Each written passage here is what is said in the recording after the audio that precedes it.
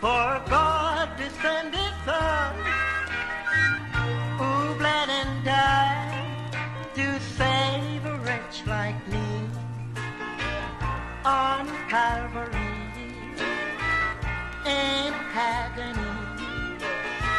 With Him I wanna be. Oh Lord, what a love! I've got to be dreaming about a love like this. And if I'm really dreaming, then I wanna dream the rest of my life. I've got to be dreaming about a love like this. And if I'm really dreaming, I wanna dream the rest of my life. Been in sin, my soul has been a slave. God sent His Son, and their sinful soul to save. Eternal life to me He has given, and I'm being prepared to live with Him in heaven. He has borne my shame. I wanna wear His name. It took my sins away. And they're gone, gone, gone, oh gone. I've got to be dreaming about a love like this. And if I'm really dreaming, then I wanna dream the rest of my life. I've gotta be dreaming. I've gotta be dreaming. And if I'm really dreaming, then I wanna dream the rest of my life.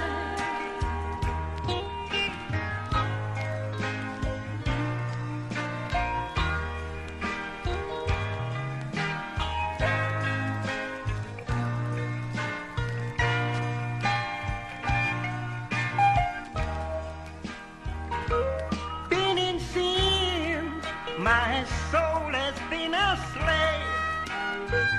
God sent His Son, and their sinful soul to save. Eternal life to me He has given, and I'm being prepared to live with Him in heaven. He has borne my shame.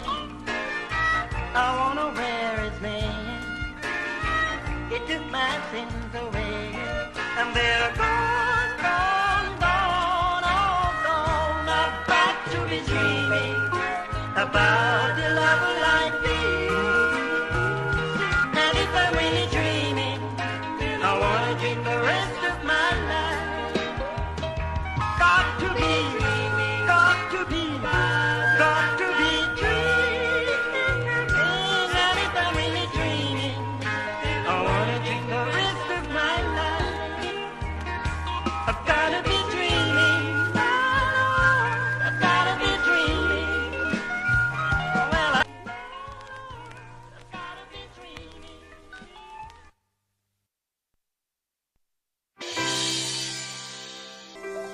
At the well, I was seeking for things that cannot satisfy.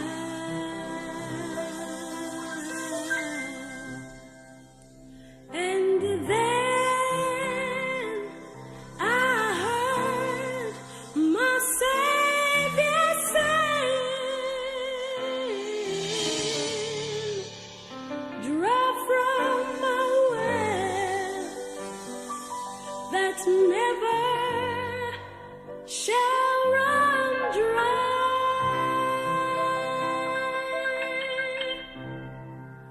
Fill my cup, Lord. I'll lift it up, Lord. Come and quench the thirsting of my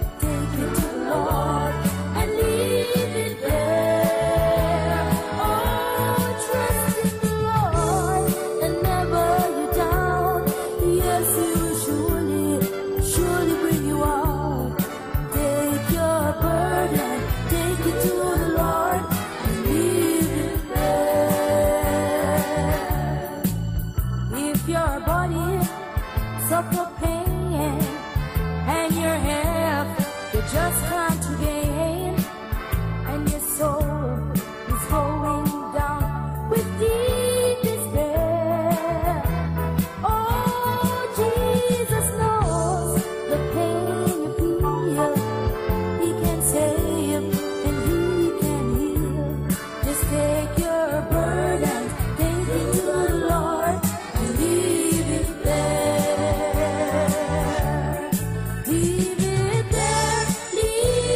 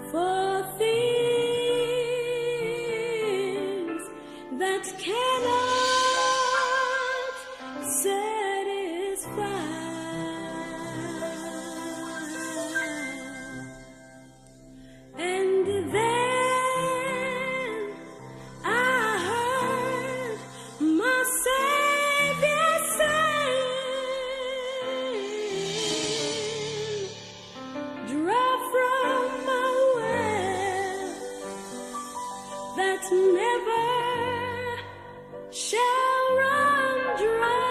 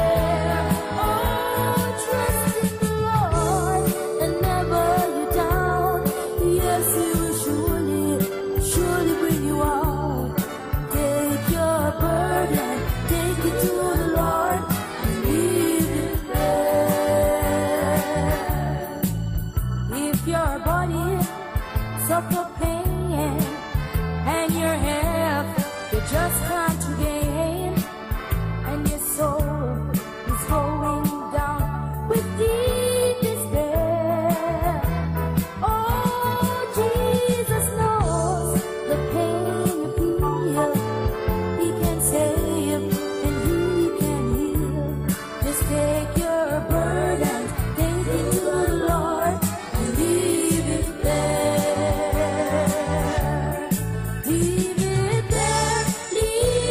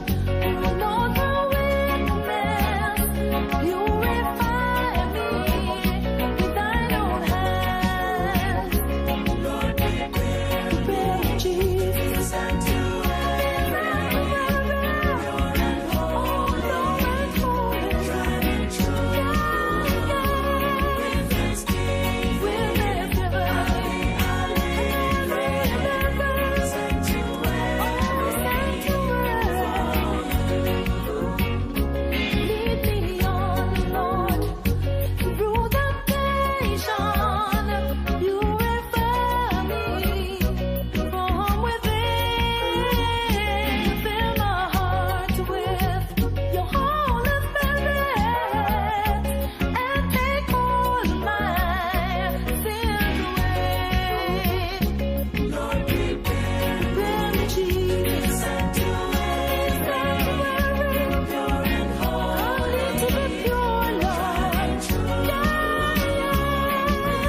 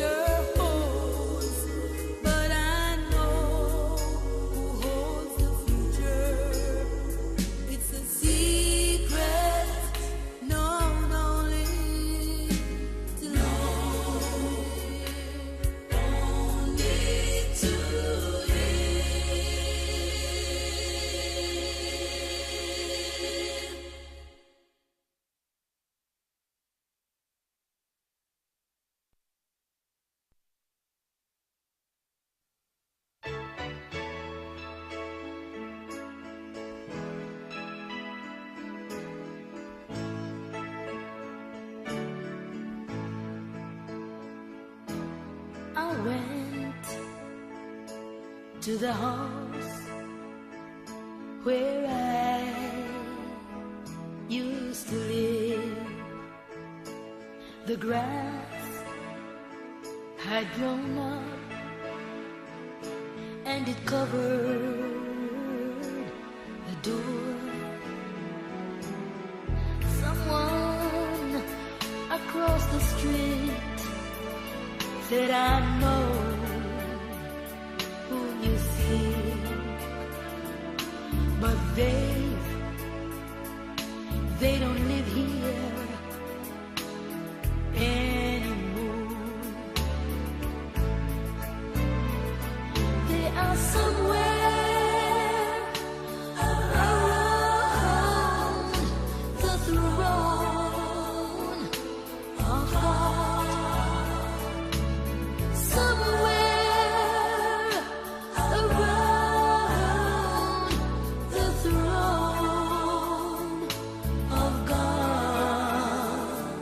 I keep searching, searching until I shall find them. They are somewhere around God's throne.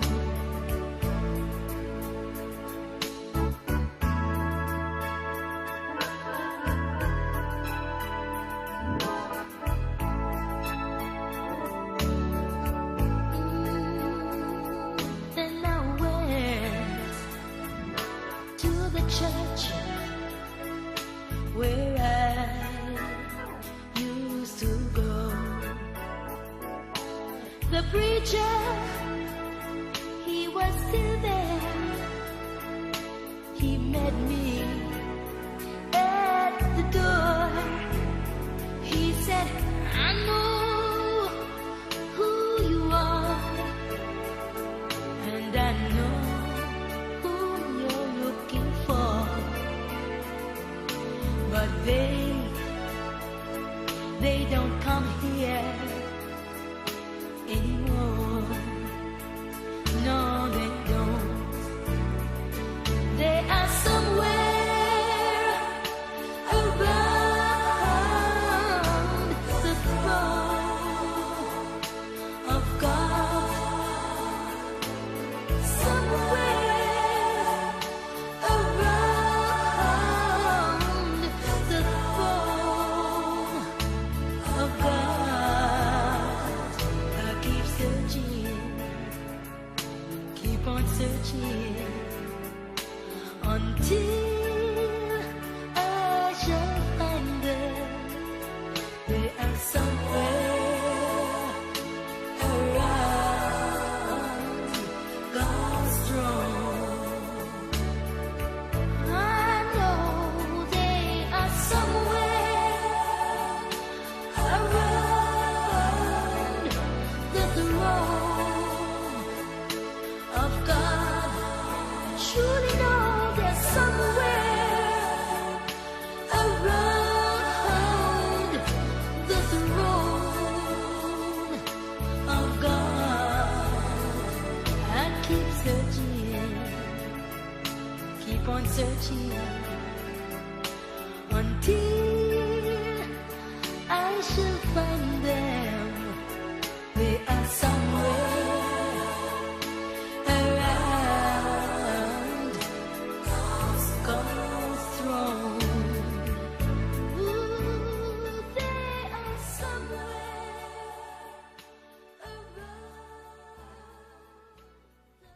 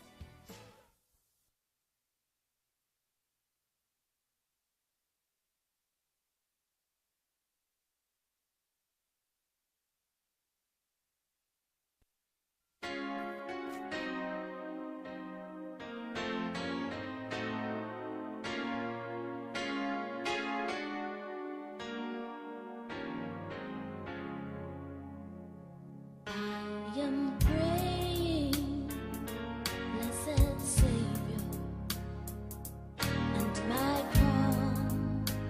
constant prayer shall be for a perfect consecration that shall make me more like Thee. I am praying, blessed Savior, to be more and more like Thee. I am praying that Thy Spirit,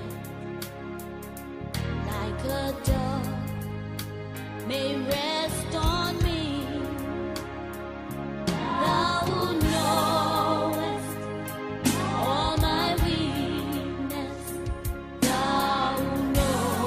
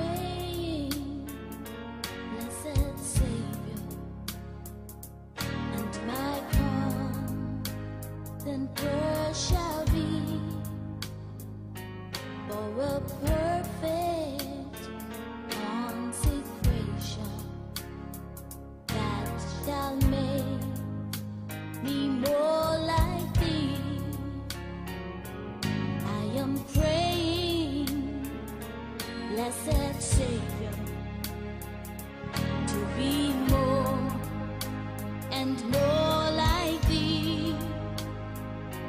I am praying that Thy Spirit, like a dove, may rest on me. Thou knowest all my weakness. Thou knowest all my care. While I plead each precious promise, hear, oh hear and answer prayer. I am praying, blessed Savior, for a faith so clear and bright that I will see Thy glory through the deepest, darkest night.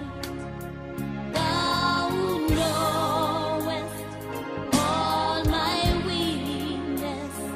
Thou knowest all my care. While I plead each precious promise, hear, oh hear and answer prayer. Thou who knowest all my weakness, Thou who knowest all my care. While I plead each precious promise, hear, oh hear and answer prayer. Thou who knowest all my weakness, Thou who you know all my care. While I plead each precious promise, hear, oh hear and answer prayer. Thou who knowest all my weakness, Thou who knowest all my care. While I plead each precious promise, hear, oh hear and answer prayer. Thou knowest all my weakness. Thou knowest all my care. While I plead each precious promise, hear, oh hear and answer prayer.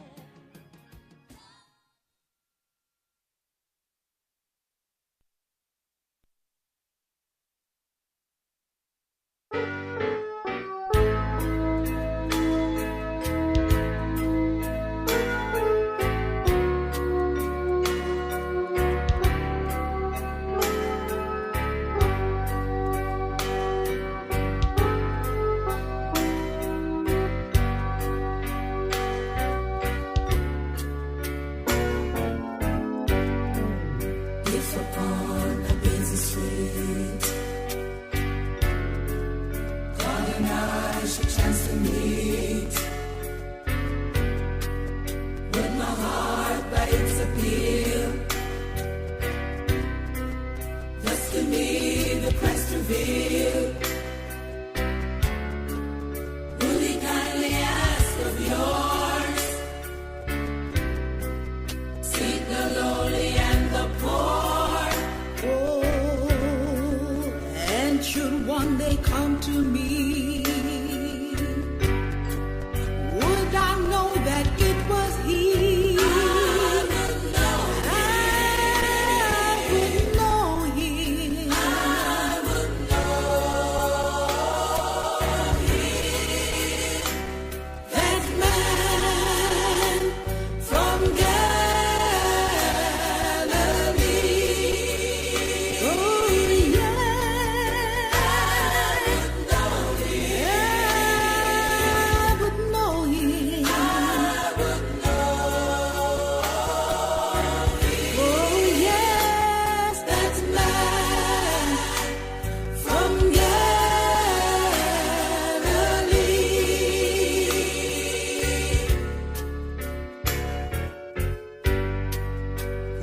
be an outward sign that would mark the Lord divine, who is life so freely gave upon the cross the world to save. Would I know the crucified by his wounded hand and side? Would I know that it was he? Oh, yes. If God came unto me, I would know him. I would know him. Oh, yes, that man from Galilee. Yeah, yeah, I would know him. I would know him. Oh, that man from Galilee.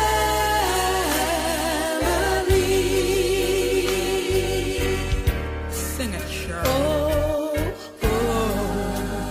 Would I be able to recognize the one who died to give me life, the one who bowed his head in shame, and from my sins he took the blame? That lowly babe of Bethlehem, who came to earth to dwell among men, whose precious blood has set me free, and now I've got the victory. Oh, yes, yes.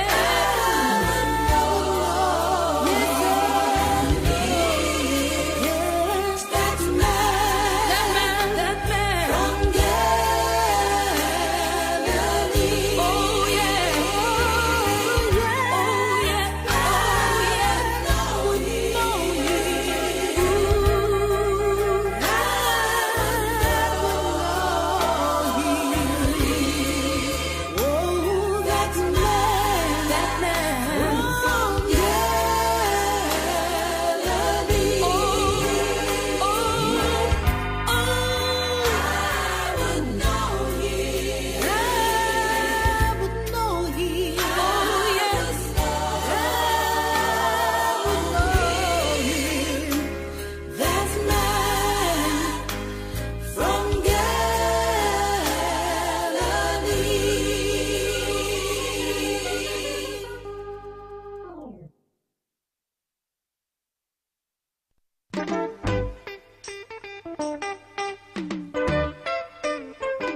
Yes, I believe in for a better life. Yes, I believe in, and I know it won't be long. I won't need to pack anything when I'm going to meet the King. He has everything prepared, and hallelujah swear. I may not have time to say goodbye to you when I'm going away. This time I want to make it sure before I see you no more. I wish you were here to join me there over on the blissful square where we'll meet to part no more, and hallelujah sure. Yes, I believe in for a better land. Yes, I believe in, and I know it won't be long. I don't need to pack anything when I'm going to meet the King, for he has everything prepared, and hallelujah square.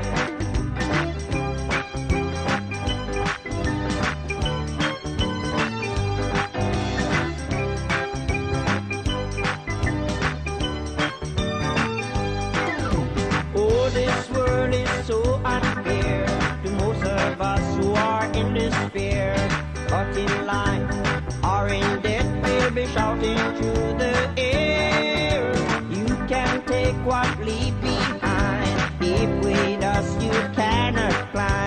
do not live to go to hell with heaven on your mind. Yes, I believe in, oh, for a better land. Yes, I believe in, and I know it won't be long.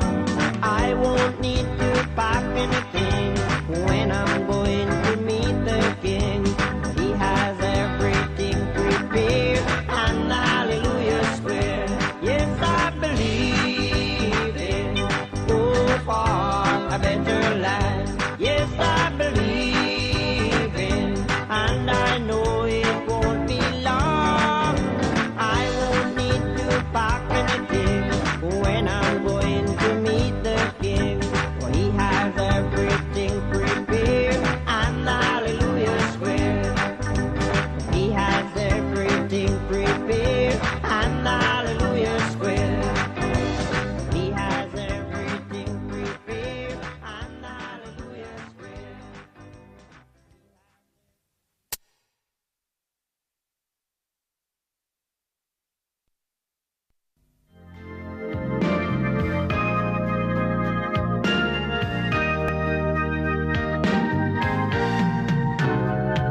Satan tried to deceive me while I was in my room one day.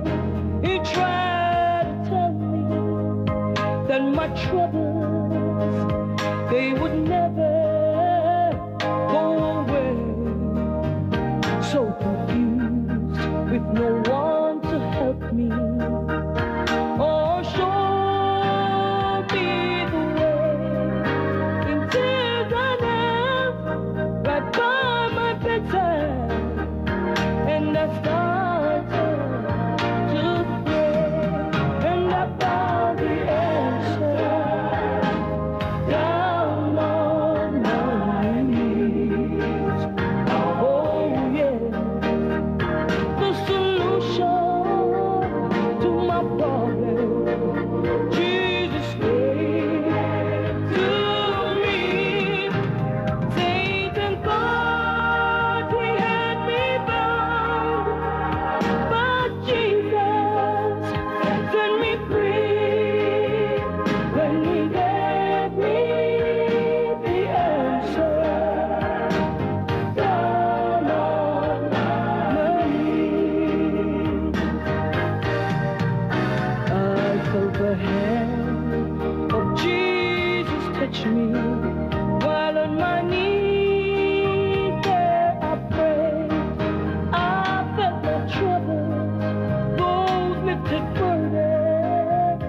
As for me, they all rolled away like a slave, freed from all shackles. I lifted my hands in praise and shouted, I'm free.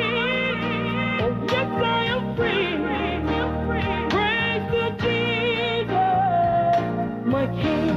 Oh, and I found the answer down on my knees. Oh yeah, yes, the solution to my problems, my Jesus gave. He gave to me.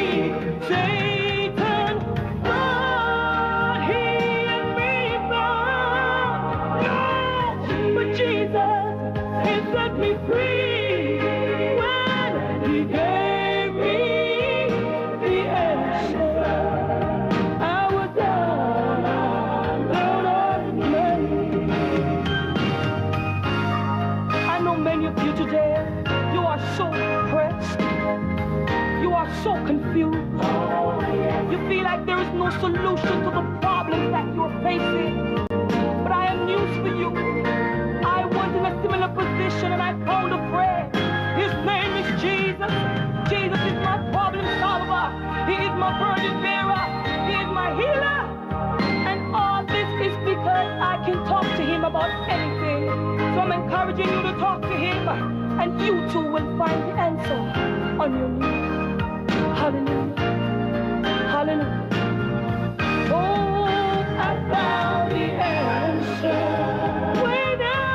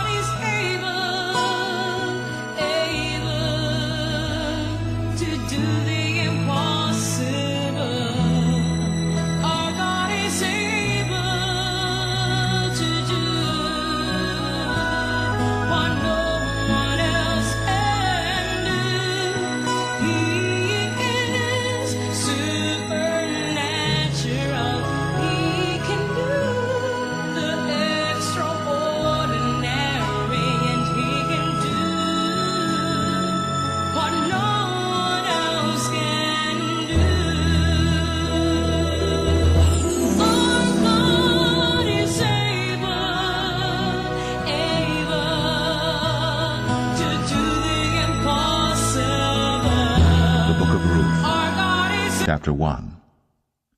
Now it came to pass in the days when the judges ruled, that there was a famine in the land. And a certain man of Bethlehem, Judah, went to sojourn in the country of Moab, he and his wife, and his 2 sons. And the name of the man was Elimelech, and the name of his wife Naomi. And the name of his 2 sons, Mahlon and Chilion, Ephrathites of Bethlehem, Judah. And they came into the country of Moab, and continued there. And Elimelech, Naomi's husband, died, and she was left, and her 2 sons. And they took them wives of the women of Moab. The name of the one was Orpah, and the name of the other Ruth. And they dwelled there about 10 years. And Mahlon and Chilion died also, both of them. And the woman was left of her 2 sons and her husband. Then she arose with her daughters-in-law, that she might return from the country of Moab. For she had heard in the country of Moab how that the Lord had visited his people in giving them bread. Wherefore she went forth out of the place where she was, and her 2 daughters-in-law with her. And they went on the way to return unto the land of Judah. And Naomi said unto her 2 daughters-in-law, Go, return each to her mother's house. The Lord deal kindly with you, as ye have dealt with the dead, and with me. The Lord grant you that ye may find rest, each of you, in the house of her husband.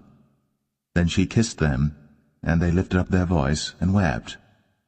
And they said unto her, Surely we will return with thee unto thy people. And Naomi said, Turn again, my daughters, why will ye go with me? Are there yet any more sons in my womb, that they may be your husbands?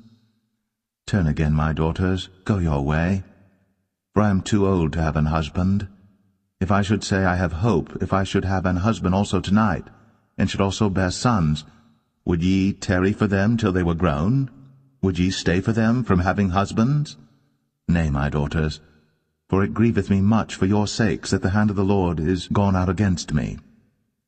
And they lifted up their voice, and wept again. And Orpah kissed her mother-in-law. But Ruth clave unto her, and she said, Behold, thy sister-in-law is gone back unto her people, and unto her gods. Return thou after thy sister-in-law. And Ruth said, Entreat me not to leave thee, or to return from following after thee. For whither thou goest, I will go, and where thou lodgest, I will lodge. Thy people shall be my people, and thy God my God. Where thou diest will I die, and there will I be buried. The Lord do so to me, and more also, if aught but death part thee and me. When she saw that she was steadfastly minded to go with her, then she left speaking unto her. So they 2 went until they came to Bethlehem.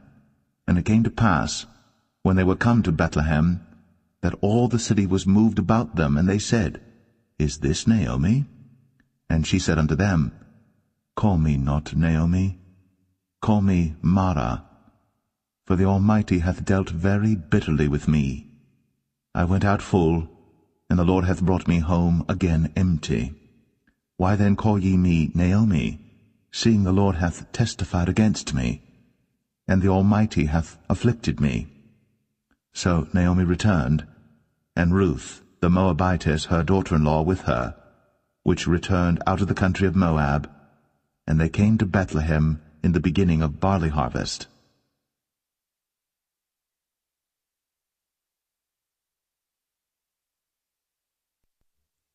Ruth 2. And Naomi had a kinsman of her husband's, a mighty man of wealth, of the family of Elimelech, and his name was Boaz.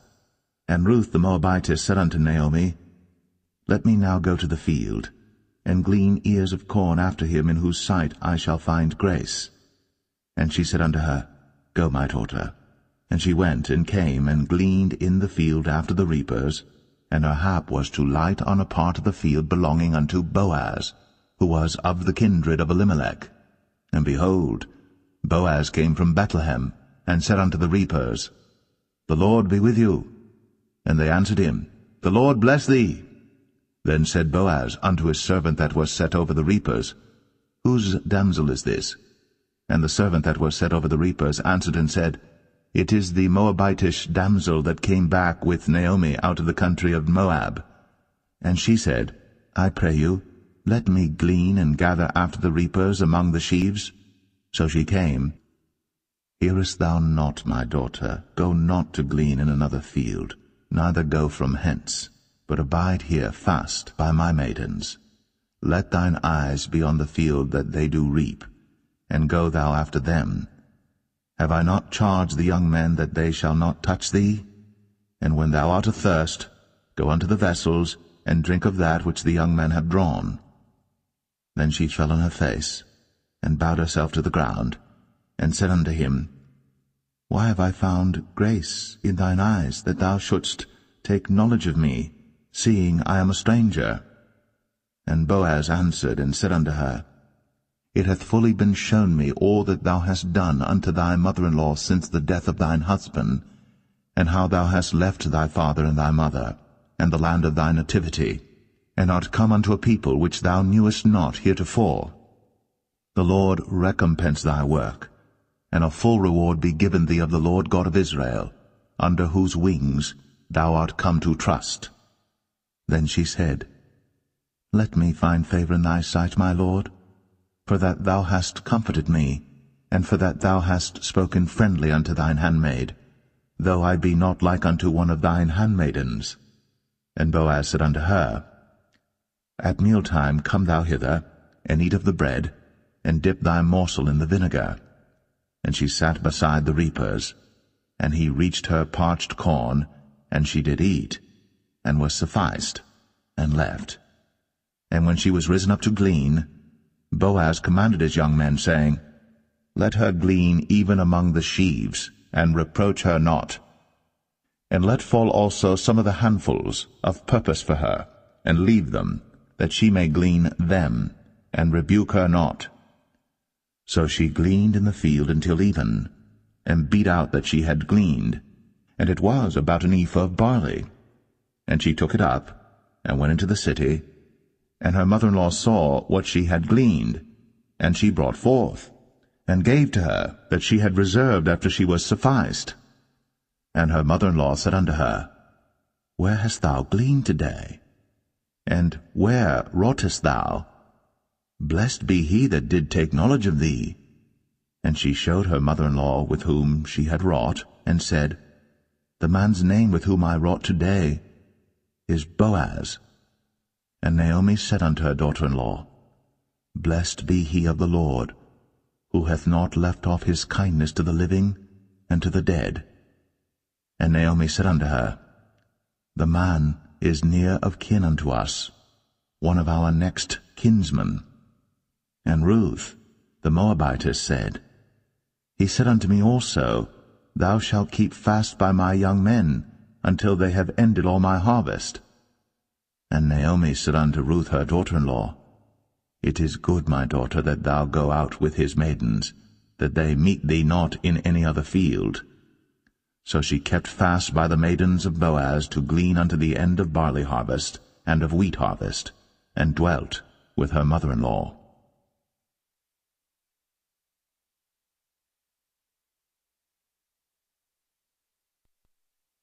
Ruth 3.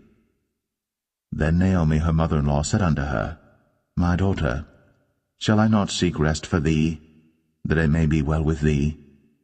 And now is not Boaz of our kindred, with whose maidens thou wast?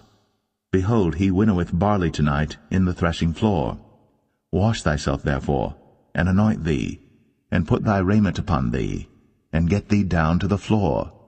But make not thyself known unto the man until he shall have done eating and drinking.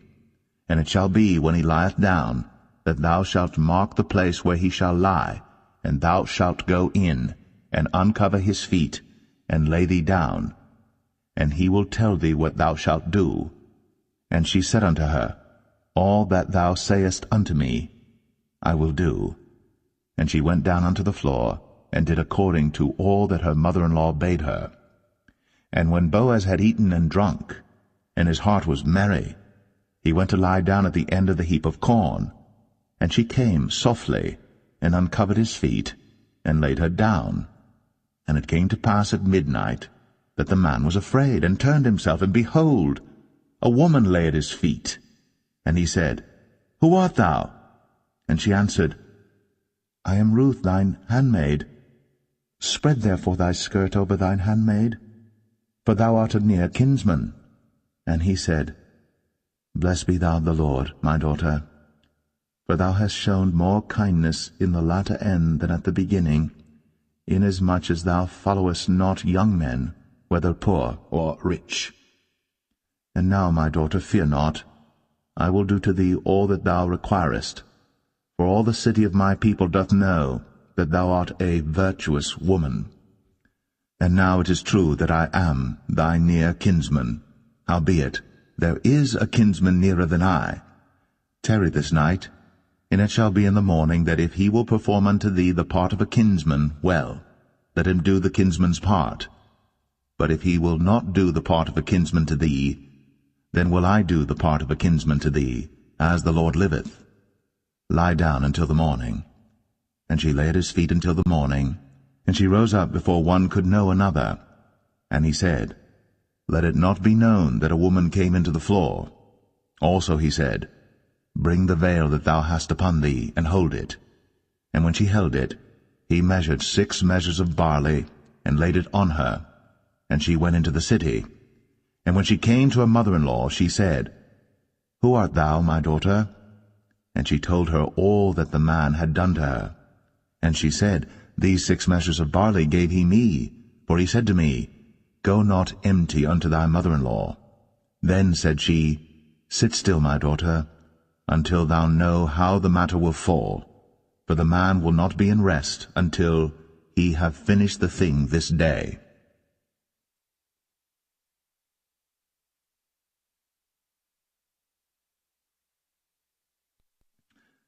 Ruth 4. Then went Boaz up to the gate, and sat him down there, and behold, the kinsman of whom Boaz spake came by, unto whom he said, Ho, such a one, turn aside, sit down here. And he turned aside and sat down. And he took 10 men of the elders of the city, and said, Sit ye down here. And they sat down. And he said unto the kinsman, Naomi, that is come again out of the country of Moab, selleth a parcel of land, which was our brother Elimelech's. And I thought to advertise thee, saying, Buy it before the inhabitants, and before the elders of my people. If thou wilt redeem it, redeem it. But if thou wilt not redeem it, then tell me, that I may know. For there is none to redeem it beside thee, and I am after thee. And he said, I will redeem it. Then said Boaz, What day thou buyest the field of the hand of Naomi, thou must buy it also of Ruth the Moabitess, the wife of the dead, to raise up the name of the dead upon his inheritance. And the kinsman said, I cannot redeem it for myself, lest I mar mine own inheritance. Redeem thou my right to thyself, for I cannot redeem it. Now this was the manner in former time in Israel concerning redeeming and concerning changing, for to confirm all things, a man plucked off his shoe, and gave it to his neighbor, and this was a testimony in Israel. Therefore the kinsman said unto Boaz, Buy it for thee. So he drew off his shoe. And Boaz said unto the elders, and unto all the people, Ye are witnesses this day, that I have bought all that was Elimelech's, and all that was Chilion's and Mahlon's of the hand of Naomi. Moreover, Ruth the Moabitess, the wife of Mahlon, have I purchased to be my wife, to raise up the name of the dead upon his inheritance, that the name of the dead be not cut off from among his brethren, and from the gate of his place. Ye are witnesses this day. And all the people that were in the gate, and the elders said, We are witnesses. The Lord make the woman that is come into thine house like Rachel and like Leah, which two did build the house of Israel. And do thou worthily in Ephratah, and be famous in Bethlehem. And let thy house be like the house of Pharez, whom Tamar bare unto Judah, of the seed which the Lord shall give thee of this young woman. So Boaz took Ruth, and she was his wife. And when he went in unto her, the Lord gave her conception, and she bare a son. And the women said unto Naomi, Blessed be the Lord, which hath not left thee this day without a kinsman, that his name may be famous in Israel. And he shall be unto thee a restorer of thy life, and a nourisher of thine old age. For thy daughter-in-law, which loveth thee, which is better to thee than 7 sons, hath borne him. And Naomi took the child, and laid it in her bosom, and became nurse unto it. And the women her neighbors gave it a name, saying, There is a son born to Naomi. And they called his name Obed. He is the father of Jesse, the father of David. Now these are the generations of Pharez. Pharez begat Hezron, and Hezron begat Ram, and Ram begat Amminadab, and Amminadab begat Nahshon, and Nahshon begat Salmon, and Salmon begat Boaz, and Boaz begat Obed, and Obed begat Jesse, and Jesse begat David.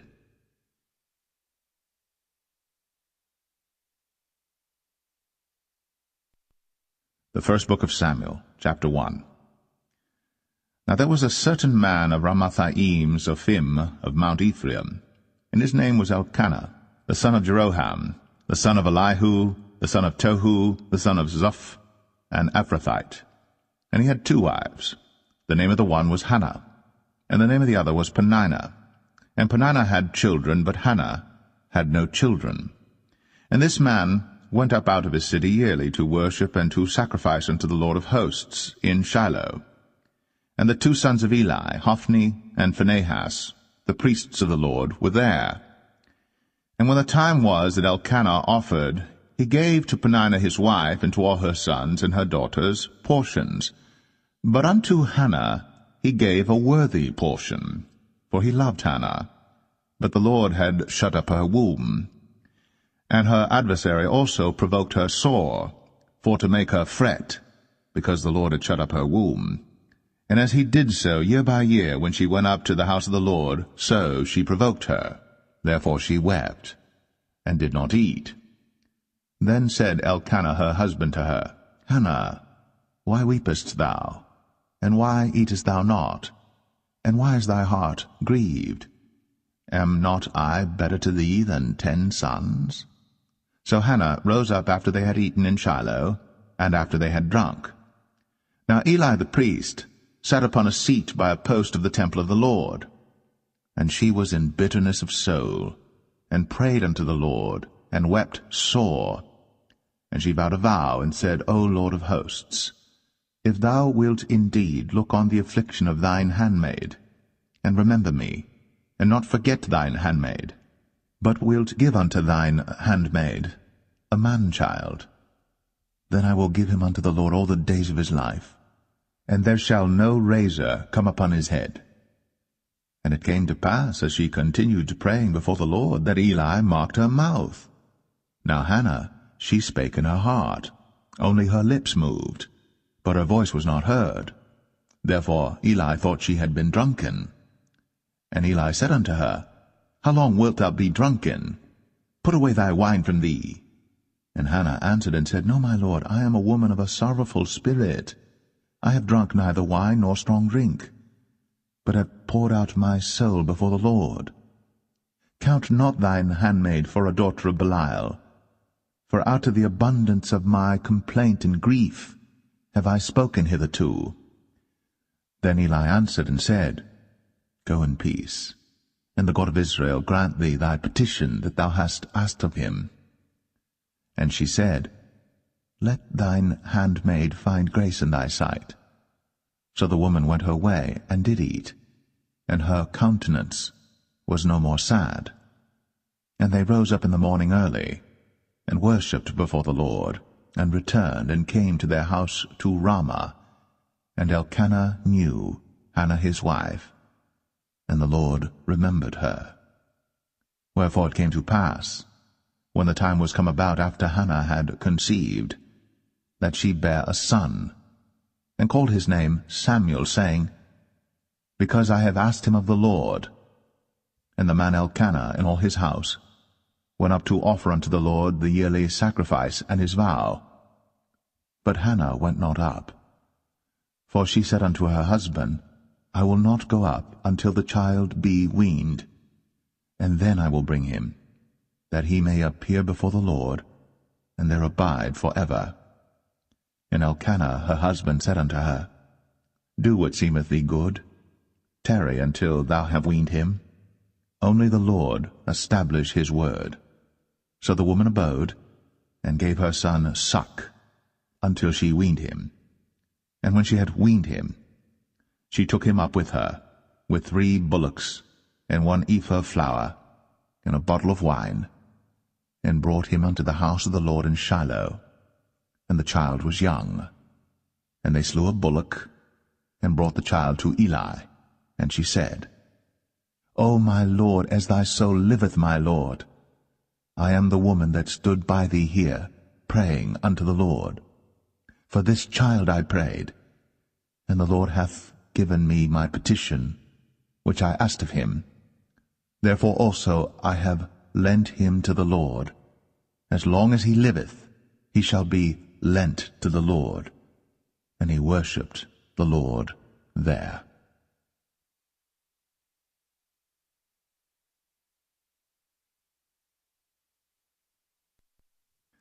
1 Samuel chapter 2. And Hannah prayed and said, My heart rejoiceth in the Lord. Mine horn is exalted in the Lord. My mouth is enlarged over mine enemies, because I rejoice in thy salvation. There is none holy as the Lord, for there is none beside thee. Neither is there any rock like our God. Talk no more so exceeding proudly. Let not arrogancy come out of your mouth. For the Lord is a God of knowledge, and by him actions are weighed. The bows of the mighty men are broken, and they that stumbled are girded with strength. They that were full have hired out themselves for bread, and they that were hungry ceased, so that the barren hath borne 7, and she that hath many children is waxed feeble. The Lord killeth, and maketh alive. He bringeth down to the grave, and bringeth up. The Lord maketh poor, and maketh rich. He bringeth low, and lifteth up. He raiseth up the poor out of the dust, and lifteth up the beggar from the dunghill, to set them among princes, and to make them inherit the throne of glory. For the pillars of the earth are the Lord's, and he hath set the world upon them. He will keep the feet of his saints, and the wicked shall be silent in darkness, for by strength shall no man prevail. The adversaries of the Lord shall be broken to pieces. Out of heaven shall he thunder upon them. The Lord shall judge the ends of the earth, and he shall give strength unto his king, and exalt the horn of his anointed. And Elkanah went to Ramah to his house, and the child did minister unto the Lord before Eli the priest. Now the sons of Eli were sons of Belial. They knew not the Lord. And the priest's custom with the people was, that when any man offered sacrifice, the priest's servant came, while the flesh was in seething, with a flesh hook of 3 teeth in his hand, and he struck it into the pan or kettle or cauldron or pot. All that the flesh hook brought up, the priest took for himself. So they did in Shiloh unto all the Israelites that came thither. Also before they burnt the fat, the priest's servant came and said to the man that sacrificed, Give flesh to roast for the priest, for he will not have sodden flesh of thee, but raw.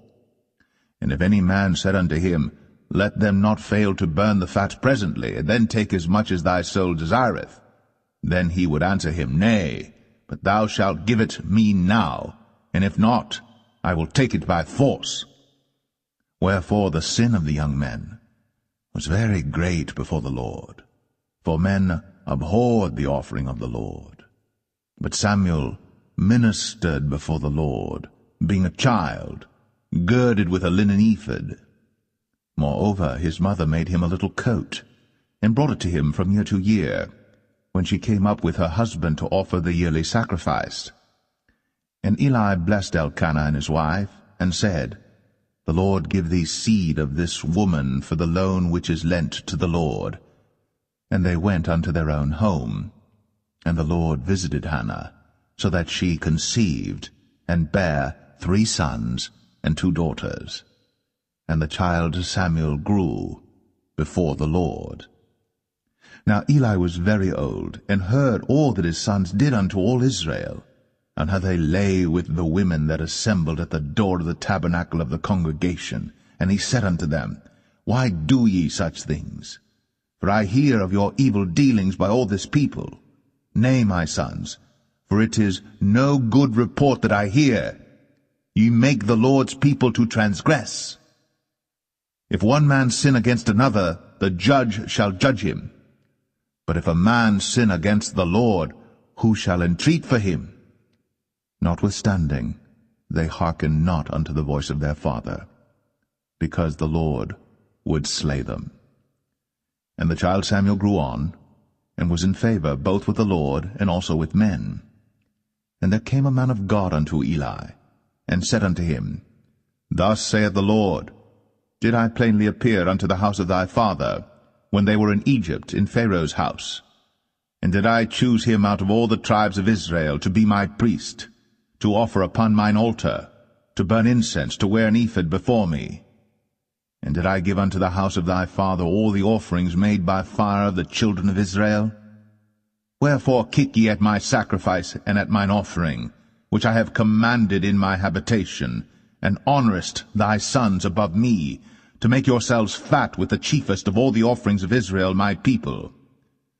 Wherefore the Lord God of Israel saith, I said indeed that thy house and the house of thy father should walk before me for ever. But now the Lord saith, Be it far from me, for them that honour me I will honour, and they that despise me shall be lightly esteemed. Behold, the days come that I will cut off thine arm, and the arm of thy father's house, that there shall not be an old man in thine house. And thou shalt see an enemy in my habitation, in all the wealth which God shall give Israel. And there shall not be an old man in thine house for ever. And the man of thine whom I shall not cut off from mine altar shall be to consume thine eyes and to grieve thine heart, and all the increase of thine house shall die in the flower of their age. And this shall be a sign unto thee, that shall come upon thy 2 sons, on Hophni and Phinehas, in one day. They shall die, both of them. And I will raise me up a faithful priest, that shall do according to that which is in mine heart and in my mind. And I will build him a sure house, and he shall walk before mine anointed for ever. And it shall come to pass, that every one that is left in thine house shall come and crouch to him for a piece of silver and a morsel of bread, and shall say, Put me, I pray thee, into one of the priest's offices, that I may eat a piece of bread.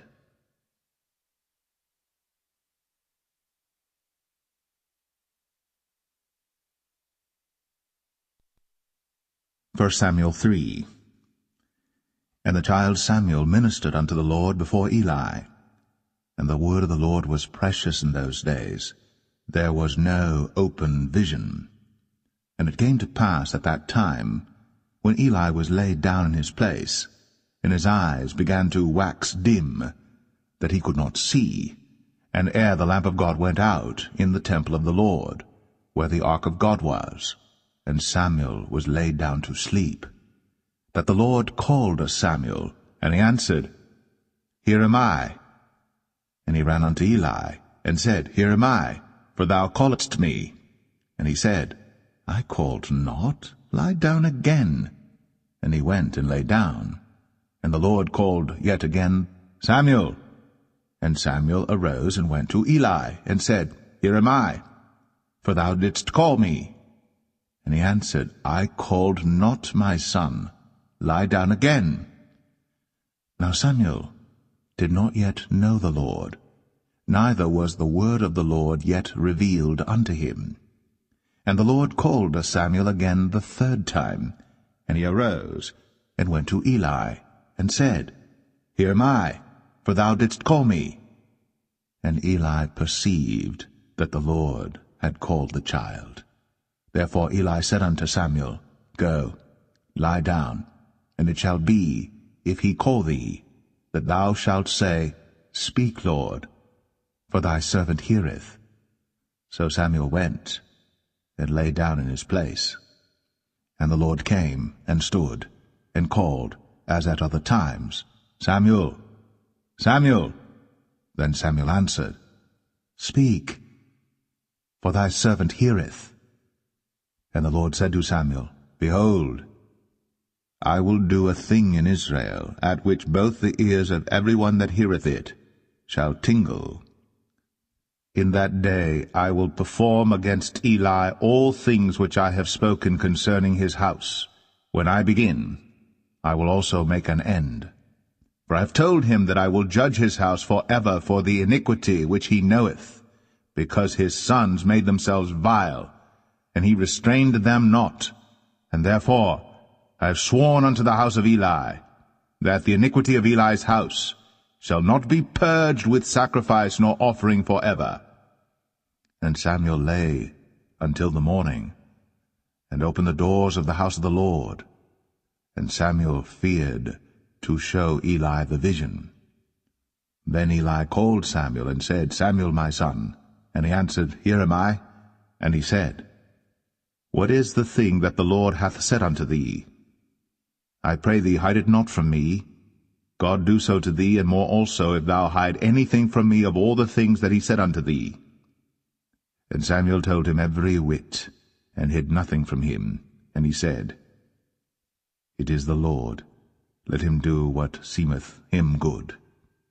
And Samuel grew, and the Lord was with him, and did let none of his words fall to the ground. And all Israel from Dan even to Beersheba knew that Samuel was established to be a prophet of the Lord. And the Lord appeared again in Shiloh. For the Lord revealed himself to Samuel in Shiloh by the word of the Lord.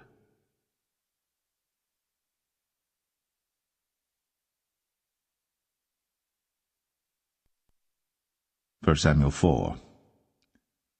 And the word of Samuel came to all Israel. Now Israel went out against the Philistines to battle, and pitched beside Ebenezer. And the Philistines pitched in Aphek. And the Philistines put themselves in array against Israel. And when they joined battle, Israel was smitten before the Philistines, and they slew of the army in the field about 4,000 men. And when the people were come into the camp, the elders of Israel said, Wherefore hath the Lord smitten us today before the Philistines? Let us fetch the ark of the covenant of the Lord out of Shiloh unto us, that, when it cometh among us, it may save us out of the hand of our enemies. So the people sent to Shiloh, that they might bring from thence the ark of the covenant of the Lord of hosts, which dwelleth between the cherubims. And the two sons of Eli, Hophni and Phinehas, were there with the ark of the covenant of God. And when the ark of the covenant of the Lord came into the camp, all Israel shouted with a great shout, so that the earth rang again. And when the Philistines heard the noise of the shout, they said, What meaneth the noise of this great shout in the camp of the Hebrews? And they understood that the ark of the Lord was come into the camp.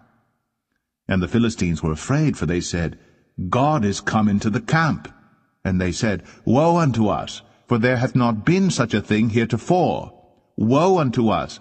Who shall deliver us out of the hand of these mighty gods? These are the gods that smote the Egyptians with all the plagues in the wilderness. Be strong, and quit yourselves like men, O ye Philistines, that ye be not servants unto the Hebrews, as they have been to you. Quit yourselves like men, and fight. And the Philistines fought, and Israel was smitten, and they fled every man into his tent. And there was a very great slaughter, for there fell of Israel 30,000 footmen. And the ark of God was taken, and the 2 sons of Eli, Hophni and Phinehas, were slain. And there ran a man of Benjamin out of the army, and came to Shiloh the same day with his clothes rent, and with earth upon his head. And when he came, lo, Eli sat upon a seat by the wayside, watching, for his heart trembled for the ark of God. And when the man came into the city and told it, all the city cried out. And when Eli heard the noise of the crying, he said, What meaneth the noise of this tumult? And the man came in hastily, and told Eli. Now Eli was 98 years old, and his eyes were dim, that he could not see. And the man said unto Eli, I am he that came out of the army, and I fled today out of the army. And he said, What hast thou done, my son? And the messenger answered and said, Israel is fled before the Philistines, and there hath been also a great slaughter among the people. And thy 2 sons also, Hophni and Phinehas, are dead, and the ark of God is taken. And it came to pass, when he made mention of the ark of God, that he fell from off the seat backward by the side of the gate, and his neck brake, and he died. For he was an old man and heavy, and he had judged Israel 40 years. And his daughter-in-law Phinehas' wife was with child, near to be delivered. And when she heard the tidings that the ark of God was taken, and that her father-in-law and her husband were dead, she bowed herself and travailed, for her pains came upon her. And about the time of her death, the women that stood by her said unto her, Fear not, for thou hast borne a son. But she answered not, neither did she regard it. And she named the child Ichabod, saying, The glory is departed from Israel, because the ark of God was taken, and because of her father-in-law and her husband. And she said, The glory is departed from Israel, for the ark of God is taken.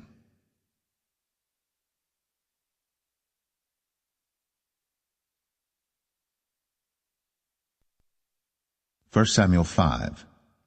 And the Philistines took the ark of God, and brought it from Ebenezer unto Ashdod. When the Philistines took the ark of God, they brought it into the house of Dagon, and set it by Dagon. And when they of Ashdod arose early on the morrow, behold, Dagon was fallen upon his face to the earth before the ark of the Lord. And they took Dagon, and set him in his place again. And when they arose early on the morrow morning, behold, Dagon was fallen upon his face to the ground before the ark of the Lord, and the head of Dagon and both the palms of his hands were cut off upon the threshold. Only the stump of Dagon was left to him.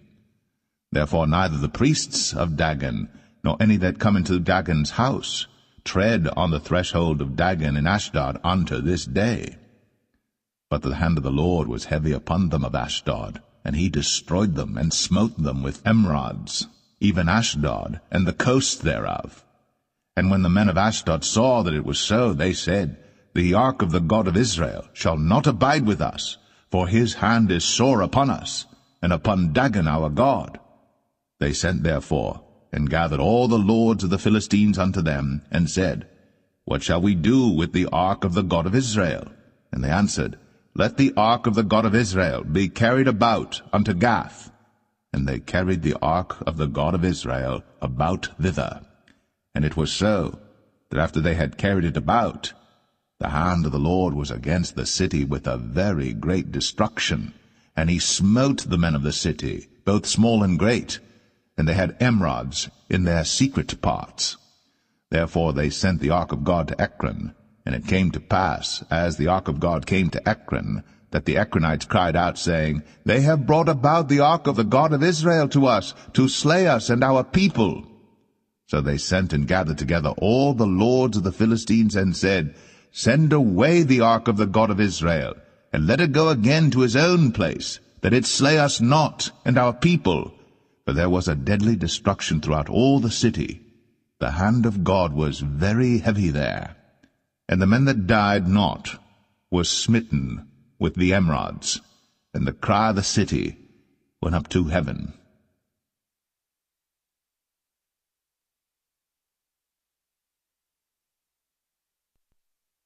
1 Samuel 6. And the ark of the Lord was in the country of the Philistines 7 months. And the Philistines called for the priests and the diviners, saying, What shall we do to the ark of the Lord? Tell us wherewith we shall send it to his place. And they said, If ye send away the ark of the God of Israel, send it not empty, but in any wise return him a trespass offering. Then ye shall be healed, and it shall be known to you why his hand is not removed from you. Then said they, What shall be the trespass offering which we shall return to him? They answered, 5 golden emerods, and 5 golden mice, according to the number of the lords of the Philistines. For 1 plague was on you all, and on your lords. Wherefore ye shall make images of your emerods, and images of your mice that mar the land. And ye shall give glory unto the God of Israel. Peradventure he will lighten his hand from off you, and from off your gods, and from off your land. Wherefore then do ye harden your hearts, as the Egyptians and Pharaoh hardened their hearts, when he had wrought wonderfully among them? Did they not let the people go, and they departed? Now therefore make a new cart, and take 2 milch kine, on which there hath come no yoke, and tie the kine to the cart, and bring their calves home from them. And take the ark of the Lord, and lay it upon the cart, and put the jewels of gold, which ye return him for a trespass offering, in a coffer by the side thereof, and send it away, that it may go. And see, if it goeth up by the way of his own coast, to Bethshemesh, then he hath done us this great evil. But if not, then we shall know that it is not his hand that smote us. It was a chance that happened to us. And the men did so, and took 2 milch kine, and tied them to the cart, and shut up their calves at home. And they laid the ark of the Lord upon the cart, and the coffer with the mice of gold, and the images of their emerods. And the kine took the straight way to the way of Bethshemesh, and went along the highway, lowing as they went, and turned not aside to the right hand or to the left. And the lords of the Philistines went after them unto the border of Bethshemesh. And they of Bethshemesh were reaping their wheat harvest in the valley. And they lifted up their eyes, and saw the ark, and rejoiced to see it. And the cart came into the field of Joshua, a Bethshemite, and stood there, where there was a great stone. And they clave the wood of the cart, and offered the kine a burnt offering unto the Lord. And the Levites took down the ark of the Lord, and the coffer that was with it, wherein the jewels of gold were, and put them on the great stone. And the men of Bethshemesh offered burnt offerings, and sacrificed sacrifices the same day unto the Lord. And when the 5 lords of the Philistines had seen it, they returned to Ekron the same day. And these are the golden emerods, which the Philistines returned for a trespass offering unto the Lord: for Ashdod 1, for Gaza 1, for Ashkelon 1, for Gath 1, for Ekron 1. And the golden mice, according to the number of all the cities of the Philistines, belonging to the 5 lords, both of fenced cities and of country villages, even unto the great stone of Abel, whereon they set down the ark of the Lord, which stone remaineth unto this day in the field of Joshua the Bethshemite. And he smote the men of Bethshemesh, because they had looked into the ark of the Lord. Even he smote of the people 50,010 men. And the people lamented, because the Lord had smitten many of the people with a great slaughter. And the men of Bethshemesh said, Who is able to stand before this holy Lord God? And to whom shall he go up from us? And they sent messengers to the inhabitants of Kirjath-jearim, saying, The Philistines have brought again the ark of the Lord. Come ye down, and fetch it up to you.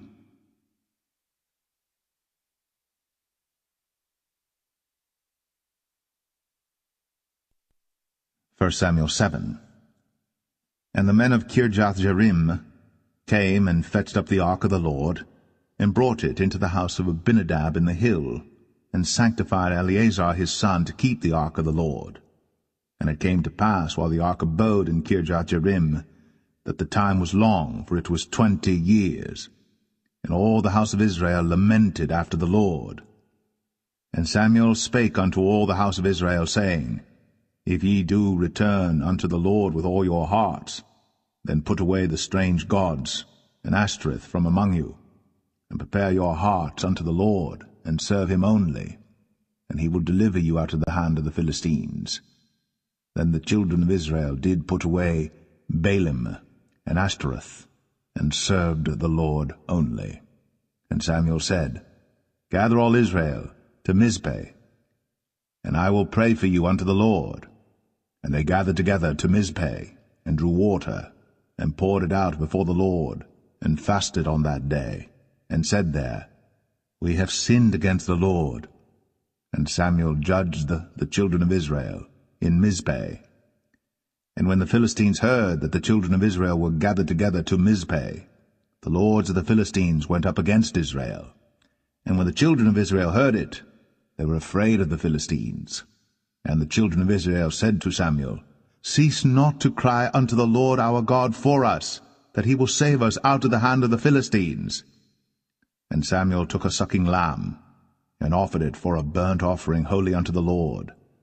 And Samuel cried unto the Lord for Israel, and the Lord heard him. And as Samuel was offering up the burnt offering, the Philistines drew near to battle against Israel.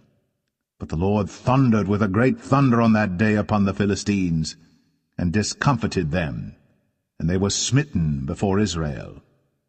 And the men of Israel went out of Mizpeh, and pursued the Philistines, and smote them until they came under Bethkar. Then Samuel took a stone, and set it between Mizpeh and Shen, and called the name of it Ebenezer, saying, Hitherto hath the Lord helped us. So the Philistines were subdued, and they came no more into the coast of Israel. And the hand of the Lord was against the Philistines all the days of Samuel. And the cities which the Philistines had taken from Israel were restored to Israel, from Ekron even unto Gath.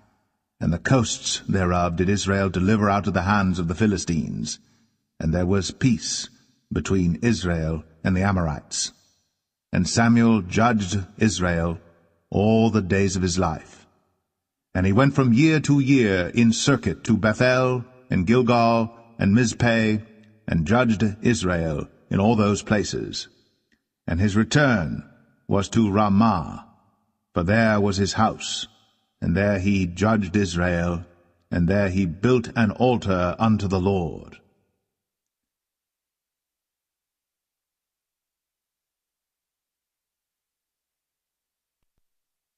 First Samuel 8. And it came to pass, when Samuel was old, that he made his sons judges over Israel. Now the name of his firstborn was Joel, and the name of his second Abiah. They were judges in Beersheba. And his sons walked not in his ways, but turned aside after lucre, and took bribes, and perverted judgment. And all the elders of Israel gathered themselves together, and came to Samuel unto Ramah, and said unto him, Behold, thou art old, and thy sons walk not in thy ways. Now make us a king to judge us like all the nations. But the thing displeased Samuel, when they said, Give us a king to judge us. And Samuel prayed unto the Lord.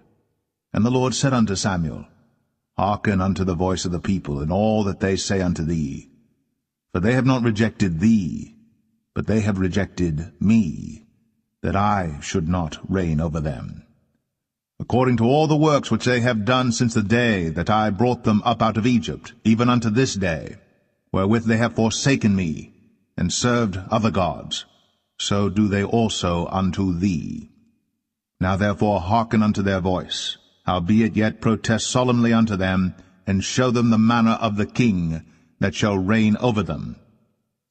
And Samuel told all the words of the Lord unto the people that asked of him a king. And he said, This will be the manner of the king that shall reign over you. He will take your sons, and appoint them for himself, for his chariots, and to be his horsemen, and some shall run before his chariots. And he will appoint him captains over thousands, and captains over 50s, and will set them to ear his ground, and to reap his harvest, and to make his instruments of war, and instruments of his chariots. And he will take your daughters to be confectionaries, and to be cooks, and to be bakers. And he will take your fields, and your vineyards, and your oliveyards, even the best of them, and give them to his servants. And he will take the tenth of your seed, and of your vineyards, and give to his officers, and to his servants. And he will take your men-servants, and your maid-servants, and your goodliest young men, and your asses, and put them to his work. He will take the tenth of your sheep, and ye shall be his servants. And ye shall cry out in that day because of your king which ye shall have chosen you. And the Lord will not hear you in that day. Nevertheless, the people refused to obey the voice of Samuel, and they said, Nay, but we will have a king over us, that we also may be like all the nations, and that our king may judge us, and go out before us, and fight our battles. And Samuel heard all the words of the people, and he rehearsed them in the ears of the Lord. And the Lord said to Samuel, Hearken unto their voice, and make them a king. And Samuel said unto the men of Israel, Go ye every man unto his city.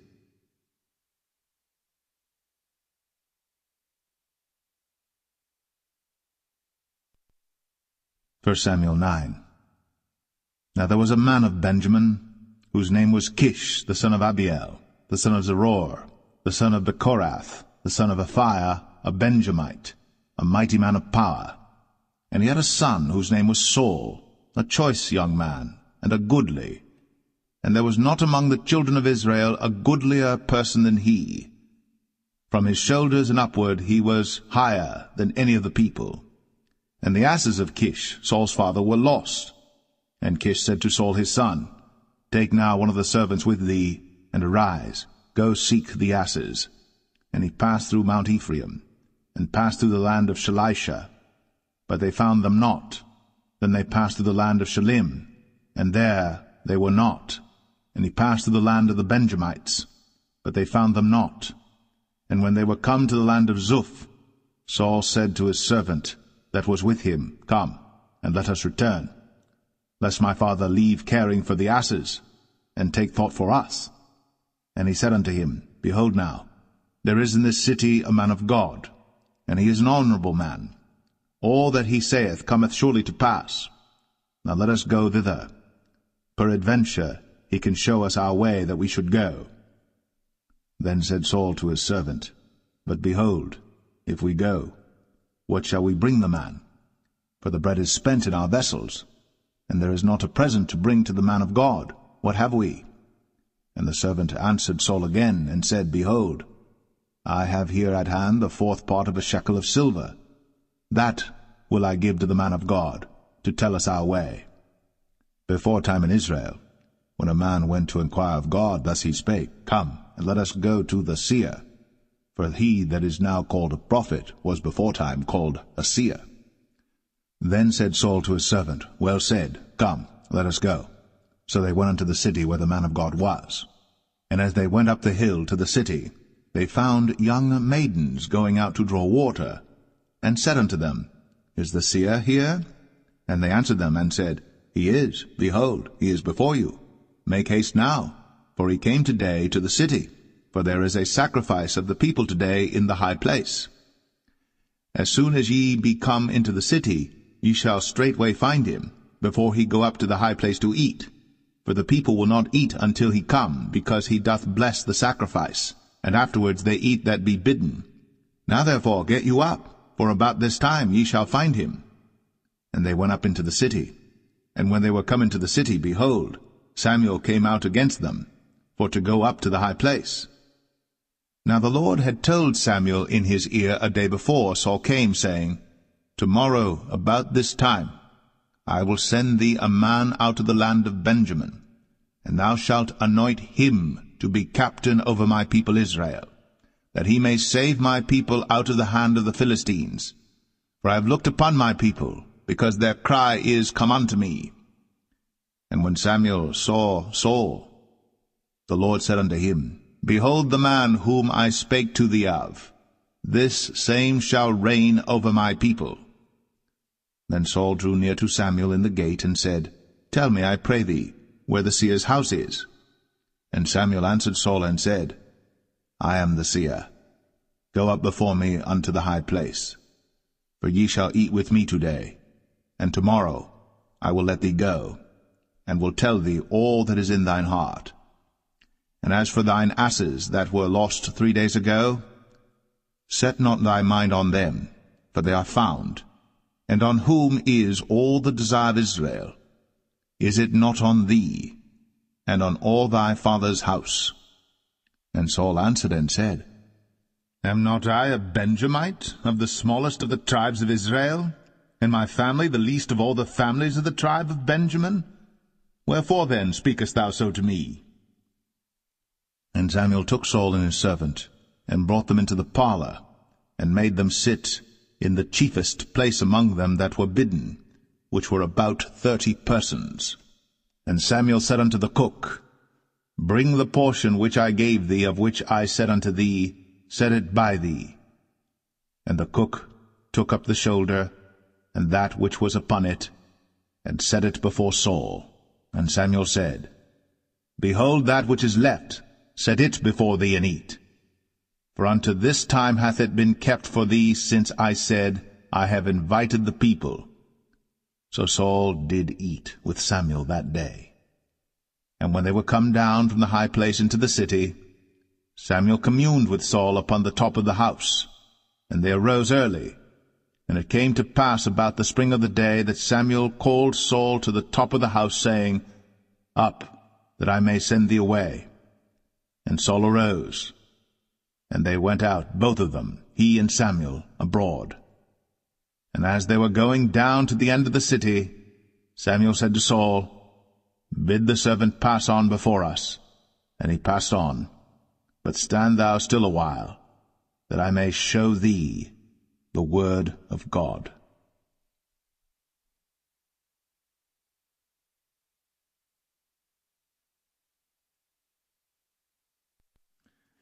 1 Samuel 10. Then Samuel took a vial of oil, and poured it upon his head, and kissed him, and said, Is it not because the Lord hath anointed thee to be captain over his inheritance? When thou art departed from me today, then thou shalt find 2 men by Rachel's sepulchre, in the border of Benjamin at Zelzah. And they will say unto thee, The asses which thou wentest to seek are found, and lo, thy father hath left the care of the asses, and sorroweth for you, saying, What shall I do for my son? Then shalt thou go on forward from thence, and thou shalt come to the plain of Tabor. And there shall meet thee 3 men going up to God to Bethel, one carrying 3 kids, and another carrying 3 loaves of bread, and another carrying a bottle of wine. And they will salute thee, and give thee 2 loaves of bread, which thou shalt receive of their hands. After that thou shalt come to the hill of God, where is the garrison of the Philistines. And it shall come to pass, when thou art come thither to the city, that thou shalt meet a company of prophets coming down from the high place, with a psaltery, and a tabret, and a pipe, and a harp before them, and they shall prophesy. And the Spirit of the Lord will come upon thee, and thou shalt prophesy with them, and shalt be turned into another man. And let it be, when these signs are come unto thee, that thou do as occasion serve thee, for God is with thee. And thou shalt go down before me to Gilgal, and behold, I will come down unto thee to offer burnt offerings, and to sacrifice sacrifices of peace offerings. 7 days shalt thou tarry, till I come to thee, and show thee what thou shalt do. And it was so that when he had turned his back to go from Samuel, God gave him another heart. And all those signs came to pass that day. And when they came thither to the hill, behold, a company of prophets met him, and the Spirit of God came upon him, and he prophesied among them. And it came to pass, when all that knew him beforetime saw that, behold, he prophesied among the prophets, then the people said one to another, What is this that is come unto the son of Kish? Is Saul also among the prophets? And one of the same place answered and said, But who is their father? Therefore it became a proverb, Is Saul also among the prophets? And when he had made an end of prophesying, he came to the high place. And Saul's uncle said unto him and to his servant, Whither went ye? And he said, To seek the asses. And when we saw that they were nowhere, we came to Samuel. And Saul's uncle said, Tell me, I pray thee, what Samuel said unto you. And Saul said unto his uncle, He told us plainly that the asses were found. But of the matter of the kingdom whereof Samuel spake, he told him not. And Samuel called the people together unto the Lord to Mizpeh, and said unto the children of Israel, Thus saith the Lord God of Israel, I brought up Israel out of Egypt, and delivered you out of the hand of the Egyptians, and out of the hand of all kingdoms, and of them that oppressed you.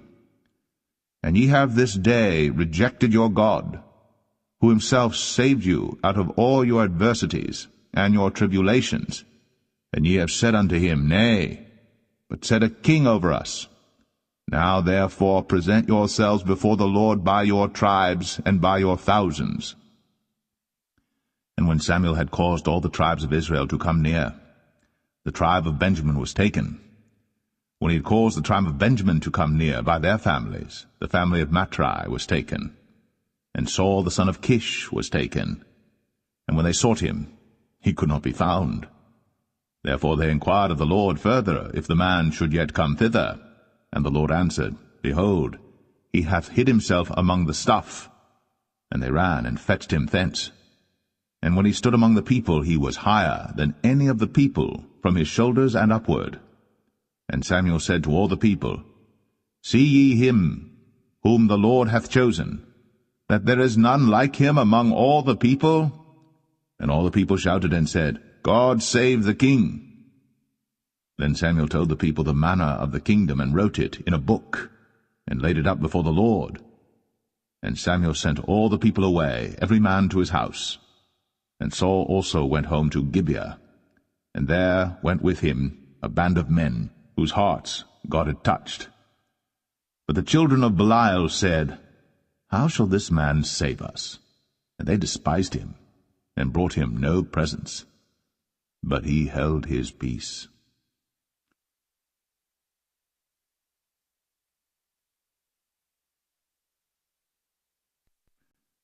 1 Samuel 11. Then Nahash the Ammonite came up, and encamped against Jabesh-Gilead. And all the men of Jabesh said unto Nahash, Make a covenant with us, and we will serve thee.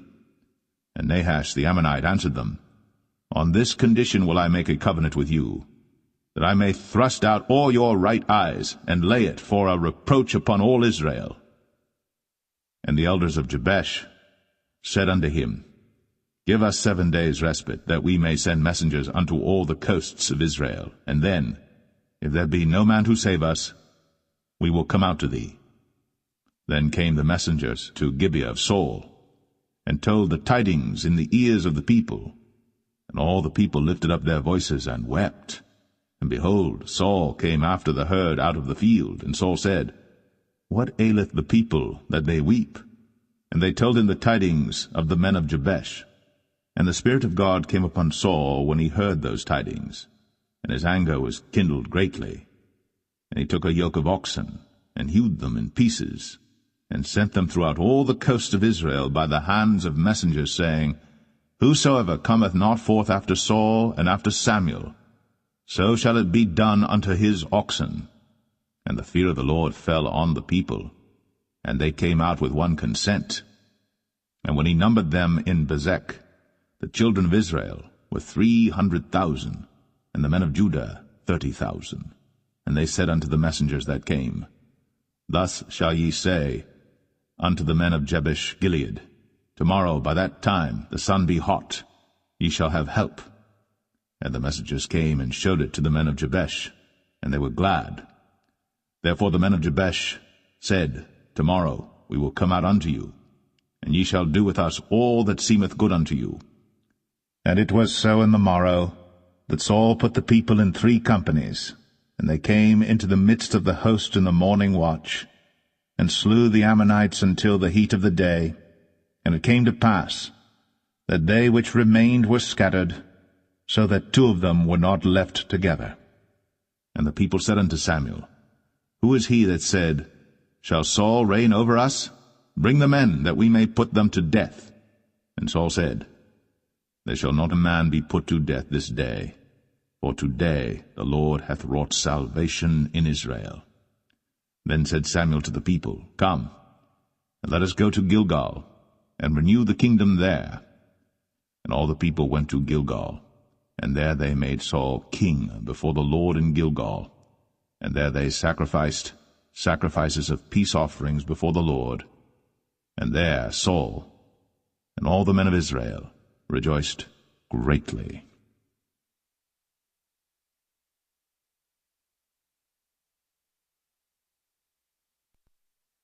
1 Samuel 12. And Samuel said unto all Israel, Behold, I have hearkened unto your voice in all that ye said unto me, and have made a king over you. And now, behold, the king walketh before you, and I am old and grey-headed, and behold, my sons are with you. And I have walked before you from my childhood unto this day. Behold, here I am. Witness against me before the Lord and before his anointed, whose ox have I taken? Or whose ass have I taken? Or whom have I defrauded? Whom have I oppressed? Or of whose hand have I received any bribe to blind mine eyes therewith? And I will restore it you. And they said, Thou hast not defrauded us, nor oppressed us, neither hast thou taken aught of any man's hand. And he said unto them, The Lord is witness against you, and his anointed is witness this day, that ye have not found aught in my hand. And they answered, He is witness. And Samuel said unto the people, It is the Lord that advanced Moses and Aaron, and that brought your fathers up out of the land of Egypt. Now therefore stand still, that I may reason with you before the Lord of all the righteous acts of the Lord, which he did to you and to your fathers. When Jacob was come into Egypt, and your fathers cried unto the Lord, then the Lord sent Moses and Aaron, which brought forth your fathers out of Egypt, and made them dwell in this place. And when they forgat the Lord their God, he sold them into the hand of Sisera, captain of the host of Hazor, and into the hand of the Philistines, and into the hand of the king of Moab. And they fought against them. And they cried unto the Lord, and said, We have sinned, because we have forsaken the Lord, and have served Balaam and Ashtoreth. But now deliver us out of the hand of our enemies, and we will serve thee. And the Lord sent Jerubbaal, and Bedan, and Jephthah, and Samuel, and delivered you out of the hand of your enemies on every side, and ye dwelled safe. And when ye saw that Nahash the king of the children of Ammon came against you, ye said unto me, Nay, but a king shall reign over us, when the Lord your God was your king. Now therefore, behold, the king whom ye have chosen, and whom ye have desired, and behold, the Lord hath set a king over you. If ye will fear the Lord, and serve him, and obey his voice, and not rebel against the commandment of the Lord, then shall both ye and also the king that reigneth over you continue following the Lord your God. But if ye will not obey the voice of the Lord, but rebel against the commandment of the Lord, then shall the hand of the Lord be against you, as it was against your fathers. Now therefore stand and see this great thing which the Lord will do before your eyes. Is it not wheat harvest today? I will call unto the Lord, and he shall send thunder and rain, that ye may perceive and see that your wickedness is great, which ye have done in the sight of the Lord in asking you a king.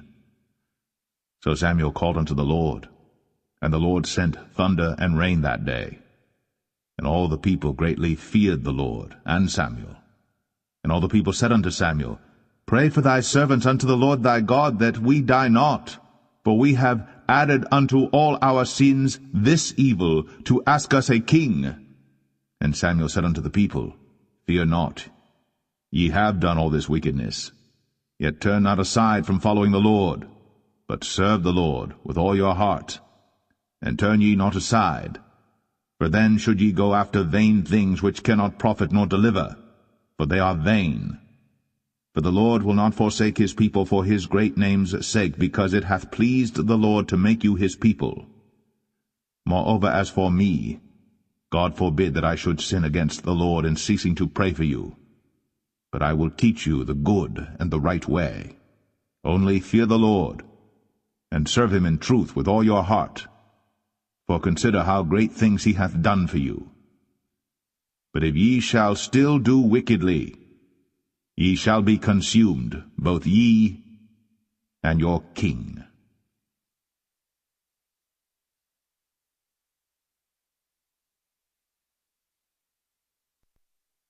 1 Samuel 13.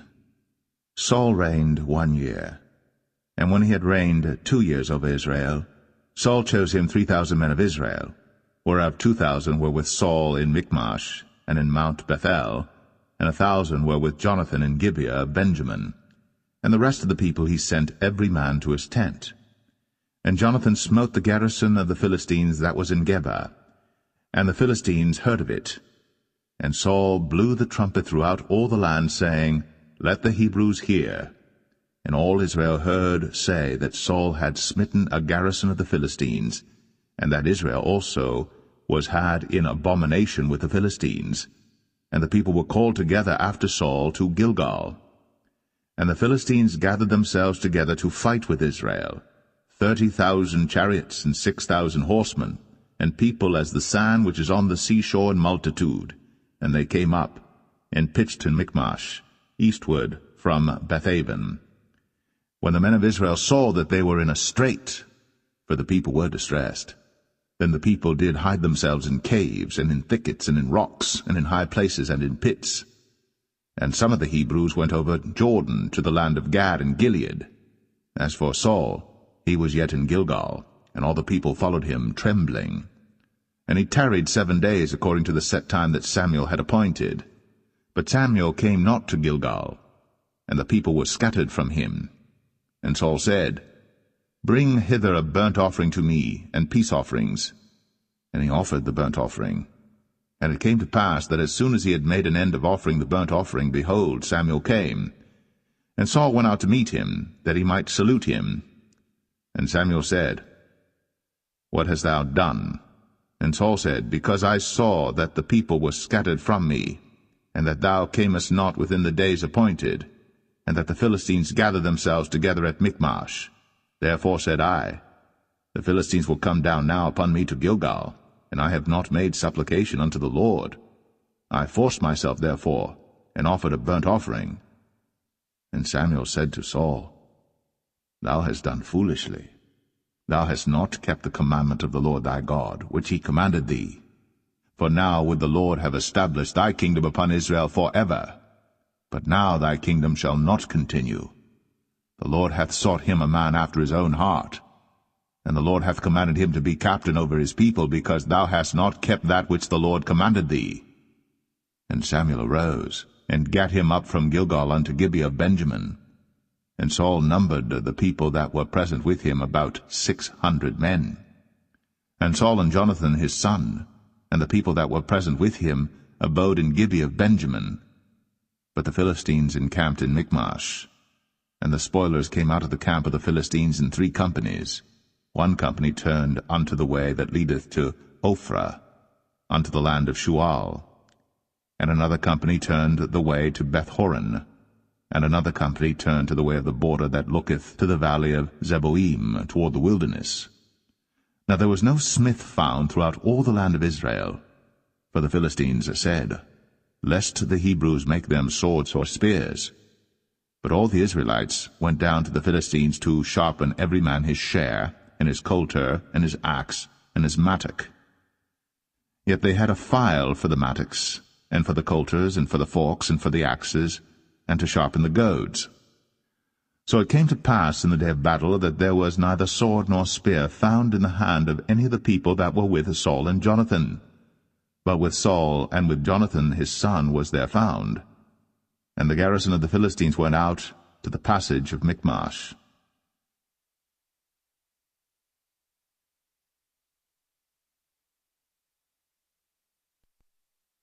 1 Samuel 14.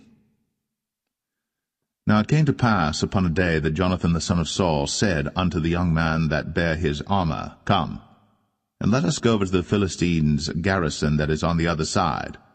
But he told not his father. And Saul tarried in the uttermost part of Gibeah, under a pomegranate tree which is in Migron. And the people that were with him were about 600 men. And Ahiah, the son of Ahitub, Ichabod's brother, the son of Phinehas, the son of Eli, the Lord's priest in Shiloh, wearing an ephod. And the people knew not that Jonathan was gone. And between the passages, by which Jonathan sought to go over unto the Philistines' garrison, there was a sharp rock on the one side, and a sharp rock on the other side.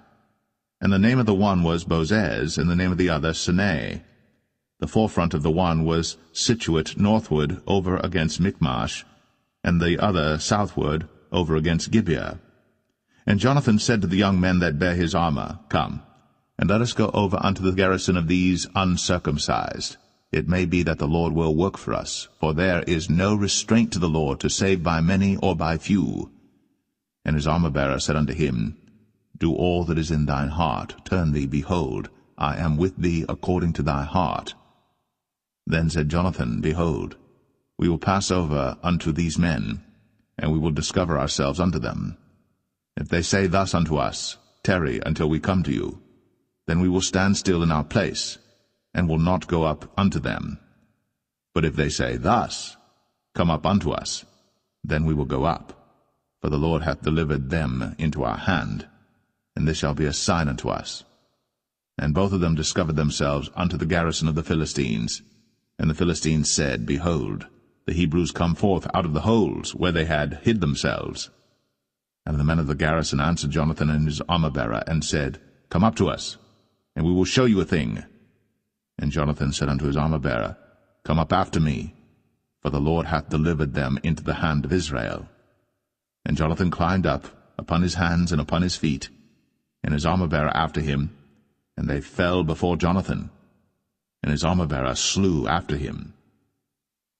And that first slaughter which Jonathan and his armor-bearer made was about 20 men, within as it were an half acre of land, which a yoke of oxen might plough. And there was trembling in the host, in the field, and among all the people. The garrison and the spoilers, they also trembled, and the earth quaked. So it was a very great trembling.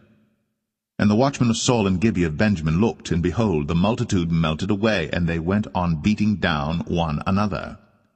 Then said Saul unto the people that were with him, Number now, and see who is gone from us. And when they had numbered, behold, Jonathan and his armor-bearer were not there. And Saul said unto Ahiah, Bring hither the ark of God. For the ark of God was at that time with the children of Israel. And it came to pass, while Saul talked unto the priest, that the noise that was in the host of the Philistines went on and increased. And Saul said unto the priest, Withdraw thine hand. And Saul and all the people that were with him assembled themselves. And they came to the battle. And behold, every man's sword was against his fellow, and there was a very great discomfiture. Moreover, the Hebrews that were with the Philistines before that time, which went up with them into the camp from the country round about, even they also turned to be with the Israelites that were with Saul and Jonathan. Likewise all the men of Israel, which had hid themselves in Mount Ephraim, when they heard that the Philistines fled, even they also followed hard after them in the battle. So the Lord saved Israel that day. And the battle passed over unto Bethaven. And the men of Israel were distressed that day. For Saul had adjured the people, saying, Cursed be the man that eateth any food until evening, that I may be avenged on mine enemies. So none of the people tasted any food. And all they of the land came to a wood, and there was honey upon the ground. And when the people were come into the wood, behold, the honey dropped. But no man put his hand to his mouth, for the people feared the oath. But Jonathan heard not, when his father charged the people with the oath. Wherefore he put forth the end of the rod that was in his hand, and dipped it in an honeycomb, and put his hand to his mouth, and his eyes were enlightened. Then answered one of the people, and said, Thy father straitly charged the people with an oath, saying, Cursed be the man that eateth any food this day. And the people were faint. Then said Jonathan, My father hath troubled the land, See, I pray you, how mine eyes have been enlightened, because I tasted a little of this honey. How much more, if haply the people had eaten freely today of the spoil of their enemies which they found? For had there not been now a much greater slaughter among the Philistines? And they smote the Philistines that day, from Michmash to Ailon, and the people were very faint. And the people flew upon the spoil, and took sheep and oxen and calves, and slew them on the ground. And the people did eat them with the blood. Then they told Saul, saying, Behold, the people sin against the Lord, in that they eat with the blood. And he said, Ye have transgressed. Roll a great stone unto me this day. And Saul said, Disperse yourselves among the people, and say unto them, Bring me hither every man his ox, and every man his sheep, and slay them here, and eat, and sin not against the Lord in eating with the blood. And all the people brought every man his ox with him that night, and slew them there. And Saul built an altar unto the Lord. The same was the first altar that he built unto the Lord. And Saul said, Let us go down after the Philistines by night, and spoil them until the morning light, and let us not leave a man of them. And they said, Do whatsoever seemeth good unto thee. Then said the priest, Let us draw near hither unto God. And Saul asked counsel of God, Shall I go down after the Philistines? Wilt thou deliver them into the hand of Israel? But he answered him not that day. And Saul said, Draw ye near hither, all the chief of the people, and know and see wherein this sin hath been this day. For as the Lord liveth, which saveth Israel, though it be in Jonathan my son, he shall surely die. But there was not a man among all the people that answered him. Then said he unto all Israel, Be ye on one side, and I and Jonathan my son will be on the other side. And the people said unto Saul, Do what seemeth good unto thee. Therefore Saul said unto the Lord God of Israel, Give a perfect lot. And Saul and Jonathan were taken, but the people escaped. And Saul said, Cast lots between me and Jonathan my son. And Jonathan was taken. Then Saul said to Jonathan, Tell me what thou hast done.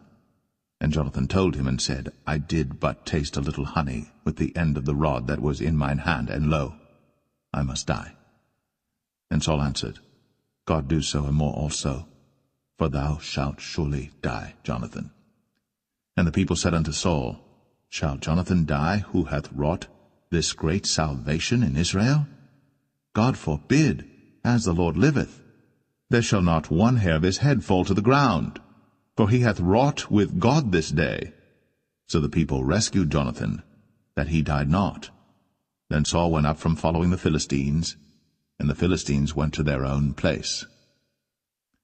So Saul took the kingdom over Israel, and fought against all his enemies on every side, against Moab, and against the children of Ammon, and against Edom, and against the kings of Zobah, and against the Philistines.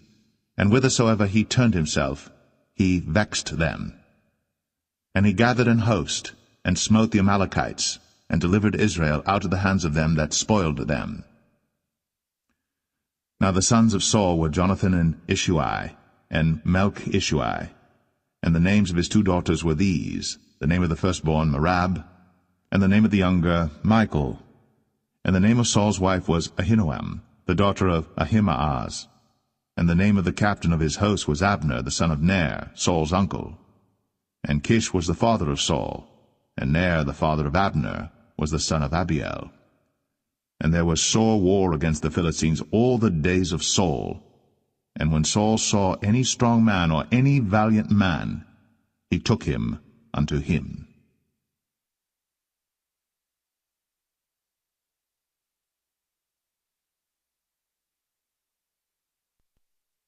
1 Samuel 15. Samuel also said unto Saul, The Lord sent me to anoint thee to be king over his people, over Israel. Now therefore hearken thou unto the voice of the words of the Lord.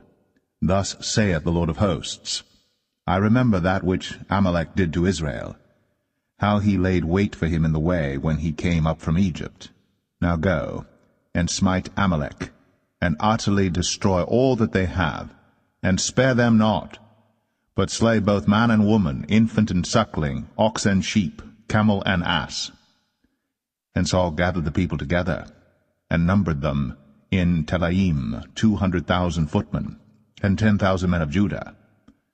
And Saul came to a city of Amalek, and laid wait in the valley. And Saul said unto the Kenites, Go, depart, get you down from among the Amalekites, lest I destroy you with them. For ye showed kindness to all the children of Israel when they came up out of Egypt. So the Kenites departed from among the Amalekites. And Saul smote the Amalekites from Havilah until thou comest to Shur, that is over against Egypt. And he took Agag, the king of the Amalekites, alive, and utterly destroyed all the people with the edge of the sword. But Saul and the people spared Agag, and the best of the sheep, and of the oxen, and of the fatlings, and the lambs, and all that was good, and would not utterly destroy them. But everything that was vile and refuse, that they destroyed utterly. Then came the word of the Lord unto Samuel, saying, It repenteth me that I have set up Saul to be king, for he is turned back from following me, and hath not performed my commandments. And it grieved Samuel, and he cried unto the Lord all night. And when Samuel rose early to meet Saul in the morning, it was told Samuel, saying, Saul came to Carmel, and behold, he set him up a place, and is gone about, and passed on, and gone down to Gilgal. And Samuel came to Saul, and Saul said unto him, Blessed be thou of the Lord, I have performed the commandment of the Lord. And Samuel said, What meaneth then this bleating of the sheep in mine ears, and the lowing of the oxen which I hear? And Saul said, They have brought them from the Amalekites, for the people spared the best of the sheep and of the oxen to sacrifice unto the Lord thy God, and the rest we have utterly destroyed. Then Samuel said unto Saul, Stay, and I will tell thee what the Lord hath said to me this night. And he said unto him, Say on. And Samuel said, When thou wast little in thine own sight, wast thou not made the head of the tribes of Israel? And the Lord anointed thee king over Israel? And the Lord sent thee on a journey, and said, Go, and utterly destroy the sinners, the Amalekites, and fight against them until they be consumed. Wherefore then didst thou not obey the voice of the Lord, but didst fly upon the spoil, and didst evil in the sight of the Lord?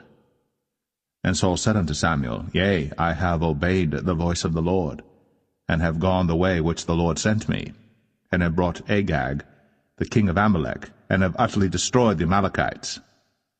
But the people took of the spoil sheep and oxen, the chief of the things which should have been utterly destroyed, to sacrifice unto the Lord thy God in Gilgal. And Samuel said, Hath the Lord as great delight in burnt offerings and sacrifices as in obeying the voice of the Lord? Behold, to obey is better than sacrifice, and to hearken than the fat of rams. For rebellion is as the sin of witchcraft, and stubbornness is as iniquity and idolatry. Because thou hast rejected the word of the Lord, he hath also rejected thee from being king. And Saul said unto Samuel, I have sinned, for I have transgressed the commandment of the Lord, and thy words, because I feared the people, and obeyed their voice. Now therefore, I pray thee, pardon my sin, and turn again with me, that I may worship the Lord.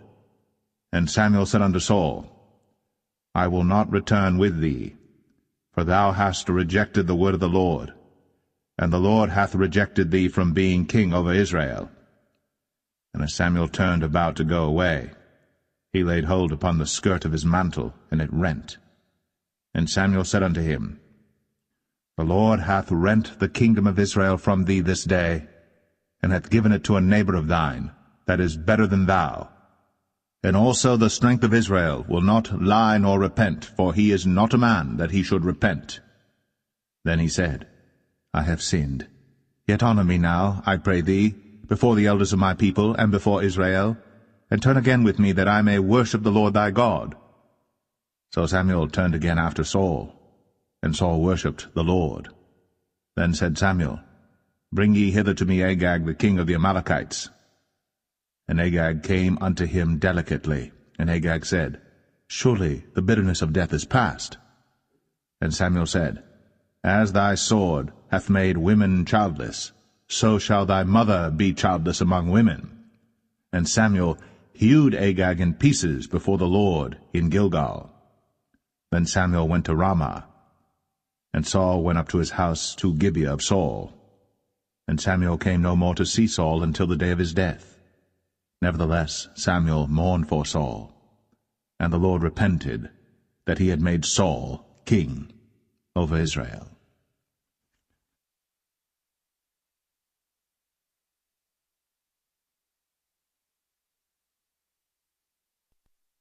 1 Samuel 16. And the Lord said unto Samuel, How long wilt thou mourn for Saul, seeing I have rejected him from reigning over Israel? Fill thine horn with oil, and go. I will send thee to Jesse the Bethlehemite, for I have provided me a king among his sons. And Samuel said, How can I go? If Saul hear it, he will kill me. And the Lord said, Take an heifer with thee, and say, I am come to sacrifice to the Lord. And call Jesse to the sacrifice. And I will show thee what thou shalt do, and thou shalt anoint unto me him whom I name unto thee. And Samuel did that which the Lord spake, and came to Bethlehem.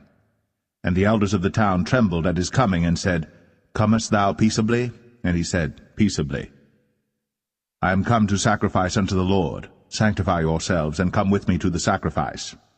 And he sanctified Jesse and his sons, and called them to the sacrifice. And it came to pass, when they were come, that he looked on Eliab, and said, Surely the Lord's anointed is before him. But the Lord said unto Samuel, Look not on his countenance, or on the height of his stature, because I have refused him. For the Lord seeth not as man seeth. For man looketh on the outward appearance, but the Lord looketh on the heart. Then Jesse called Abinadab, and made him pass before Samuel, and he said, Neither hath the Lord chosen this.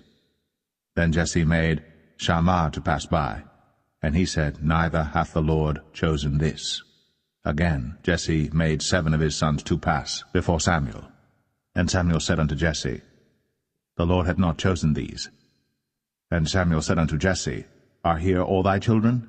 And he said, There remaineth yet the youngest, and behold, he keepeth the sheep. And Samuel said unto Jesse, Send and fetch him, for we will not sit down till he come hither. And he sent and brought him in. Now he was ruddy, and withal of a beautiful countenance, and goodly to look to. And the Lord said, Arise, anoint him, for this is he. Then Samuel took the horn of oil, and anointed him in the midst of his brethren. And the Spirit of the Lord came upon David from that day forward. So Samuel rose up, and went to Ramah.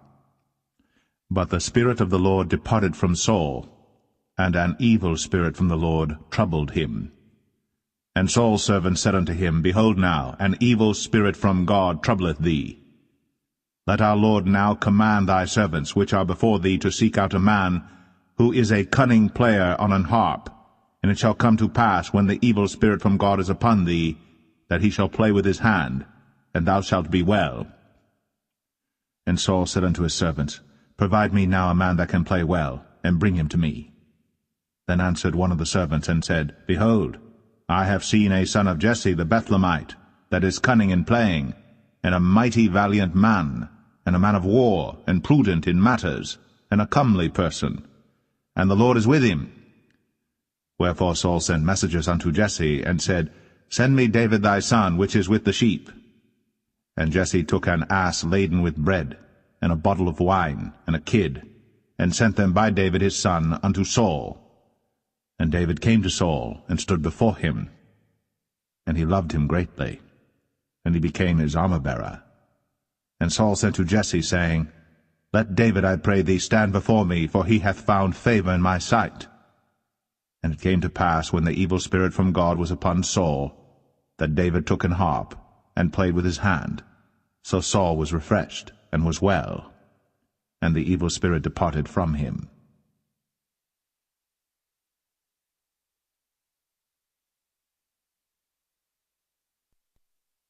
1 Samuel 17. Now the Philistines gathered together their armies to battle, and were gathered together at Shochoh, which belongeth to Judah, and pitched between Shochoh and Azekah in Ephes-dammim. And Saul and the men of Israel were gathered together, and pitched by the valley of Elah, and set the battle in array against the Philistines. And the Philistines stood on a mountain on the one side, and Israel stood on a mountain on the other side, and there was a valley between them.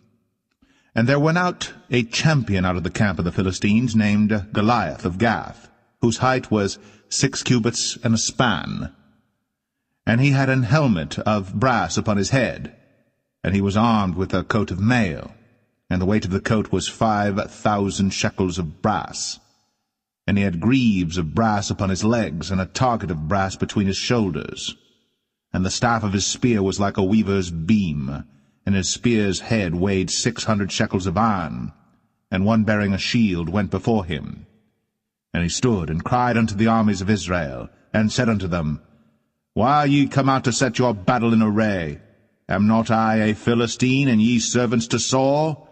Choose you a man for you, and let him come down to me. If he be able to fight with me and to kill me, then will we be your servants. But if I prevail against him, and kill him, then shall ye be our servants, and serve us.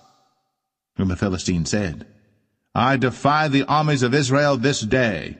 Give me a man, that we may fight together. When Saul and all Israel heard those words of the Philistine, they were dismayed, and greatly afraid. Now David was the son of that Ephrathite of Bethlehem, Judah, whose name was Jesse, and he had 8 sons. And the man went among men for an old man in the days of Saul. And the 3 eldest sons of Jesse went and followed Saul to the battle.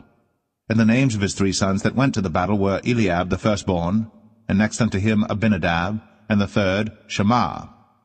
And David was the youngest, and the 3 eldest followed Saul. But David went and returned from Saul to feed his father's sheep at Bethlehem. And the Philistine drew near morning and evening, and presented himself 40 days.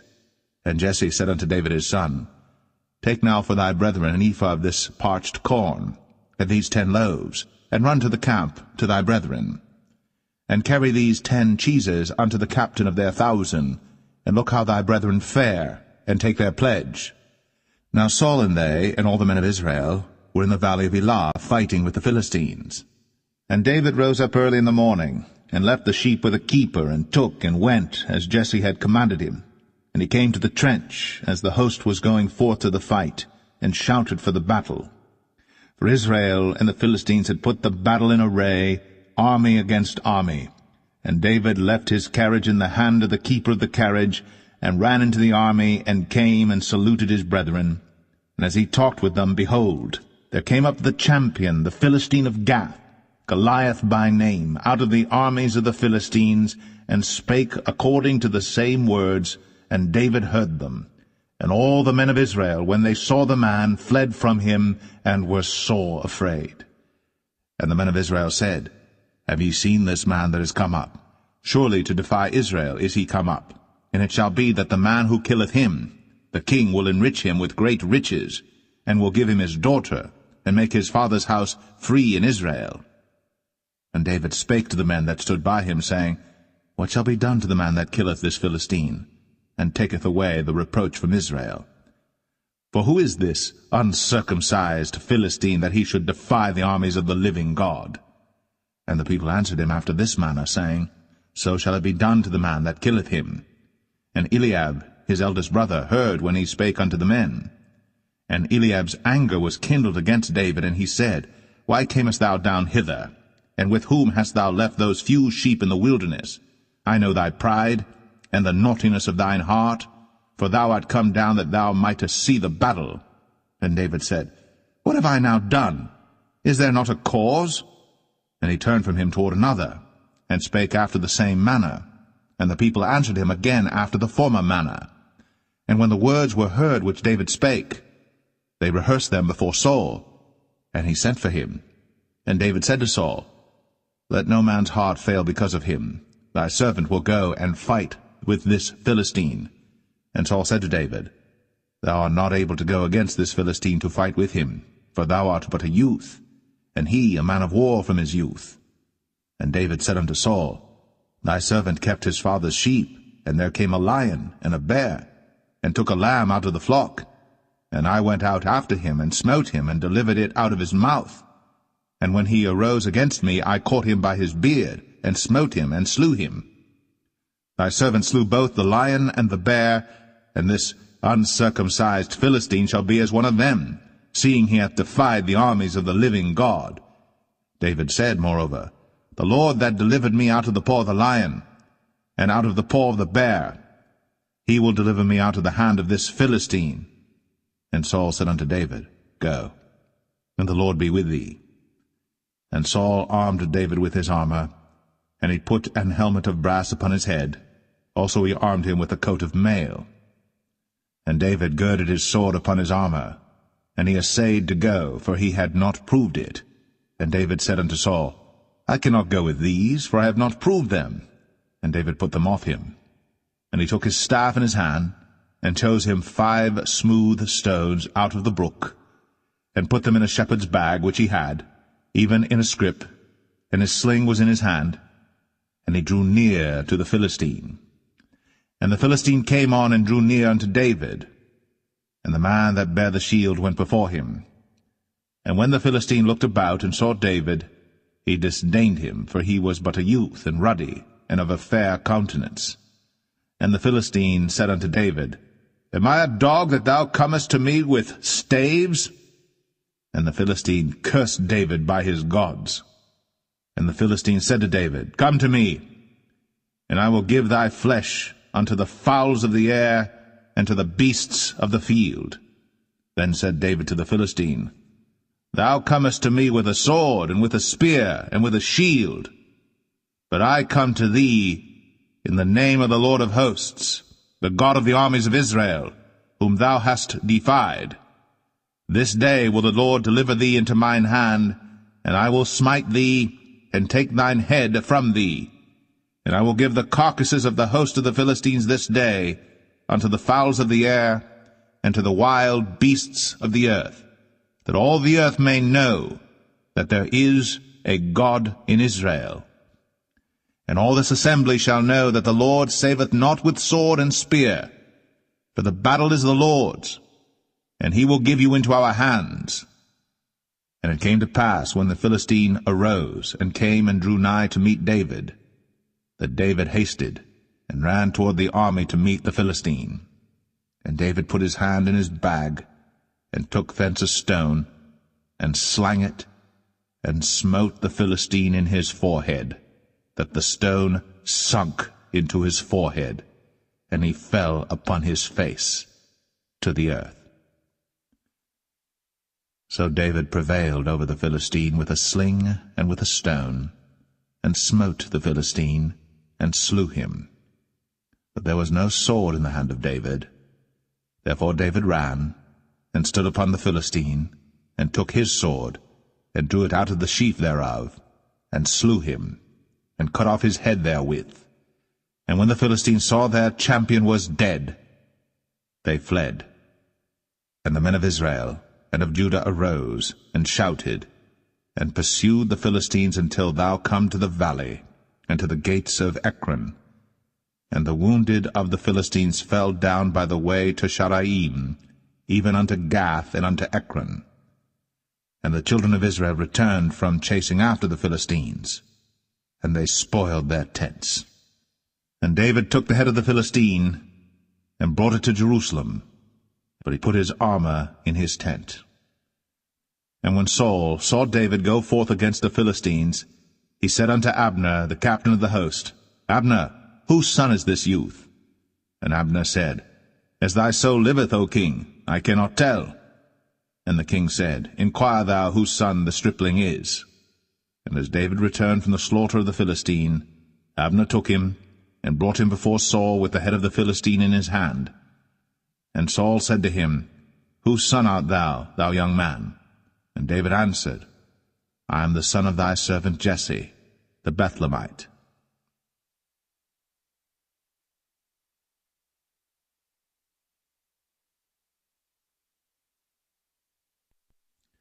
1 Samuel 18. And it came to pass, when he had made an end of speaking unto Saul, that the soul of Jonathan was knit with the soul of David, and Jonathan loved him as his own soul. And Saul took him that day, and would let him go no more home to his father's house. Then Jonathan and David made a covenant, because he loved him as his own soul. And Jonathan stripped himself of the robe that was upon him, and gave it to David, and his garments, even to his sword, and to his bow, and to his girdle. And David went out whithersoever Saul sent him, and behaved himself wisely.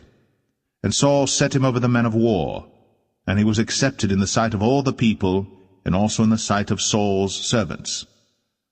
And it came to pass, as they came, when David was returned from the slaughter of the Philistine, that women came out of all cities of Israel, singing and dancing to meet King Saul, with tabrets, with joy, and with instruments of music.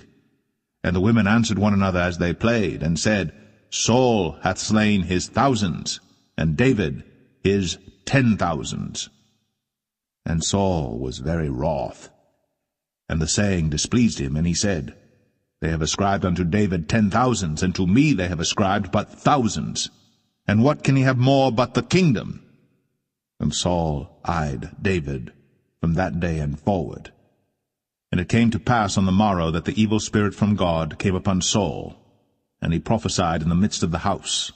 And David played with his hand, as at other times. And there was a javelin in Saul's hand. And Saul cast the javelin, for he said, I will smite David even to the wall with it. And David avoided out of his presence twice. And Saul was afraid of David, because the Lord was with him, and was departed from Saul. Therefore Saul removed him from him, and made him his captain over 1,000. And he went out and came in before the people. And David behaved himself wisely in all his ways, and the Lord was with him. Wherefore when Saul saw that he behaved himself very wisely, he was afraid of him. But all Israel and Judah loved David, because he went out and came in before them. And Saul said to David, Behold my elder daughter Merab, her will I give thee to wife. Only be thou valiant for me, and fight the Lord's battles. For Saul said, Let not mine hand be upon him, but let the hand of the Philistines be upon him. And David said unto Saul, Who am I, and what is my life, or my father's family in Israel, that I should be son-in-law to the king? But it came to pass at the time when Merab, Saul's daughter, should have been given to David, that she was given unto Adriel, the Maholathite, to wife. And Michal, Saul's daughter, loved David. And they told Saul, and the thing pleased him. And Saul said, I will give him her, that she may be a snare to him, and that the hand of the Philistines may be against him. Wherefore Saul said to David, Thou shalt this day be my son-in-law in the one of the twain. And Saul commanded his servants, saying, Commune with David secretly, and say, Behold, the king hath delight in thee, and all his servants love thee. Now therefore be the king's son-in-law. And Saul's servants spake those words in the ears of David.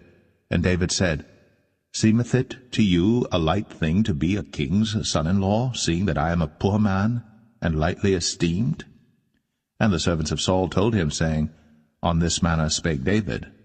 And Saul said, Thus shall ye say to David, The king desireth not any dowry, but 100 foreskins of the Philistines to be avenged of the king's enemies. But Saul thought to make David fall by the hand of the Philistines. And when his servants told David these words, it pleased David well to be the king's son-in-law, and the days were not expired.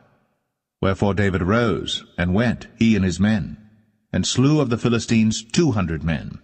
And David brought their foreskins, and they gave them in full tale to the king, that he might be the king's son-in-law. And Saul gave him Michal his daughter to wife. And Saul saw and knew that the Lord was with David, and that Michal, Saul's daughter, loved him. And Saul was yet the more afraid of David, and Saul became David's enemy continually. Then the princes of the Philistines went forth, and it came to pass after they went forth that David behaved himself more wisely than all the servants of Saul, so that his name was much set by.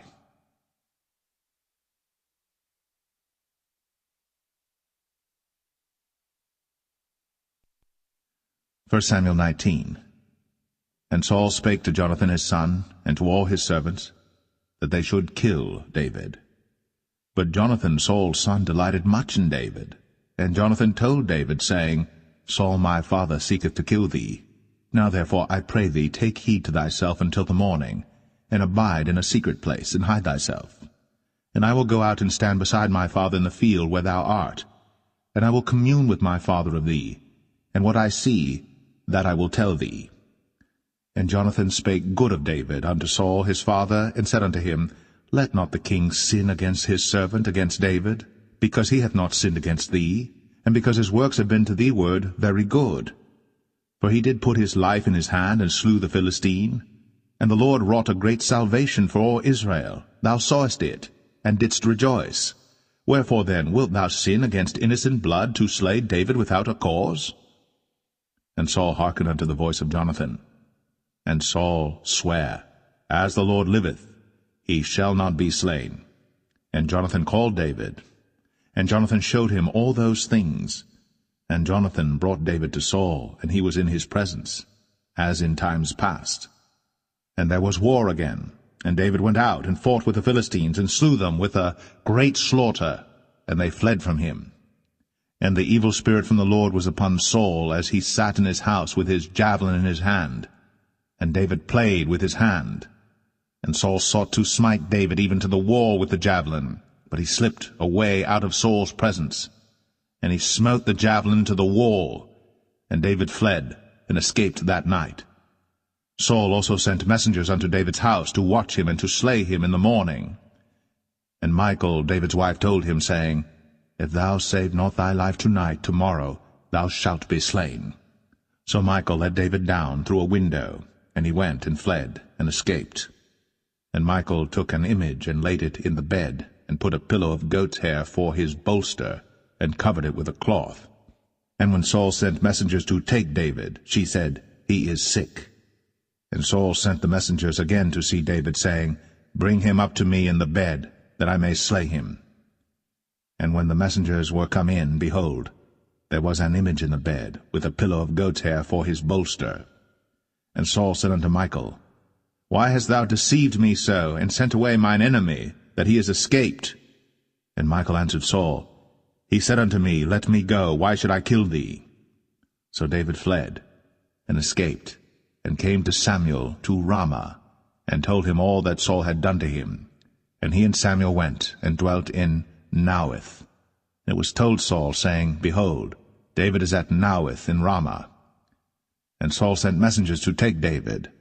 And when they saw the company of the prophets prophesying, and Samuel standing as appointed over them, the Spirit of God was upon the messengers of Saul, and they also prophesied. And when it was told Saul, he sent other messengers, and they prophesied likewise. And Saul sent messengers again the third time, and they prophesied also. Then went he also to Ramah, and came to a great well that is in Sechu. And he asked and said, Where are Samuel and David? And one said, Behold, they be at Naueth in Ramah. And he went thither to Naueth in Ramah. And the Spirit of God was upon him also. And he went on, and prophesied, until he came to Naueth in Ramah. And he stripped off his clothes also, and prophesied before Samuel in like manner, and lay down naked all that day, and all that night. Wherefore they say, Is Saul also among the prophets?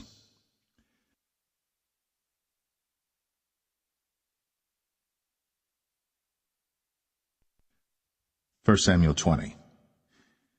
And David fled from Naueth in Ramah, and came and said before Jonathan, What have I done? What is mine iniquity?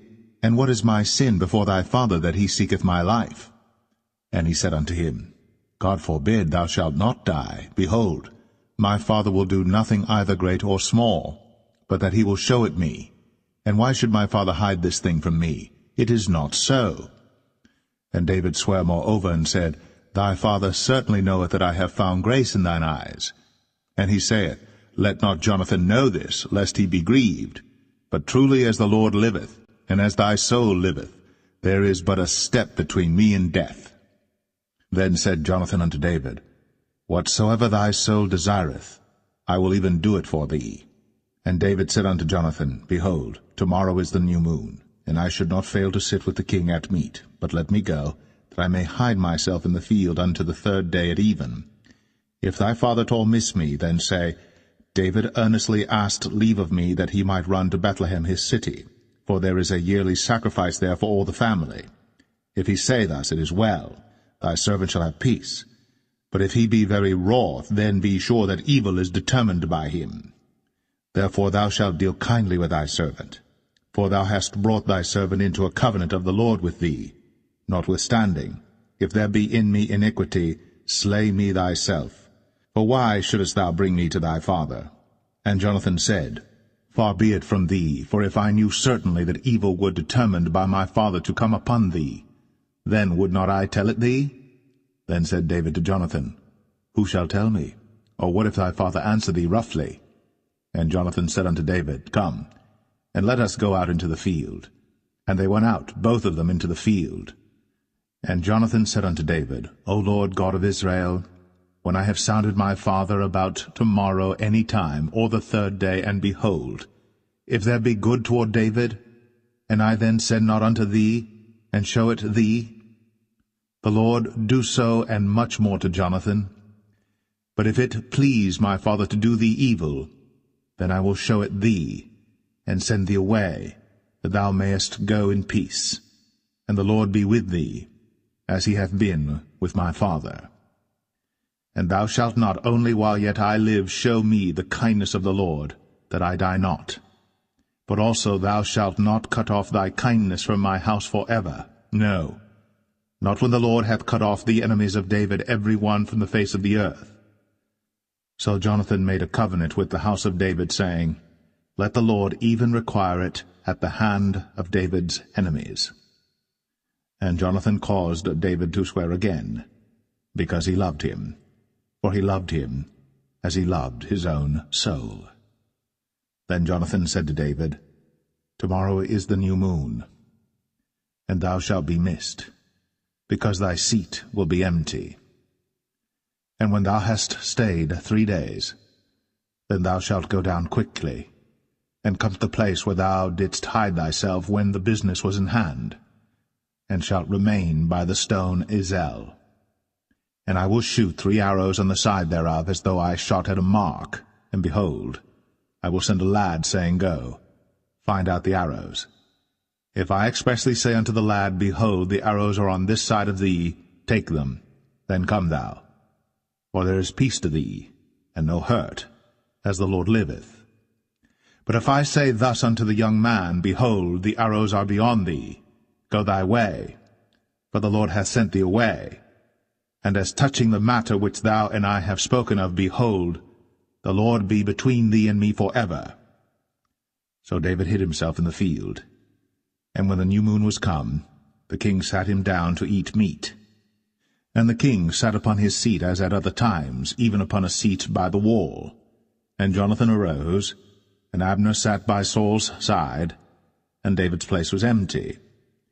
Nevertheless Saul spake not anything that day, for he thought, Something hath befallen him. He is not clean. Surely he is not clean. And it came to pass on the morrow, which was the 2nd day of the month, that David's place was empty.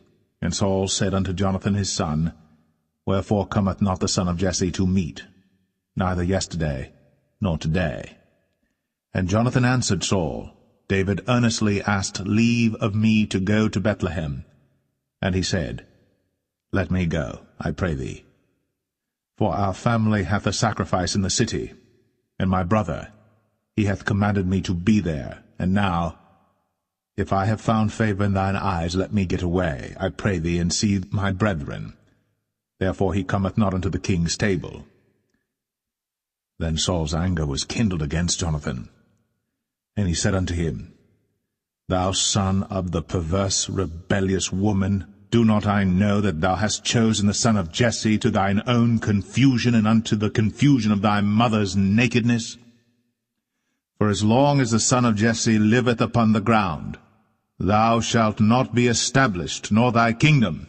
Wherefore, now send and fetch him unto me, for he shall surely die. And Jonathan answered Saul his father, and said unto him, Wherefore shall he be slain? What hath he done? And Saul cast a javelin at him to smite him, whereby Jonathan knew that it was determined of his father to slay David. So Jonathan arose from the table in fierce anger, and did eat no meat the 2nd day of the month, for he was grieved for David, because his father had done him shame. And it came to pass in the morning that Jonathan went out into the field at the time appointed with David, and a little lad with him. And he said unto his lad, Run, find out now the arrows which I shoot. And as the lad ran, he shot an arrow beyond him. And when the lad was come to the place of the arrow which Jonathan had shot, Jonathan cried after the lad, and said, Is not the arrow beyond thee? And Jonathan cried after the lad, Make speed, haste, stay not. And Jonathan's lad gathered up the arrows, and came to his master. But the lad knew not anything, only Jonathan and David knew the matter. And Jonathan gave his artillery unto his lad, and said unto him, Go, carry them to the city. And as soon as the lad was gone, David arose out of a place toward the south, and fell on his face to the ground, and bowed himself 3 times. And they kissed one another, and wept one with another, until David exceeded. And Jonathan said to David, Go in peace, forasmuch as we have sworn both of us in the name of the Lord, saying, The Lord be between me and thee, and between my seed and thy seed forever. And he arose, and departed. And Jonathan went into the city.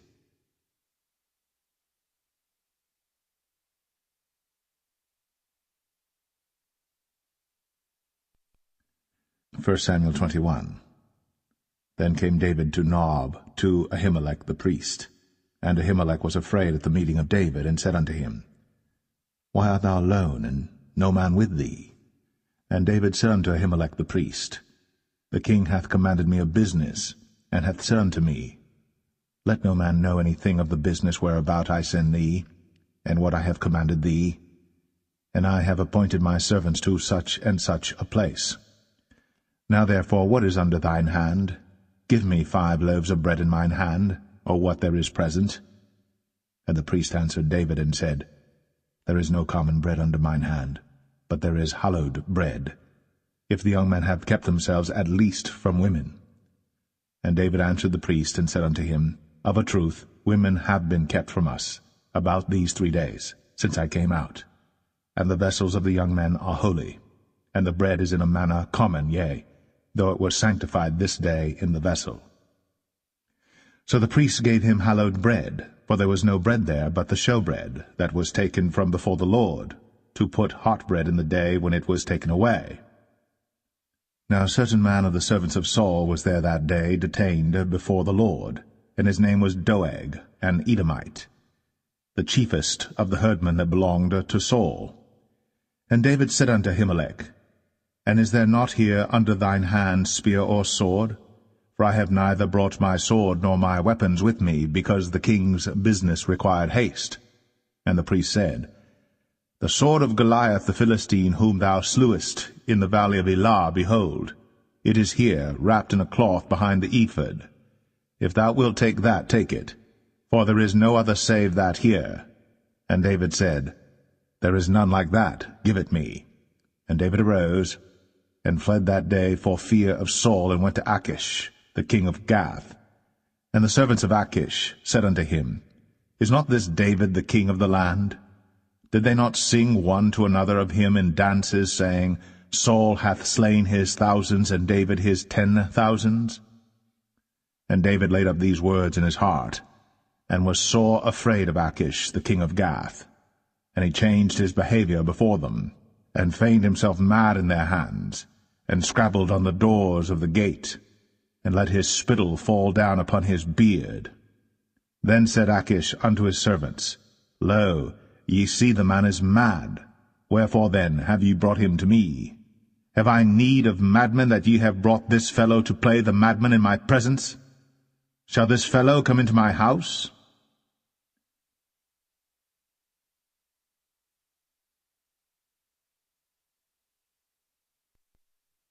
First Samuel 22. David therefore departed thence, and escaped to the cave Adullam.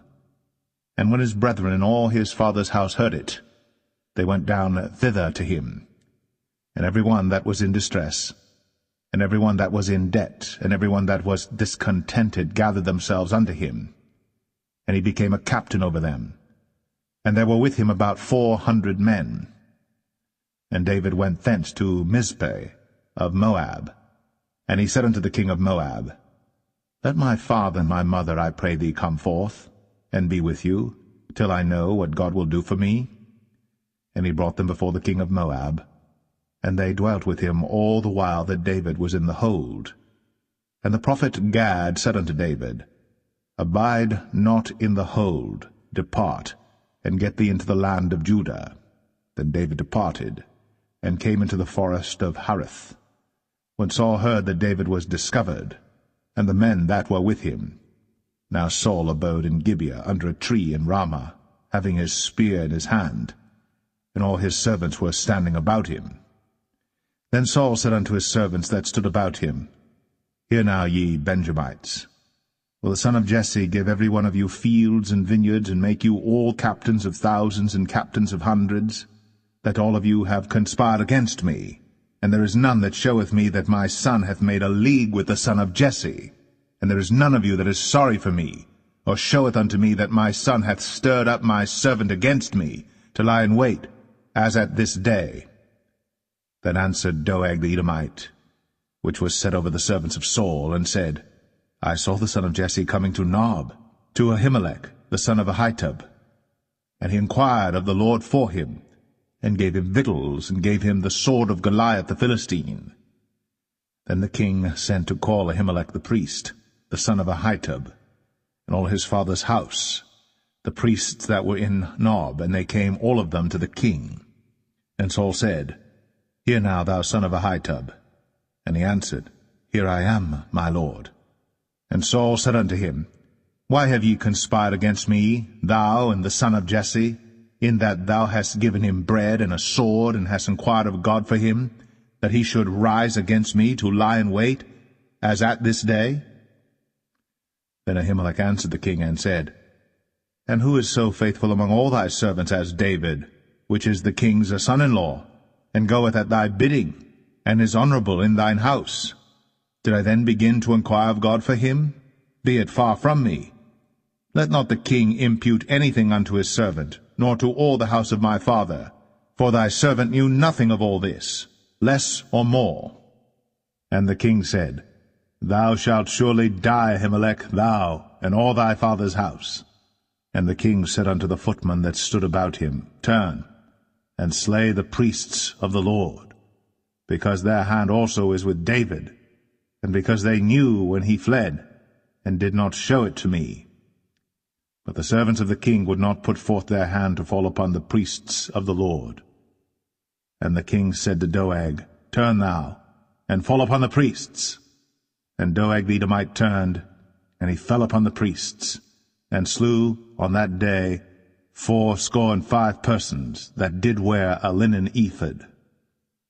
And Nob, the city of the priests, smote he with the edge of the sword, both men and women, children and sucklings, and oxen and asses, and sheep, with the edge of the sword. And one of the sons of Ahimelech, the son of Ahitub, named Abiathar, escaped, and fled after David. And Abiathar showed David that Saul had slain the Lord's priests.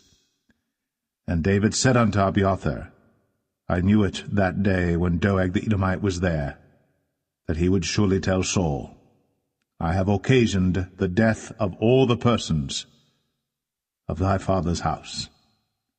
Abide thou with me. Fear not, for he that seeketh my life seeketh thy life. But with me thou shalt be in safeguard.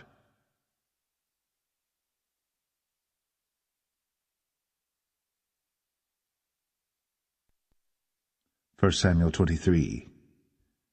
Then they told David, saying, Behold, the Philistines fight against Keilah, and they rob the threshing floors. Therefore David inquired of the Lord, saying, Shall I go and smite these Philistines? And the Lord said unto David, Go, and smite the Philistines, and save Keilah. And David's men said unto him, Behold, we be afraid here in Judah. How much more then if we come to Keilah against the armies of the Philistines? Then David inquired of the Lord yet again.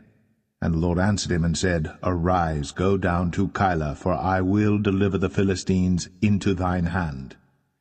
So David and his men went to Keilah, and fought with the Philistines, and brought away their cattle, and smote them with a great slaughter.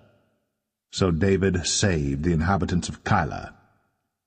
And it came to pass, when Abiathar the son of Ahimelech fled to David to Keilah, that he came down with an ephod in his hand.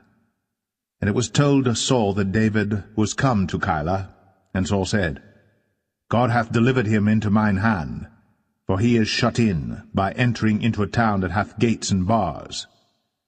And Saul called all the people together to war, to go down to Keilah, to besiege David and his men. And David knew that Saul secretly practiced mischief against him. And he said to Abiathar the priest, Bring hither the ephod. Then said David, O Lord God of Israel, Thy servant hath certainly heard that Saul seeketh to come to Keilah, to destroy the city for my sake. Will the men of Keilah deliver me up into his hand? Will Saul come down as thy servant hath heard? O Lord God of Israel, I beseech thee, tell thy servant. And the Lord said, He will come down. Then said David, Will the men of Keilah deliver me and my men into the hand of Saul? And the Lord said, They will deliver thee up. Then David and his men, which were about 600, arose, and departed out of Keilah, and went whithersoever they could go. And it was told Saul that David was escaped from Keilah, and he forbare to go forth. And David abode in the wilderness in strongholds, and remained in a mountain in the wilderness of Ziph. And Saul sought him every day, but God delivered him not into his hand. And David saw that Saul was come out to seek his life. And David was in the wilderness of Ziph in a wood. And Jonathan, Saul's son, arose, and went to David into the wood, and strengthened his hand in God. And he said unto him, Fear not, but the hand of Saul my father shall not find thee, and thou shalt be king over Israel, and I shall be next unto thee, and that also Saul my father knoweth. And they two made a covenant before the Lord. And David abode in the wood, and Jonathan went to his house. Then came up the Ziphites to Saul to Gibeah, saying, Doth not David hide himself with us in strongholds in the wood, in the hill of Hachilah, which is on the south of Jeshimon? Now therefore, O king, come down according to all the desire of thy soul to come down, and our part shall be to deliver him into the king's hand. And Saul said, Blessed be ye of the Lord, for ye have compassion on me. Go, I pray you, prepare yet, and know and see his place where his haunt is. And who hath seen him there?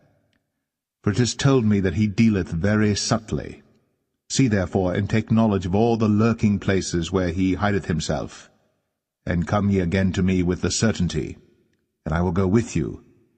And it shall come to pass, if he be in the land, that I will search him out throughout all the thousands of Judah. And they arose, and went to Ziph before Saul. But David and his men were in the wilderness of Maon, in the plain on the south of Jeshimon. Saul also and his men went to seek him, and they told David, wherefore he came down into a rock, and abode in the wilderness of Maon. And when Saul heard that, he pursued after David in the wilderness of Maon. And Saul went on this side of the mountain, and David and his men on that side of the mountain. And David made haste to get away for fear of Saul. For Saul and his men compassed David and his men round about to take them. But there came a messenger unto Saul, saying, Haste thee, and come, for the Philistines have invaded the land. Wherefore Saul returned from pursuing after David, and went against the Philistines. Therefore they called that place Selah Hamaleketh. And David went up from thence, and dwelt in strongholds at En-gedi.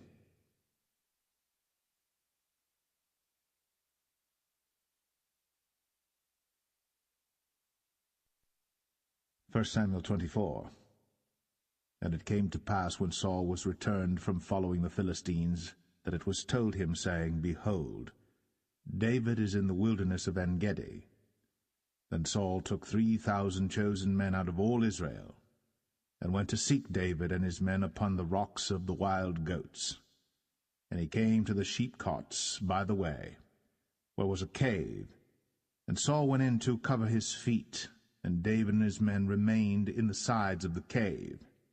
And the men of David said unto him, Behold the day of which the Lord said unto thee, Behold, I will deliver thine enemy into thine hand, that thou mayest do to him as it shall seem good unto thee.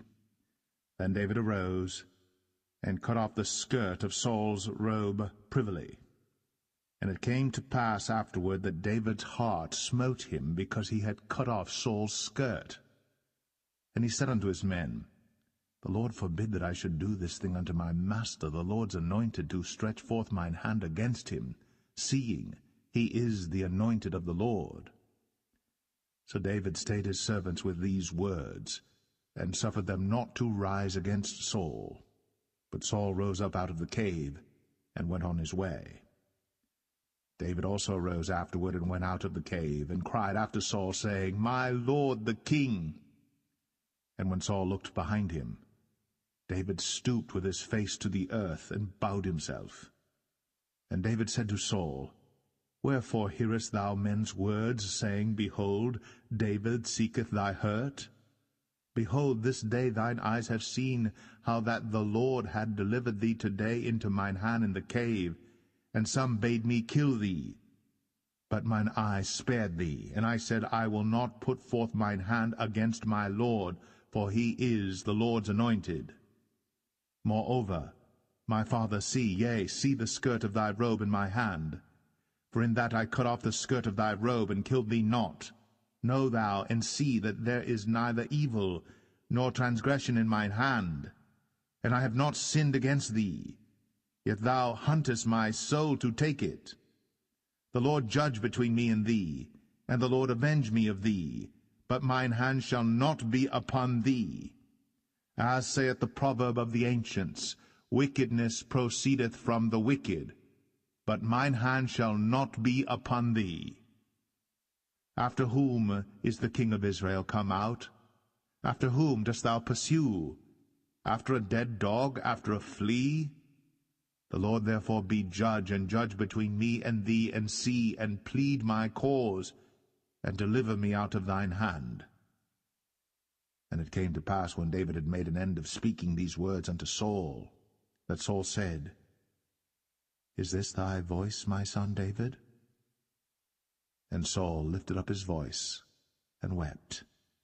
And he said to David, Thou art more righteous than I, for thou hast rewarded me good, whereas I have rewarded thee evil. And thou hast shown this day how that thou hast dealt well with me, forasmuch as when the Lord had delivered me into thine hand, thou killedst me not. For if a man find his enemy, will he let him go well away? Wherefore the Lord reward thee good for that thou hast done unto me this day. And now behold, I know well that thou shalt surely be king, and that the kingdom of Israel shall be established in thine hand. Swear now therefore unto me by the Lord, that thou wilt not cut off my seed after me, and that thou wilt not destroy my name out of my father's house. And David sware unto Saul, and Saul went home, but David and his men gat them up unto the hold.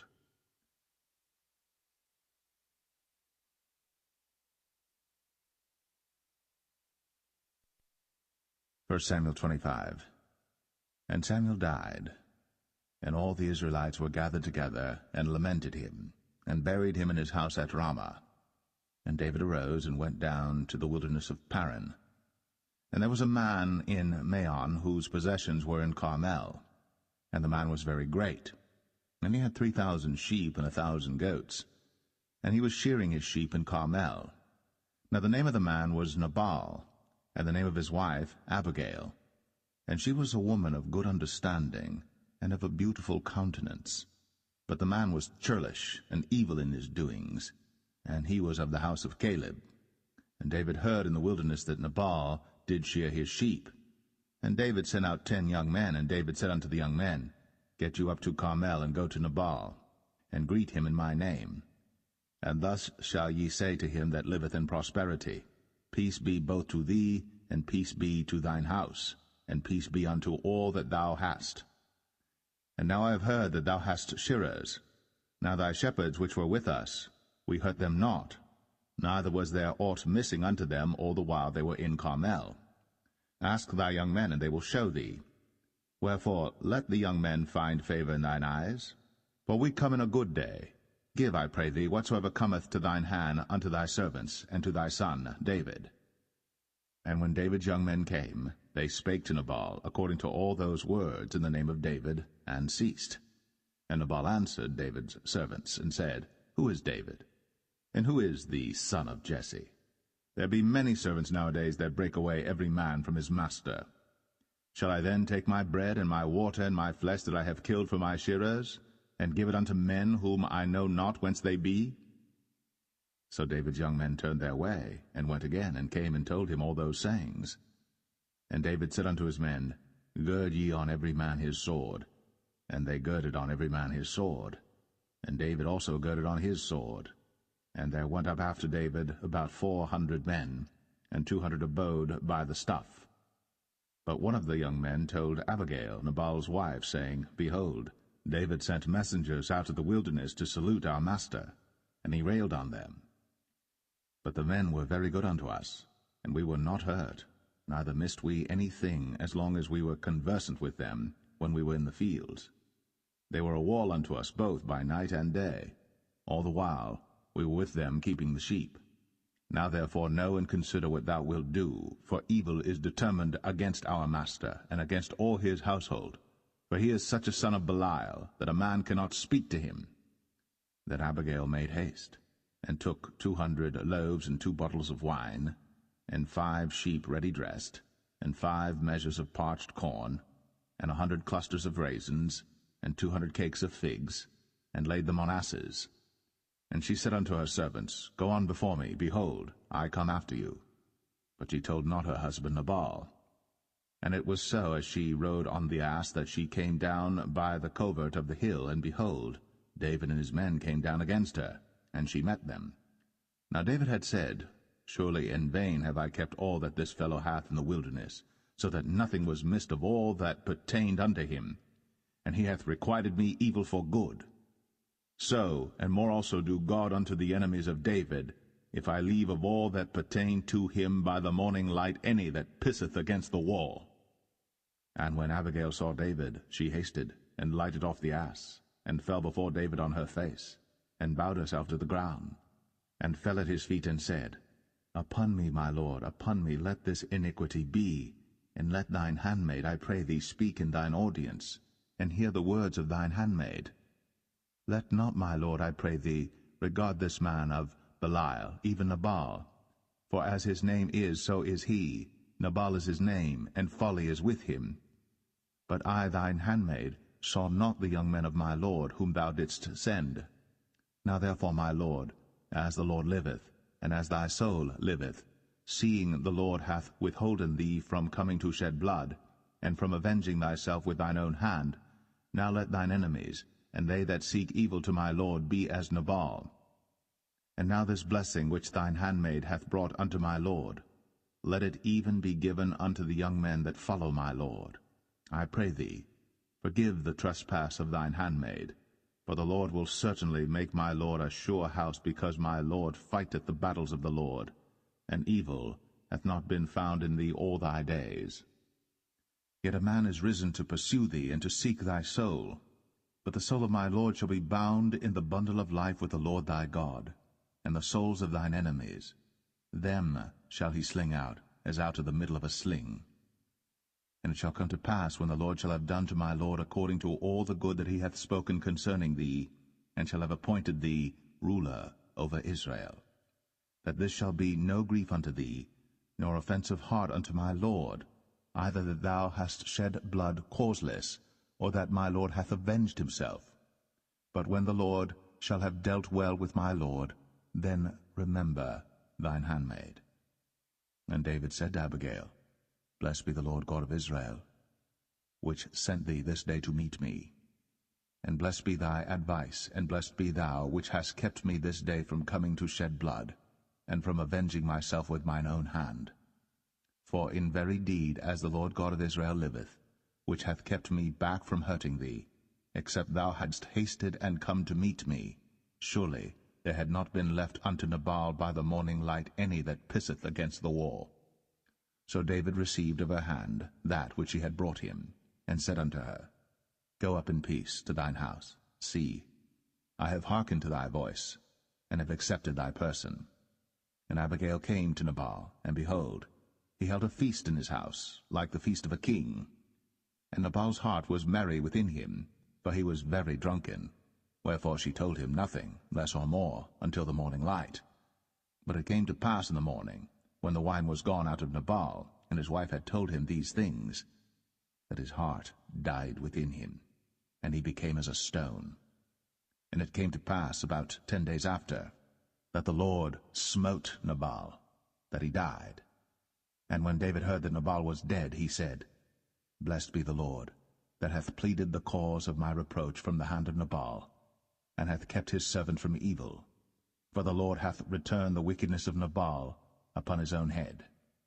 And David sent and communed with Abigail, to take her to him to wife. And when the servants of David were come to Abigail to Carmel, they spake unto her, saying, David sent us unto thee, to take thee to him to wife. And she arose, and bowed herself on her face to the earth, and said, Behold, let thine handmaid be a servant to wash the feet of the servants of my Lord. And Abigail hasted, and arose, and rode upon an ass, with 5 damsels of hers that went after her. And she went after the messengers of David, and became his wife. David also took Ahinoam of Jezreel, and they were also both of them his wives. But Saul had given Michal his daughter, David's wife, to Phalti, the son of Laish, which was of Galim.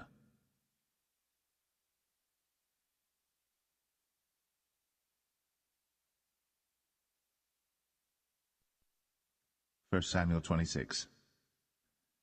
And the Ziphites came unto Saul to Gibeah, saying, Doth not David hide himself in the hill of Hachilah, which is before Jeshimon? Then Saul arose, and went down to the wilderness of Ziph, having 3,000 chosen men of Israel with him to seek David in the wilderness of Ziph. And Saul pitched in the hill of Hachilah, which is before Jeshimon, by the way. But David abode in the wilderness, and he saw that Saul came after him into the wilderness. David therefore sent out spies, and understood that Saul was come in very deed. And David arose, and came to the place where Saul had pitched. And David beheld the place where Saul lay, and Abner the son of Ner, the captain of his host. And Saul lay in the trench, and the people pitched round about him. Then answered David, and said to Ahimelech the Hittite, and to Abishai the son of Zeruiah, brother to Joab, saying, Who will go down with me to Saul to the camp? And Abishai said, I will go down with thee. So David and Abishai came to the people by night, and behold, Saul lay sleeping within the trench, and his spear stuck in the ground at his bolster. But Abner and the people lay round about him. Then said Abishai to David, God hath delivered thine enemy into thine hand this day. Now therefore let me smite him, I pray thee, with the spear even to the earth at once, and I will not smite him the second time. And David said to Abishai, Destroy him not, for who can stretch forth his hand against the Lord's anointed, and be guiltless? David said furthermore, As the Lord liveth, the Lord shall smite him, or his day shall come to die, or he shall descend into battle and perish. The Lord forbid that I should stretch forth mine hand against the Lord's anointed. But I pray thee, take thou now the spear that is at his bolster, and the cruse of water, and let us go. So David took the spear and the cruse of water from Saul's bolster, and they gat them away, and no man saw it, nor knew it, neither awaked, for they were all asleep, because a deep sleep from the Lord was fallen upon them. Then David went over to the other side, and stood on the top of an hill afar off, a great space being between them. And David cried to the people, and to Abner the son of Ner, saying, Answerest thou not, Abner? Then Abner answered and said, Who art thou that criest to the king? And David said to Abner, Art not thou a valiant man? And who is like to thee in Israel? Wherefore then hast thou not kept thy lord the king? For there came one of the people in to destroy the king thy lord. This thing is not good that thou hast done. As the Lord liveth, ye are worthy to die, because ye have not kept your master the Lord's anointed. And now see where the king's spear is, and the cruse of water that was at his bolster. And Saul knew David's voice, and said, Is this thy voice, my son, David? And David said, It is my voice, my lord, O king. And he said, Wherefore doth my lord thus pursue after his servant? For what have I done, or what evil is in mine hand? Now therefore, I pray thee, let my lord the king hear the words of his servant. If the Lord have stirred thee up against me, let him accept an offering. But if they be the children of men, cursed be they before the Lord. For they have driven me out this day from abiding in the inheritance of the Lord, saying, Go serve other gods. Now therefore, let not my blood fall to the earth before the face of the Lord. For the king of Israel is come out to seek a flea, as when one doth hunt a partridge in the mountains. Then said Saul, I have sinned. Return, my son David. For I will no more do thee harm, because my soul was precious in thine eyes this day. Behold, I have played the fool, and have erred exceedingly. And David answered and said, Behold the king's spear, and let one of the young men come over and fetch it. The Lord render to every man his righteousness and his faithfulness. For the Lord delivered thee into my hand today. But I would not stretch forth mine hand against the Lord's anointed. And behold, as thy life was much set by this day in mine eyes, so let my life be much set by in the eyes of the Lord, and let him deliver me out of all tribulation. Then Saul said to David, Blessed be thou, my son David. Thou shalt both do great things, and also shalt still prevail. So David went on his way, and Saul returned to his place.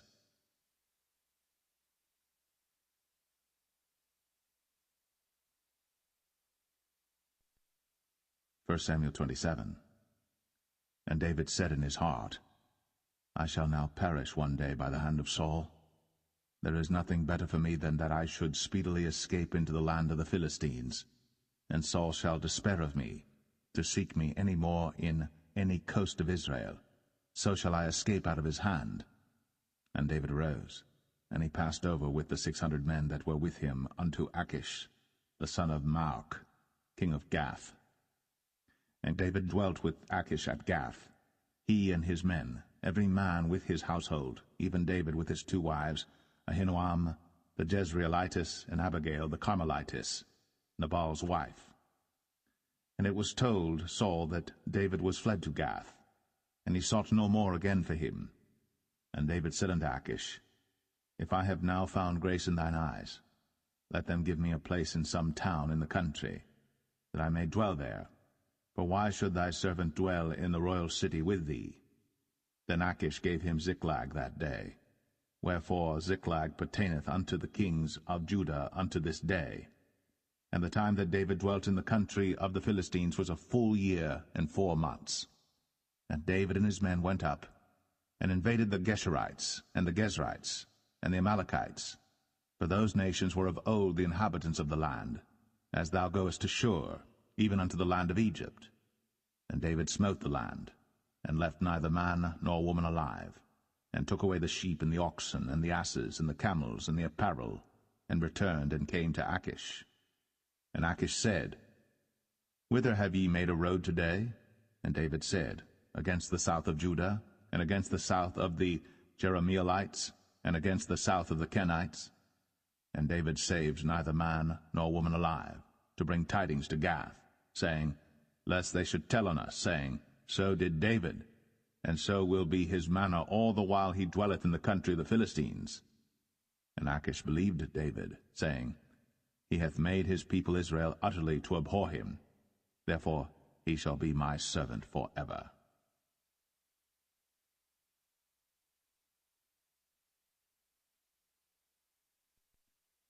1 Samuel 28. And it came to pass in those days that the Philistines gathered their armies together for warfare, to fight with Israel. And Achish said unto David, Know thou assuredly that thou shalt go out with me to battle, thou and thy men. And David said to Achish, Surely thou shalt know what thy servant can do? And Achish said to David, Therefore will I make thee keeper of mine head for ever. Now Samuel was dead, and all Israel had lamented him and buried him in Ramah, even in his own city. And Saul had put away those that had familiar spirits, and the wizards out of the land. And the Philistines gathered themselves together, and came and pitched in Shunem. And Saul gathered all Israel together, and they pitched in Gilboa. And when Saul saw the host of the Philistines, he was afraid, and his heart greatly trembled. And when Saul inquired of the Lord answered him not, neither by dreams, nor by Urim, nor by prophets. Then said Saul unto his servants, Seek me a woman that hath a familiar spirit, that I may go to her, and inquire of her. And his servant said to him, Behold, there is a woman that hath a familiar spirit at Endor. And Saul disguised himself, and put on other raiment, and he went, and 2 men with him. And they came to the woman by night. And he said, I pray thee, divine unto me by the familiar spirit, and bring me him up, whom I shall name unto thee. And the woman said unto him, Behold, thou knowest what Saul hath done, how he hath cut off those that have familiar spirits and the wizards out of the land? Wherefore then layest thou a snare for my life, to cause me to die? And Saul sware to her by the Lord, saying, As the Lord liveth, there shall no punishment happen to thee for this thing. Then said the woman, Whom shall I bring up unto thee? And he said, Bring me up Samuel. And when the woman saw Samuel, she cried with a loud voice. And the woman spake to Saul, saying, Why hast thou deceived me? For thou art Saul. And the king said unto her, Be not afraid. For what sawest thou? And the woman said unto Saul, I saw gods ascending out of the earth. And he said unto her, What form is he of? And she said, An old man cometh up, and he is covered with a mantle. And Saul perceived that it was Samuel. And he stooped with his face to the ground, and bowed himself. And Samuel said to Saul, Why hast thou disquieted me to bring me up? And Saul answered, I am sore distressed, for the Philistines make war against me, and God is departed from me, and answereth me no more, neither by prophets nor by dreams. Therefore I have called thee, that thou mayest make known unto me what I shall do. Then said Samuel, Wherefore then dost thou ask of me, seeing the Lord is departed from thee, and is become thine enemy? And the Lord hath done to him as he spake by me. For the Lord hath rent the kingdom out of thine hand, and given it to thy neighbor, even to David, because thou obeyest not the voice of the Lord, nor executest his fierce wrath upon Amalek. Therefore hath the Lord done this thing unto thee this day. Moreover the Lord will also deliver Israel with thee into the hand of the Philistines. And tomorrow shalt thou and thy sons be with me. The Lord also shall deliver the host of Israel into the hand of the Philistines. Then Saul fell straightway all along on the earth, and was sore afraid because of the words of Samuel. And there was no strength in him, for he had eaten no bread all the day, nor all the night. And the woman came unto Saul, and saw that he was sore troubled, and said unto him, Behold, thine handmaid hath obeyed thy voice, and I have put my life in my hand, and have hearkened unto thy words which thou spakest unto me.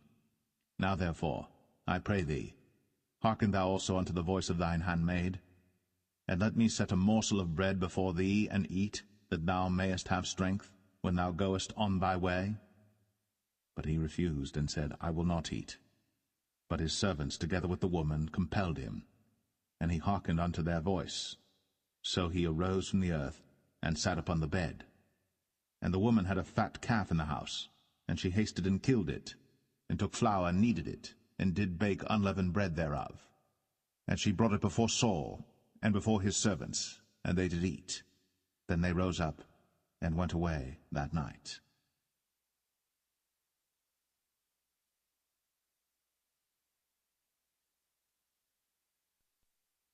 First Samuel 29. Now the Philistines gathered together all their armies to Aphek, and the Israelites pitched by a fountain which is in Jezreel.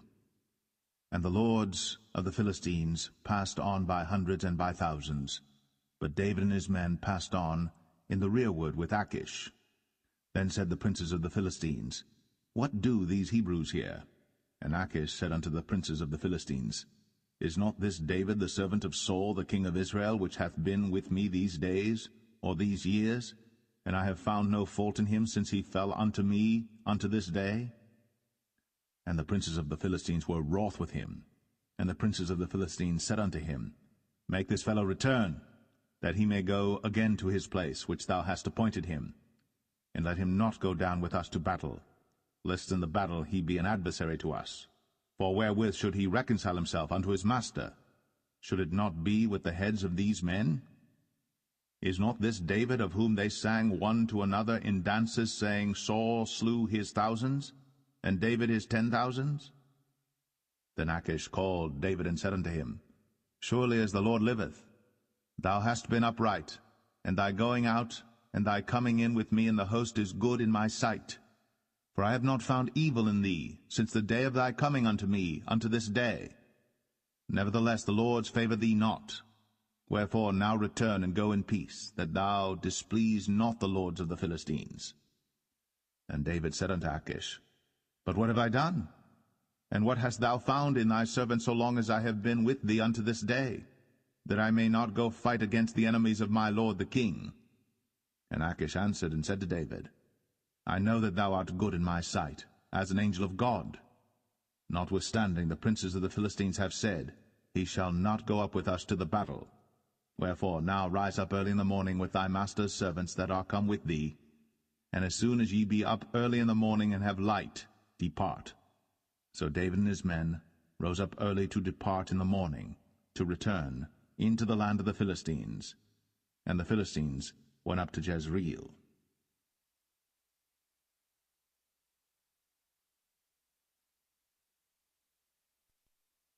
1 Samuel 30. And it came to pass, when David and his men were come to Ziklag on the third day, that the Amalekites had invaded the south and Ziklag, and smitten Ziklag, and burned it with fire, and had taken the women captives that were therein. They slew not any, either great or small, but carried them away, and went on their way. So David and his men came to the city, and behold, it was burned with fire, and their wives and their sons and their daughters were taken captives. Then David and the people that were with him lifted up their voice and wept until they had no more power to weep. And David's 2 wives were taken captives, Ahinoam the Jezreelitess, and Abigail the wife of Nabal the Carmelite. And David was greatly distressed, for the people spake of stoning him, because the soul of all the people was grieved, every man for his sons and for his daughters. But David encouraged himself in the Lord his God. And David said to Abiathar the priest, Ahimelech's son, I pray thee, bring me hither the ephod. And Abiathar brought thither the ephod to David. And David inquired at the Lord, saying, Shall I pursue after this troop? Shall I overtake them? And he answered him, Pursue, for thou shalt surely overtake them, and without fail recover all. So David went, he and the 600 men that were with him, and came to the brook Besor, where those that were left behind stayed. But David pursued, he and 400 men, for 200 abode behind, which were so faint that they could not go over the brook Besor. And they found an Egyptian in the field, and brought him to David, and gave him bread, and he did eat. And they made him drink water. And they gave him a piece of a cake of figs, and 2 clusters of raisins. And when he had eaten, his spirit came again to him, for he had eaten no bread, nor drunk any water 3 days and 3 nights. And David said unto him, To whom belongest thou, and whence art thou? And he said, I am a young man of Egypt, servant to an Amalekite. And my master left me, because 3 days agone I fell sick. We made an invasion upon the south of the Cherethites, and upon the coast which belongeth to Judah, and upon the south of Caleb, and we burned Ziklag with fire. And David said to him, Canst thou bring me down to this company? And he said, Swear unto me by God, that thou wilt neither kill me, nor deliver me into the hands of my master, and I will bring thee down to this company. And when he had brought him down, behold, they were spread abroad upon all the earth, eating and drinking and dancing, because of all the great spoil that they had taken out of the land of the Philistines, and out of the land of Judah. And David smote them from the twilight even unto the evening of the next day. And there escaped not a man of them, save 400 young men which rode upon camels and fled. And David recovered all that the Amalekites had carried away, and David rescued his 2 wives. And there was nothing lacking to them, neither small nor great, neither sons nor daughters, neither spoil nor anything that they had taken to them. David recovered all. And David took all the flocks and the herds, which they drave before those other cattle, and said, This is David's spoil. And David came to the 200 men, which were so faint that they could not follow David, whom they had made also to abide at the brook Besor. And they went forth to meet David, and to meet the people that were with him. And when David came near to the people, he saluted them. Then answered all the wicked men and men of Belial, of those that went with David, and said, Because they went not with us, we will not give them aught of the spoil that we have recovered, save to every man his wife and his children, that they may lead them away and depart. Then said David, Ye shall not do so, my brethren, with that which the Lord hath given us, who hath preserved us, and delivered the company that came against us into our hand. For who will hearken unto you in this matter? But as his part is that goeth down to the battle, so shall his part be that tarrieth by the stuff. They shall part alike. And it was so from that day forward that he made it a statute and an ordinance for Israel unto this day.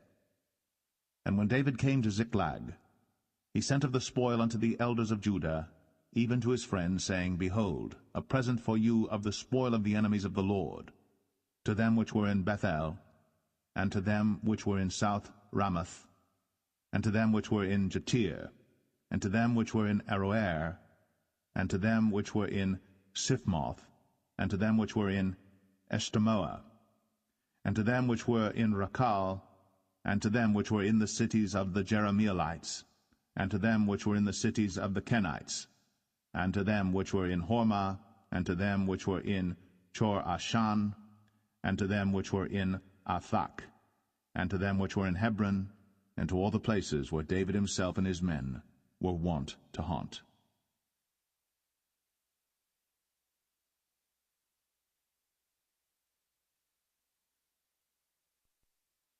1 Samuel 31.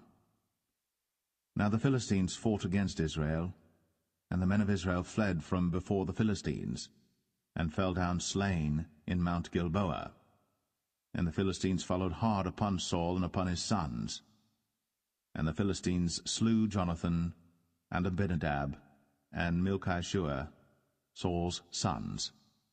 And the battle went sore against Saul, and the archers hit him, and he was sore wounded of the archers. Then said Saul unto his armor-bearer, Draw thy sword, and thrust me through therewith, lest these uncircumcised come and thrust me through and abuse me. But his armor-bearer would not, for he was sore afraid. Therefore Saul took a sword, and fell upon it.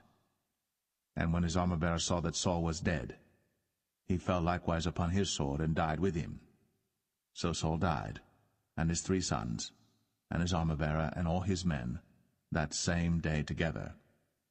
And when the men of Israel that were on the other side of the valley And they that were on the other side Jordan saw that the men of Israel fled, and that Saul and his sons were dead. They forsook the cities and fled. And the Philistines came and dwelt in them. And it came to pass on the morrow, when the Philistines came to strip the slain, that they found Saul and his 3 sons fallen in Mount Gilboa. And they cut off his head, and stripped off his armor, and sent into the land of the Philistines round about to publish it in the house of their idols, and among the people. And they put his armor in the house of Ashtoreth, and they fastened his body to the wall of Bethshan. And when the inhabitants of Jabesh Gilead heard of that which the Philistines had done to Saul, all the valiant men arose, and went all night, and took the body of Saul, and the bodies of his sons from the wall of Bethshan, and came to Jabesh, and burnt them there. And they took their bones, and buried them under a tree at Jabesh, and fasted 7 days.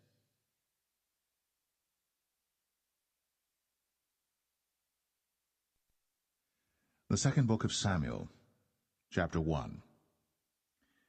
Now it came to pass after the death of Saul, when David was returned from the slaughter of the Amalekites, and David had abode 2 days in Ziklag, it came even to pass on the 3rd day that, behold, a man came out of the camp from Saul with his clothes rent, and earth upon his head. And so it was when he came to David, that he fell to the earth, and did obeisance. And David said unto him, From whence comest thou? And he said unto him, Out of the camp of Israel am I escaped. And David said unto him, How went the matter? I pray thee, tell me. And he answered, That the people are fled from the battle, and many of the people also are fallen and dead. And Saul and Jonathan his son are dead also. Then David said unto the young man that told him, How knowest thou that Saul and Jonathan his son be dead? And the young man that told him said, As I happened by chance upon Mount Gilboa, behold, Saul leaned upon his spear, and lo, the chariots and horsemen followed hard after him. And when he looked behind him, he saw me, and called unto me, and I answered, Here am I. And he said unto me, Who art thou? And I answered him, I am an Amalekite. He said unto me again, Stand, I pray thee, upon me, and slay me, for anguish is come upon me, because my life is yet whole in me. So I stood upon him, and slew him, because I was sure that he could not live after that he was fallen. And I took the crown that was upon his head, and the bracelet that was on his arm, and have brought them hither unto my lord.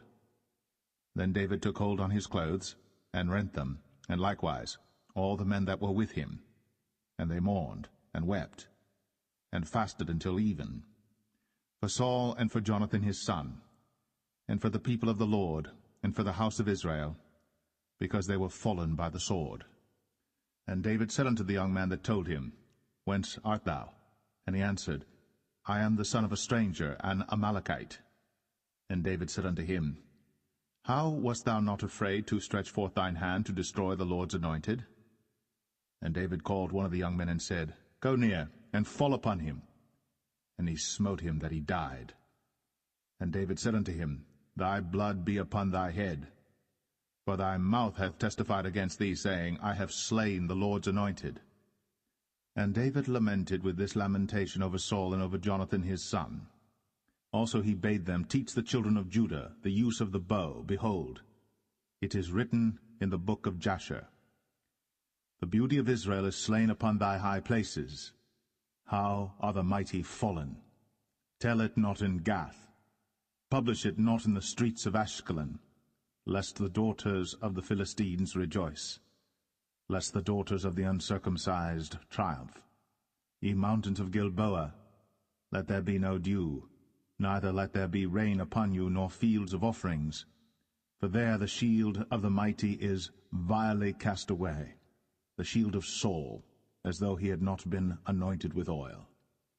From the blood of the slain, from the fat of the mighty, the bow of Jonathan turned not back, and the sword of Saul returned not empty. Saul and Jonathan were lovely and pleasant in their lives, and in their death they were not divided. They were swifter than eagles. they were stronger than lions. Ye daughters of Israel, weep over Saul, who clothed you in scarlet with other delights, who put on ornaments of gold upon your apparel. How are the mighty fallen in the midst of the battle, O Jonathan! Thou wast slain in thine high places. I am distressed for thee, my brother Jonathan. Very pleasant hast thou been unto me. Thy love to me was wonderful, passing the love of women. How are the mighty fallen, and the weapons of war perished.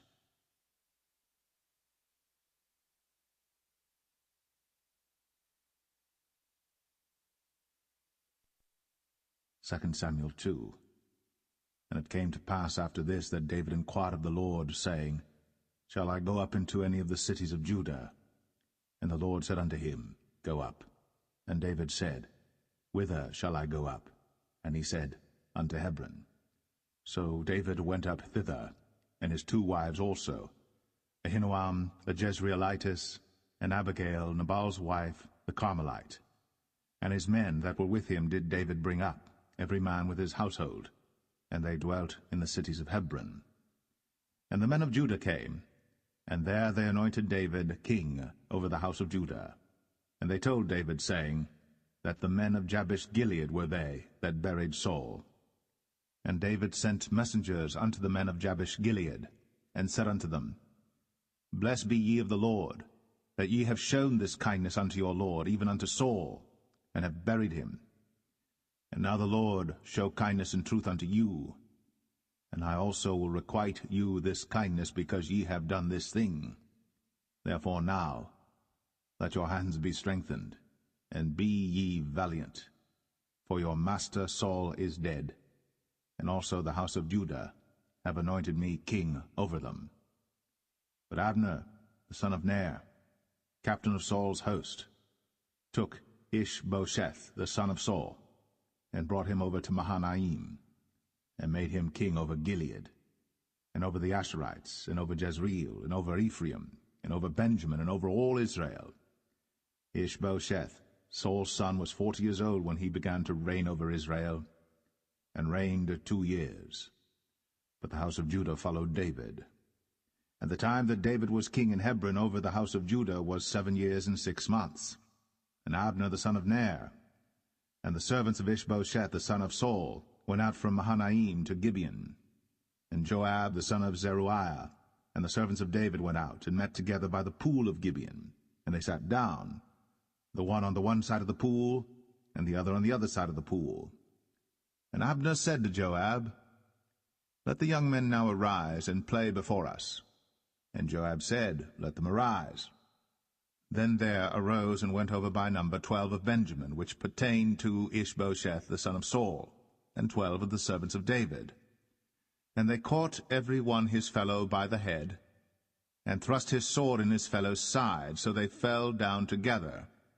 Wherefore that place was called Helkath Hazurim, which is in Gibeon. And there was a very sore battle that day, and Abner was beaten, and the men of Israel, before the servants of David. And there were 3 sons of Zeruiah there, Joab, and Abishai, and Asahel. And Asahel was as light of foot as a wild roe. And Asahel pursued after Abner, and in going he turned not to the right hand nor to the left from following Abner. Then Abner looked behind him, and said, Art thou Asahel? And he answered, I am. And Abner said to him, Turn thee aside to thy right hand or to thy left, and lay thee hold on one of the young men, and take thee his armor. But Asahel would not turn aside from following of him. And Abner said again to Asahel, Turn thee aside from following me. Wherefore should I smite thee to the ground? How then should I hold up my face to Joab thy brother? Howbeit he refused to turn aside. Wherefore Abner with the hinder end of the spear smote him under the 5th rib, that the spear came out behind him, and he fell down there, and died in the same place. And it came to pass, that as many as came to the place where Asahel fell down and died stood still. Joab also and Abishai pursued after Abner, and the sun went down when they were come to the hill of Ammah, that lieth before Giah by the way of the wilderness of Gibeon. And the children of Benjamin gathered themselves together after Abner, and became one troop, and stood on the top of an hill. Then Abner called to Joab and said, Shall the sword devour forever? Knowest thou not that it will be bitterness in the latter end? How long shall it be then, ere thou bid the people return from following their brethren? And Joab said, As God liveth, unless thou hadst spoken.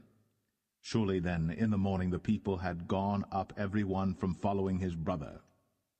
So Joab blew a trumpet, and all the people stood still, and pursued after Israel no more, neither fought they any more.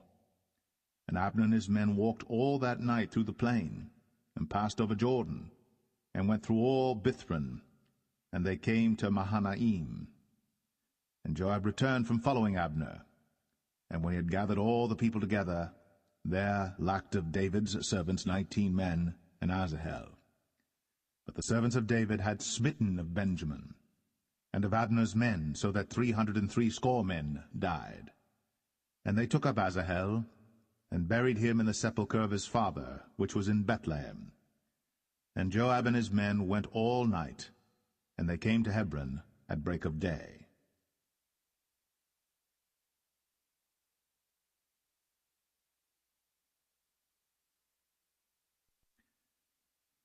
2 Samuel 3.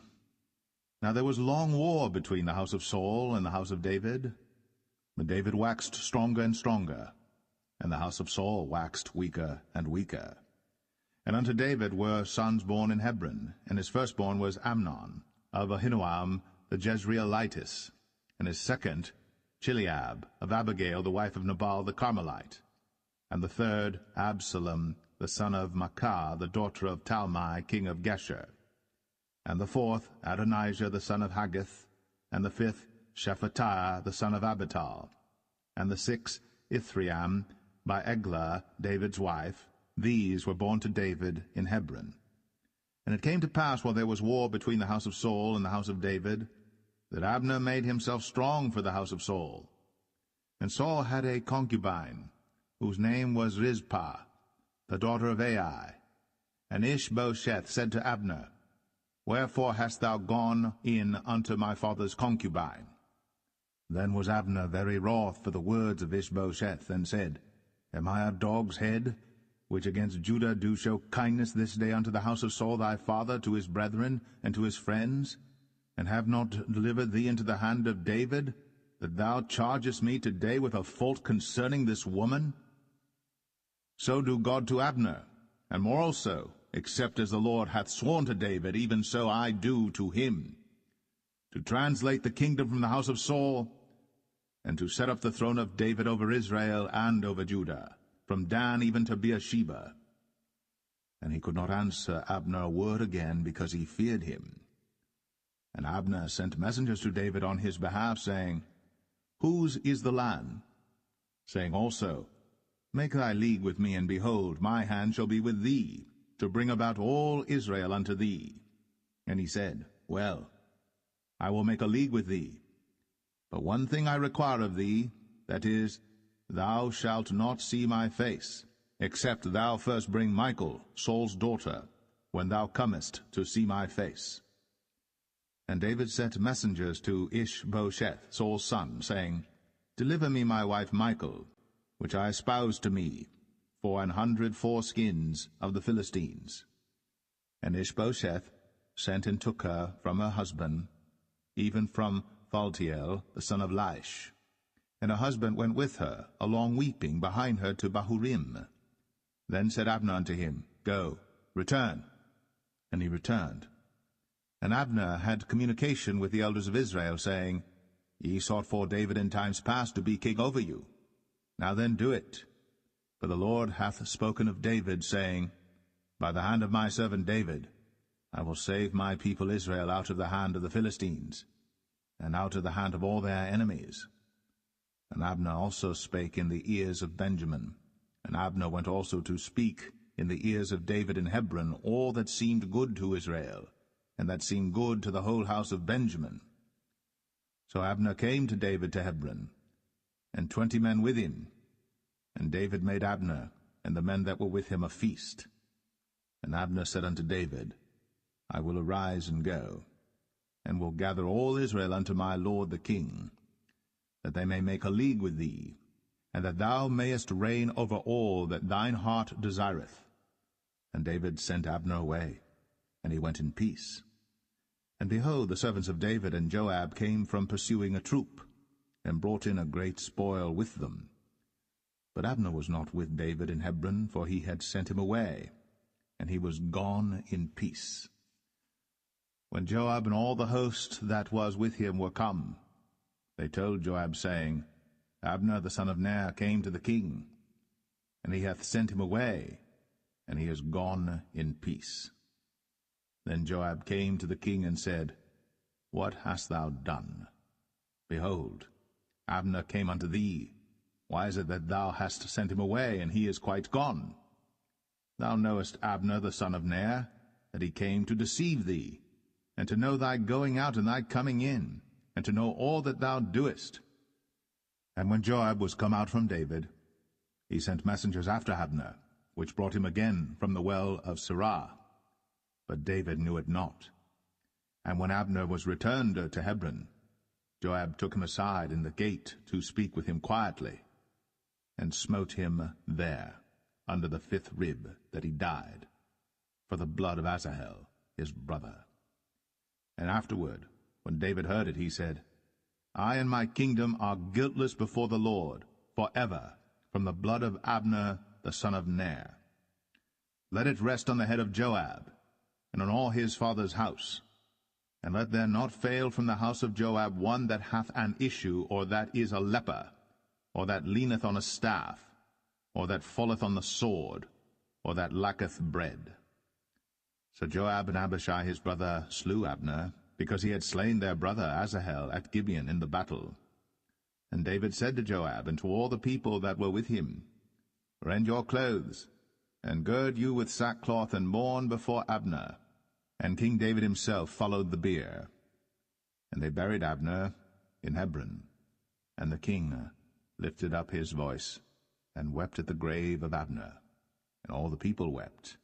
And the king lamented over Abner, and said, Died Abner as a fool dieth. Thy hands were not bound, nor thy feet put into fetters. As a man falleth before wicked men, so fellest thou. And all the people wept again over him. And when all the people came to cause David to eat meat while it was yet day, David sware, saying, So do God to me, and more also, if I taste bread or aught else, till the sun be down. And all the people took notice of it, and it pleased them, as whatsoever the king did pleased all the people. For all the people and all Israel understood that day that it was not of the king to slay Abner the son of Ner. And the king said unto his servants, Know ye not that there is a prince and a great man fallen this day in Israel? And I am this day weak, though anointed king. And these men, the sons of Zeruiah, be too hard for me. The Lord shall reward the doer of evil according to his wickedness.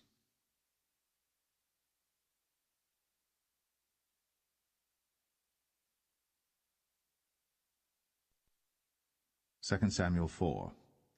And when Saul's son heard that Abner was dead in Hebron, his hands were feeble, and all the Israelites were troubled. And Saul's son had 2 men that were captains of bands.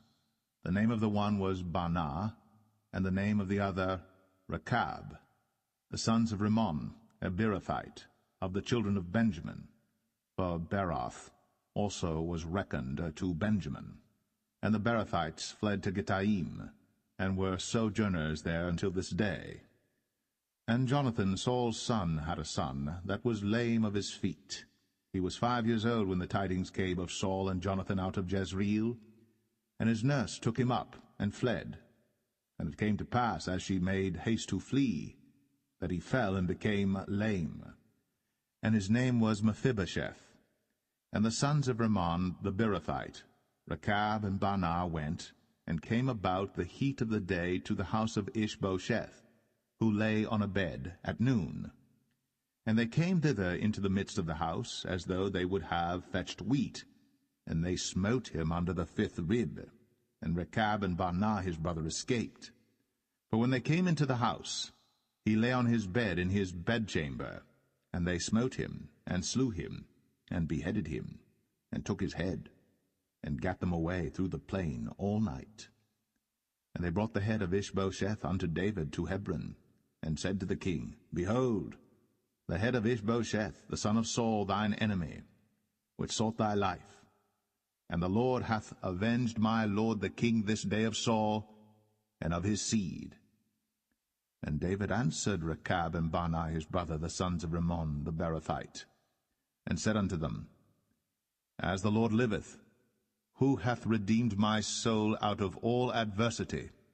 When one told me, saying, Behold, Saul is dead, thinking to have brought good tidings, I took hold of him, and slew him in Ziklag, who thought that I would have given him a reward for his tidings. How much more, when wicked men have slain a righteous person in his own house upon his bed? Shall I not therefore now require his blood of your hand, and take you away from the earth? And David commanded his young men, and they slew them, and cut off their hands and their feet, and hanged them up over the pool in Hebron. But they took the head of Ishbosheth, and buried it in the sepulchre of Abner in Hebron.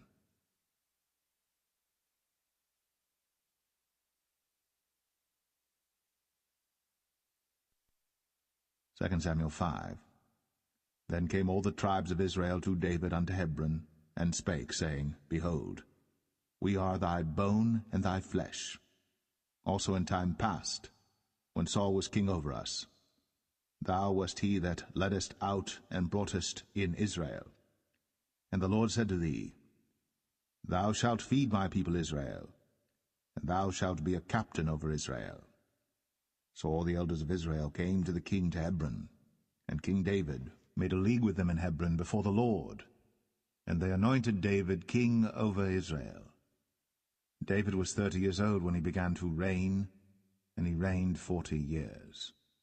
In Hebron he reigned over Judah 7 years and 6 months, and in Jerusalem he reigned 33 years over all Israel and Judah.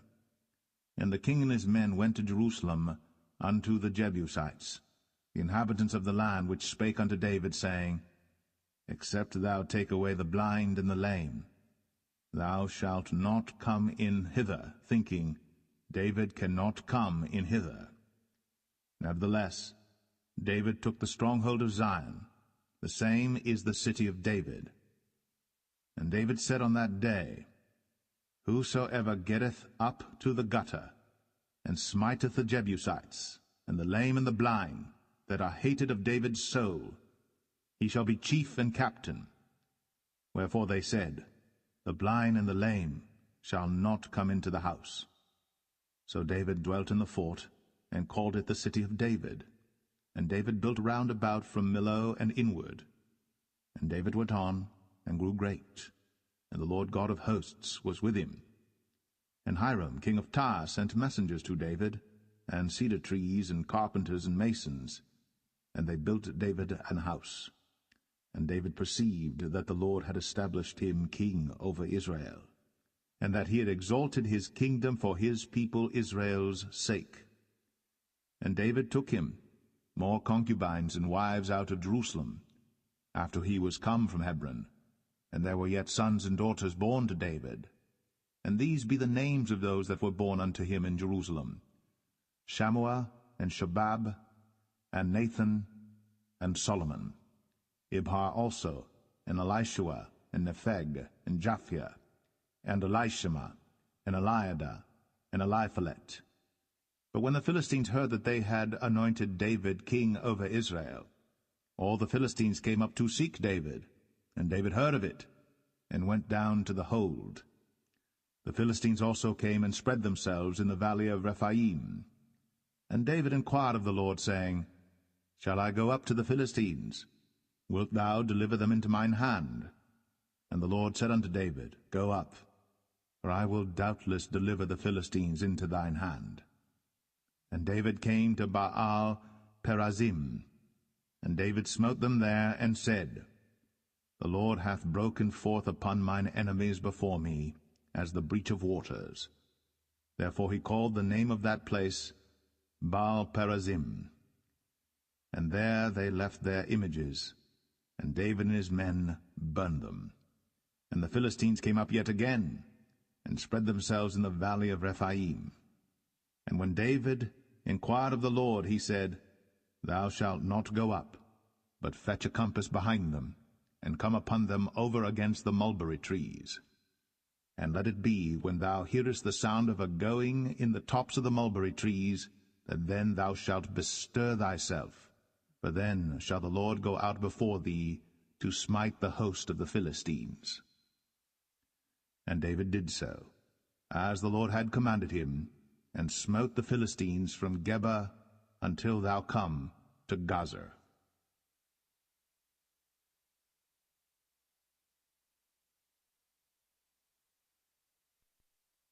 2 Samuel 6. Again David gathered together all the chosen men of Israel, 30,000. And David arose and went with all the people that were with him from Baalah of Judah, to bring up from thence the ark of God, whose name is called by the name of the Lord of hosts, that dwelleth between the cherubims. And they set the ark of God upon a new cart, and brought it out of the house of Abinadab that was in Gibeah. And Uzzah and Ahio, the sons of Abinadab, drave the new cart. And they brought it out of the house of Abinadab, which was at Gibeah, accompanying the ark of God, and Ahio went before the ark. And David and all the house of Israel played before the Lord in all manner of instruments made of fir wood, even on harps, and on psalteries, and on timbrels, and on cornets, and on cymbals.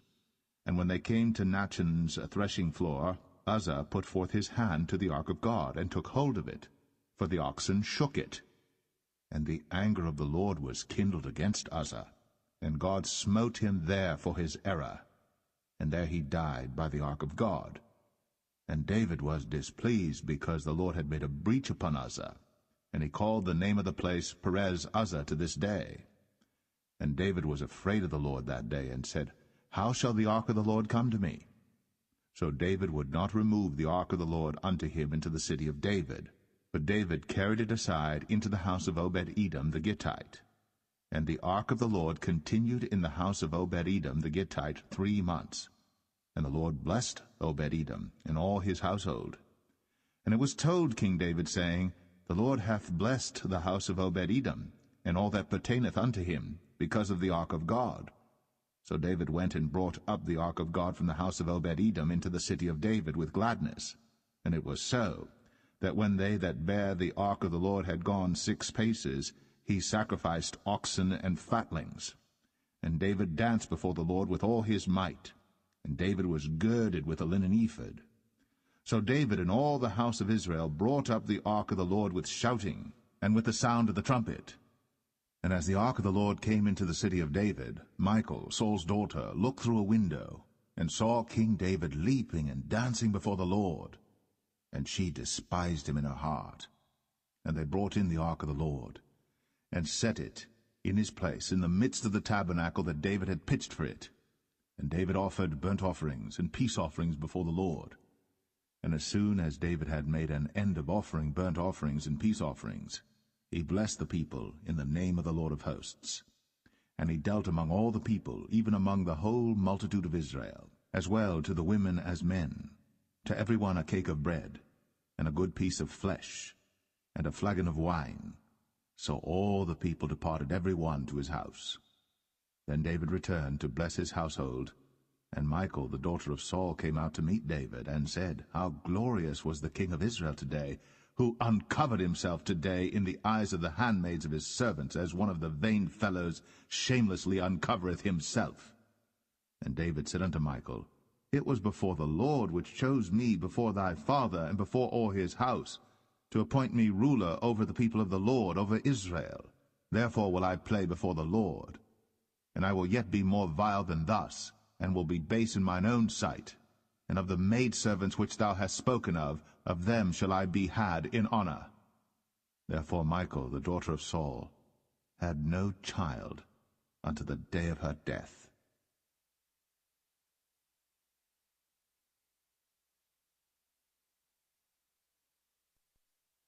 2 Samuel 7.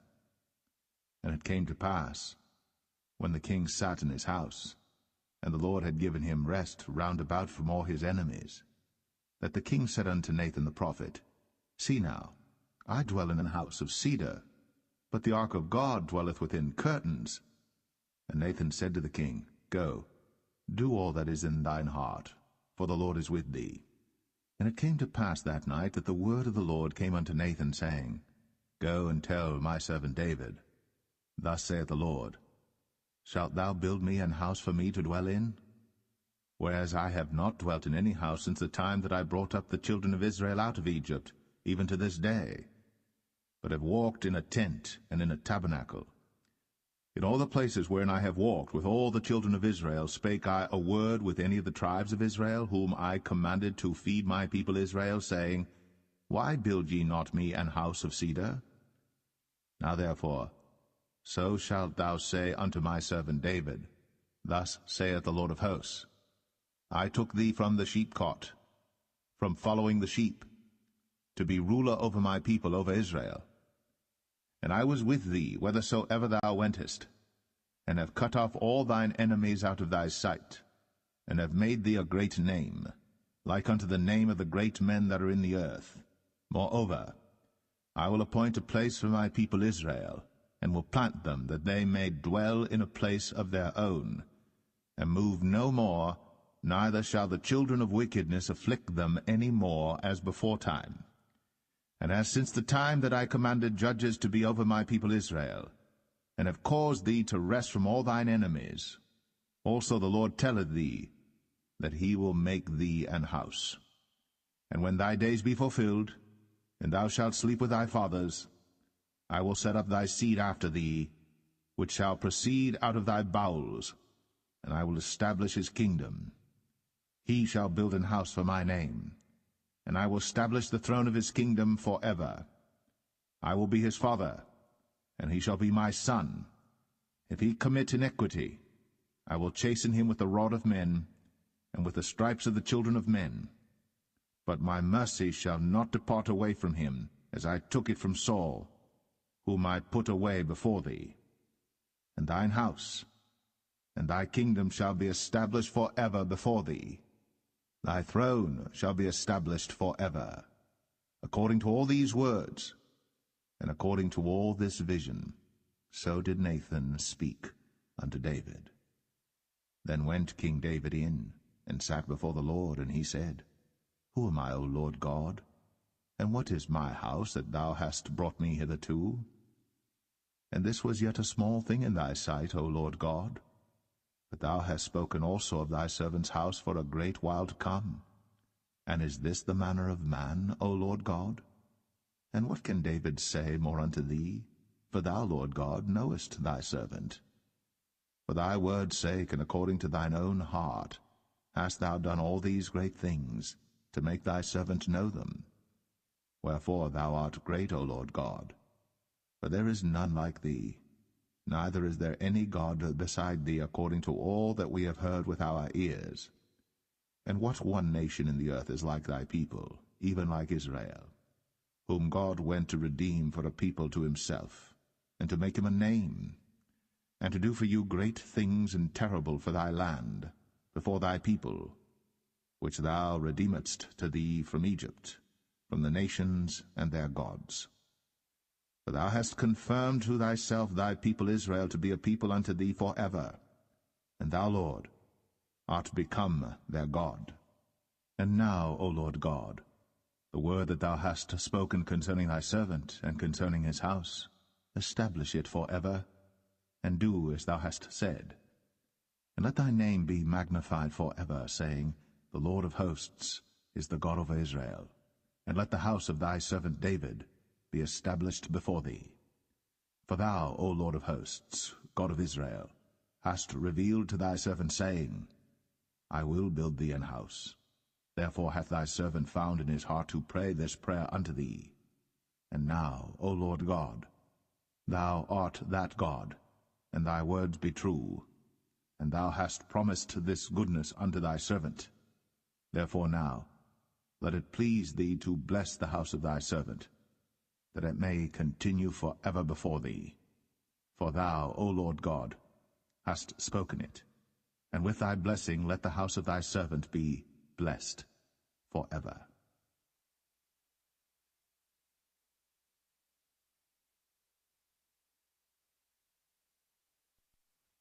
Second Samuel 8. And after this, it came to pass that David smote the Philistines, and subdued them. And David took Metheg-Ammah out of the hand of the Philistines.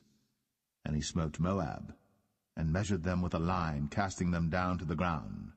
Even with 2 lines measured he, to put to death, and with 1 full line to keep alive.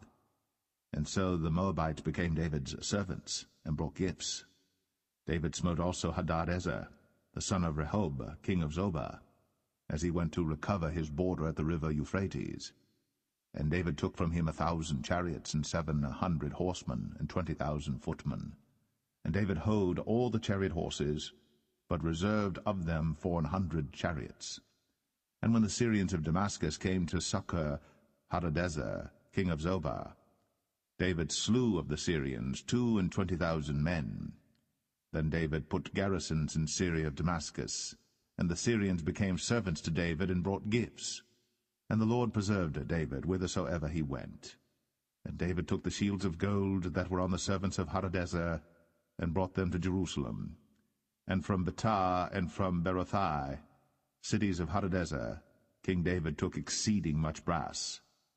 When Toi, king of Hamath, heard that David had smitten all the host of Hadadezer, then Toi sent Joram his son unto King David to salute him and to bless him, because he had fought against Hadadezer, and smitten him. For Hadadezer had wars with Toi. And Joram brought with him vessels of silver, and vessels of gold, and vessels of brass, which also King David did dedicate unto the Lord, with the silver and gold that he had dedicated of all nations which he subdued, of Syria, and of Moab, and of the children of Ammon, and of the Philistines, and of Amalek, and of the spoil of Hadadezer, son of Rehob, king of Zobah. And David gat him a name when he returned from smiting of the Syrians in the valley of Salt, being 18,000 men. And he put garrisons in Edom. Throughout all Edom put he garrisons, and all they of Edom became David's servants. And the Lord preserved David whithersoever he went. And David reigned over all Israel. And David executed judgment and justice unto all his people. And Joab the son of Zeruiah was over the host, and Jehoshaphat the son of Ahilud was recorder, and Zadok the son of Ahitub, and Ahimelech the son of Abiathar were the priests, and Seraiah was the scribe, and Benaniah the son of Jehoiada was over both the Cherethites and the Pelethites, and David's sons were chief rulers.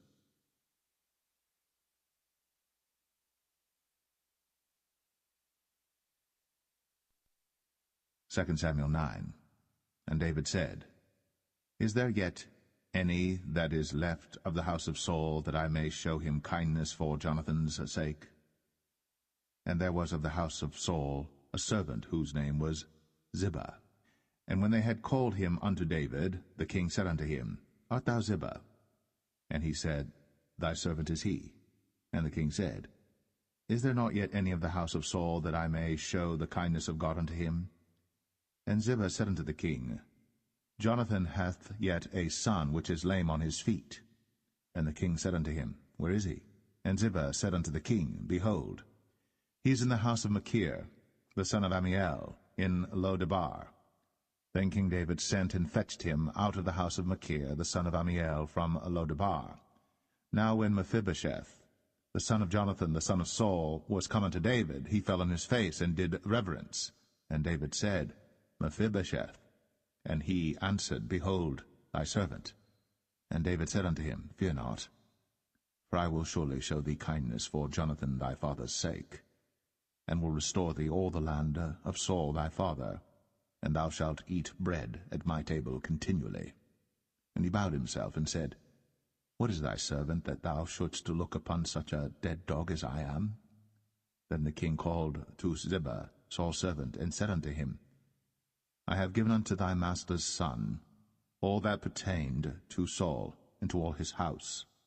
Thou therefore and thy sons and thy servants shall till the land for him, and thou shalt bring in the fruits, that thy master's son may have food to eat. But Mephibosheth, thy master's son, shall eat bread always at my table. Now Ziba had 15 sons and 20 servants. Then said Ziba unto the king, According to all that my lord the king hath commanded his servant, so shall thy servant do. As for Mephibosheth, said the king, he shall eat at my table as one of the king's sons. And Mephibosheth had a young son whose name was Micah. And all that dwelt in the house of Ziba were servants unto Mephibosheth. So Mephibosheth dwelt in Jerusalem, for he did eat continually at the king's table, and was lame on both his feet.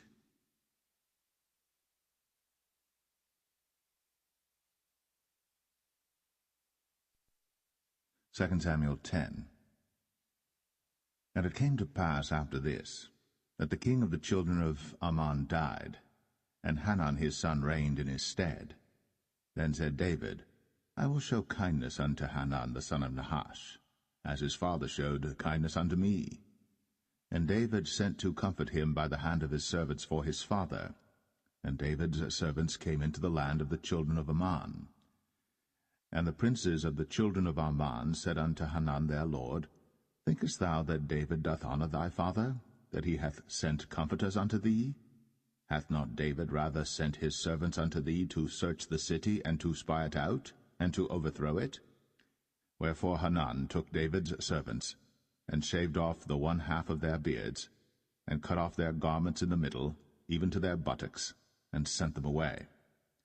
When they told it unto David, he sent to meet them, because the men were greatly ashamed. And the king said, Tarry at Jericho until your beards be grown, and then return. And when the children of Ammon saw that they stank before David, the children of Ammon sent and hired the Syrians of Beth-rehob, and the Syrians of Zobah, 20,000 footmen, and of King Maacah 1,000 men, and of Ishtab 12,000 men. And when David heard of it, he sent Joab and all the host of the mighty men. And the children of Ammon came out and put the battle in array at the entering in of the gate. And the Syrians of Zobah, and of Rehob, and Ishtab, and Maacah were by themselves in the field. When Joab saw that the front of the battle was against him before and behind, he chose of all the choice men of Israel, and put them in array against the Syrians. And the rest of the people he delivered into the hand of Abishai his brother, that he might put them in array against the children of Ammon. And he said, If the Syrians be too strong for me, then thou shalt help me. But if the children of Ammon be too strong for thee, then I will come and help thee. Be of good courage. Let us play the men for our people, and for the cities of our God.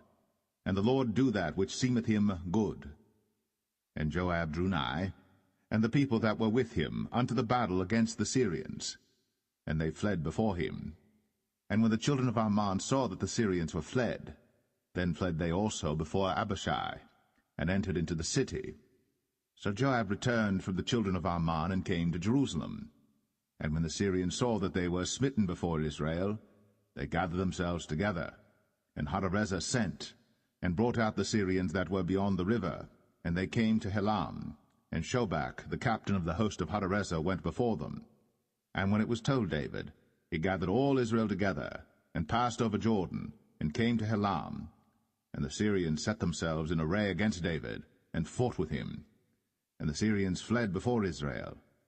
And David slew the men of 700 chariots of the Syrians, and 40,000 horsemen, and smote Shobach, the captain of their host, who died there. And when all the kings that were servants to Hadarezer saw that they were smitten before Israel, they made peace with Israel, and served them. So the Syrians feared to help the children of Ammon any more.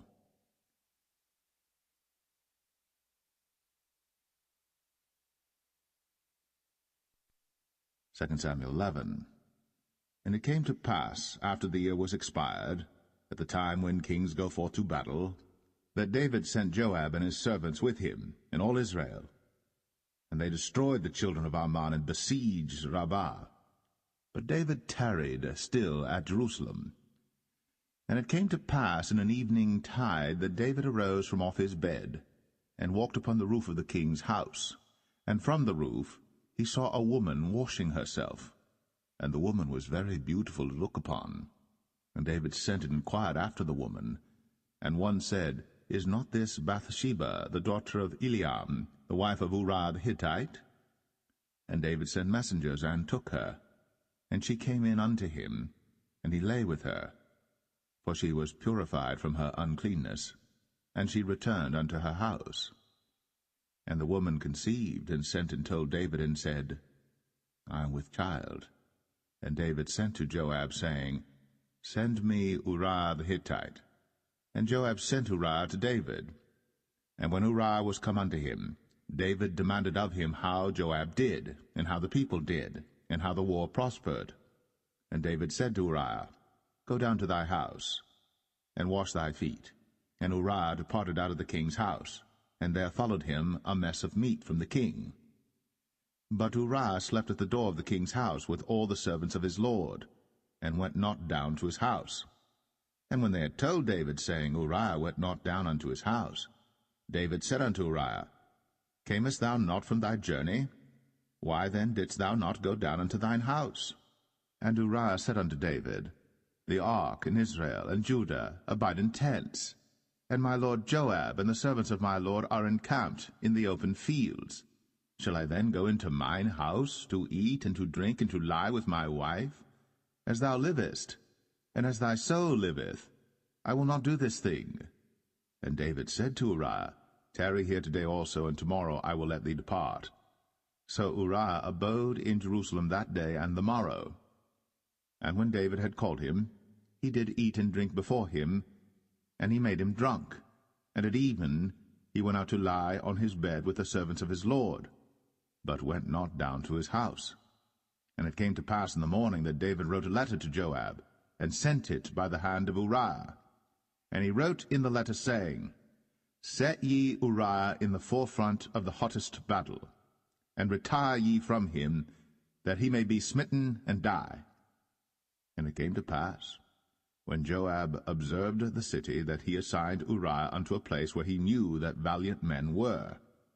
And the men of the city went out, and fought with Joab, and there fell some of the people of the servants of David, and Uriah the Hittite died also. Then Joab sent and told David all the things concerning the war, and charged the messenger, saying, When thou hast made an end of telling the matters of the war unto the king, and if so be that the king's wrath arise, and he say unto thee, Wherefore approached ye so nigh unto the city when ye did fight? Knew ye not that they would shoot from the wall? Who smote Abimelech, the son of Jerubbesheth? Did not a woman cast a piece of a millstone upon him from the wall, that he died in Thebez? Why went ye nigh the wall? Then say thou, Thy servant Uriah the Hittite is dead also. So the messenger went, and came and showed David all that Joab had sent him for. And the messenger said unto David, Surely the men prevailed against us, and came out unto us into the field, and we were upon them even unto the entering of the gate. And the shooters shot from off the wall upon thy servants, and some of the king's servants be dead, and thy servant Uriah the Hittite is dead also. Then David said unto the messenger, Thus shalt thou say unto Joab, Let not this thing displease thee, for the sword devoureth one as well as another. Make thy battle more strong against the city, and overthrow it, and encourage thou him. And when the wife of Uriah heard that Uriah her husband was dead, she mourned for her husband. And when the morning was past, David sent and fetched her to his house, and she became his wife, and bare him a son. But the thing that David had done displeased the Lord.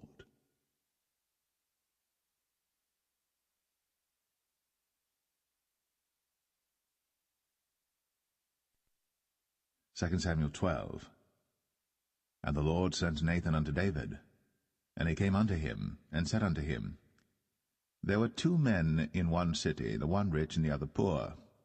The rich man had exceeding many flocks and herds, But the poor man had nothing save one little ewe lamb, which he had bought and nourished up. And it grew up together with him, and with his children. It did eat of his own meat, and drank of his own cup, and lay in his bosom, and was unto him as a daughter.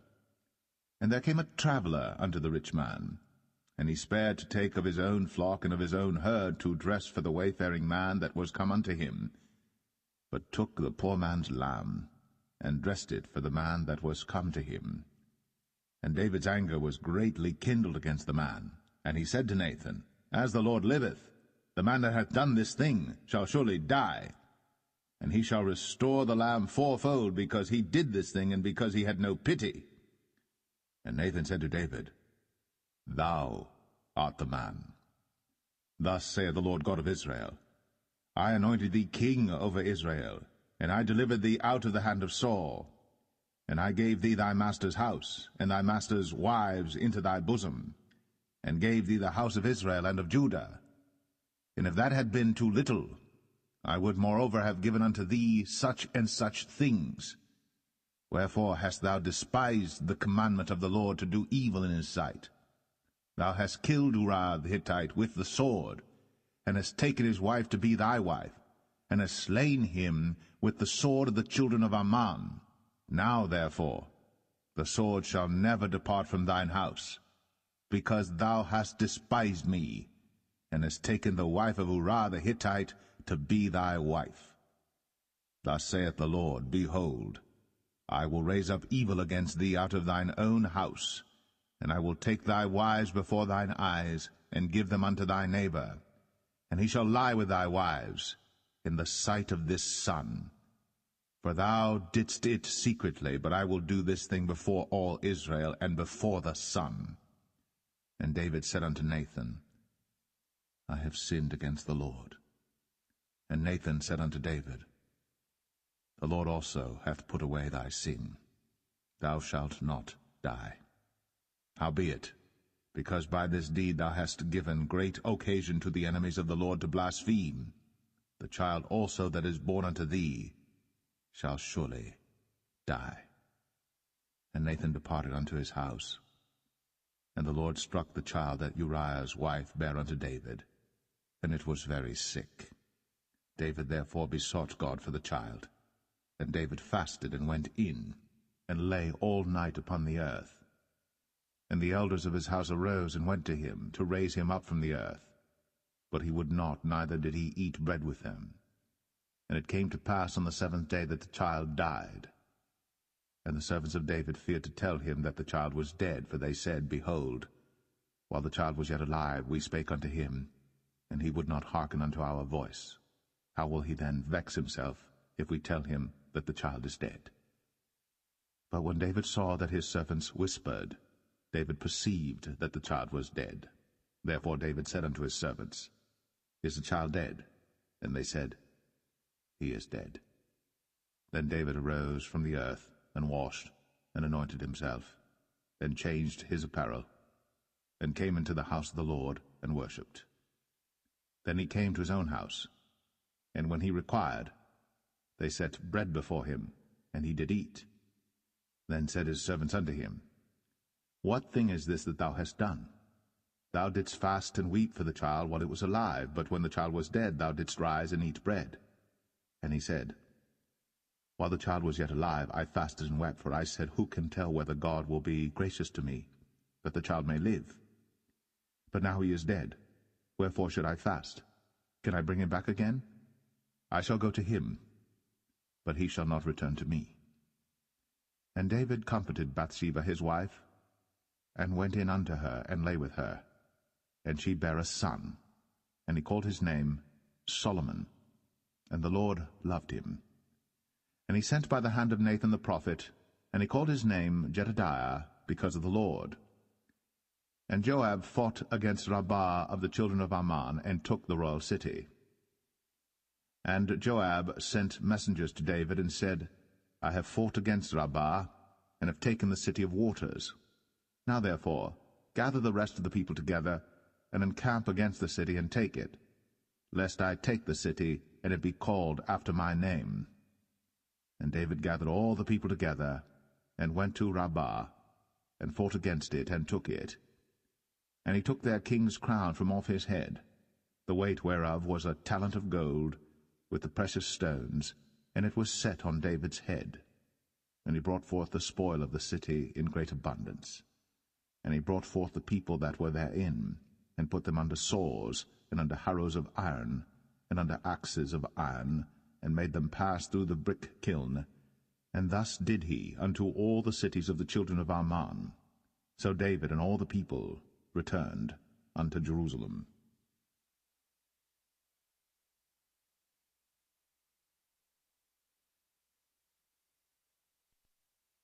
2 Samuel 13. And it came to pass after this, that Absalom the son of David had a fair sister whose name was Tamar, and Amnon the son of David loved her.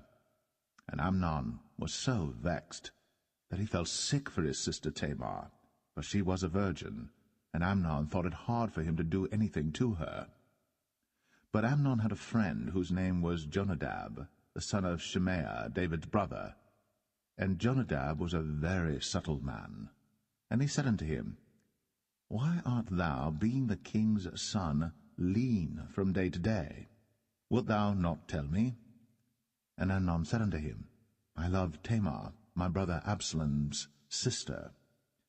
And Jonadab said unto him, Lay thee down on thy bed, and make thyself sick. And when thy father cometh to see thee, say unto him, I pray thee, let my sister Tamar come and give me meat, and dress the meat in my sight, that I may see it, and eat it at her hand. So Amnon lay down, and made himself sick. And when the king was come to see him, Amnon said unto the king, I pray thee, let Tamar my sister come, and make me a couple of cakes in my sight, that I may eat at her hand. Then David sent home to Tamar, saying, Go now to thy brother Amnon's house, and dress him meat. So Tamar went to her brother Amnon's house, and he was laid down. And she took flour, and kneaded it, and made cakes in his sight, and did bake the cakes. And she took a pan, and poured them out before him. But he refused to eat.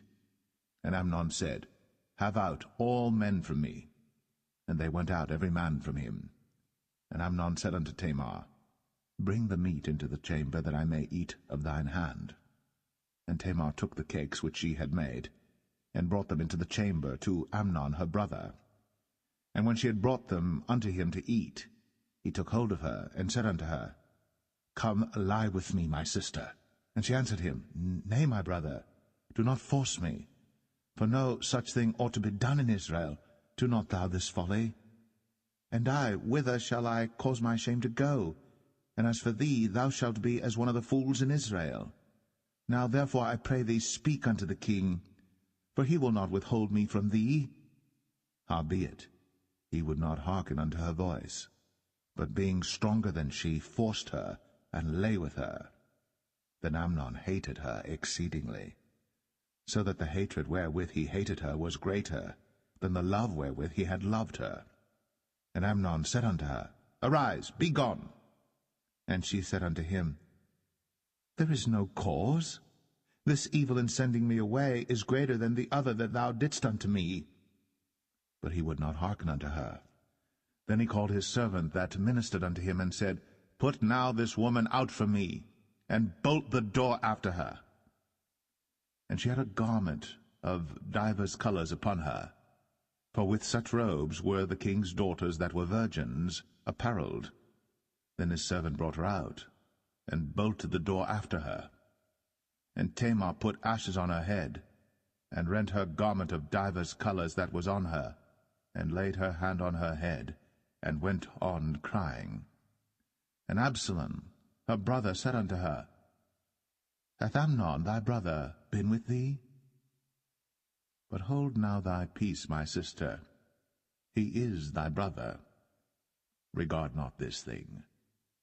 So Tamar remained desolate in her brother Absalom's house. But when King David heard of all these things, he was very wroth. And Absalom spake unto his brother Amnon, neither good nor bad, for Absalom hated Amnon, because he had forced his sister Tamar.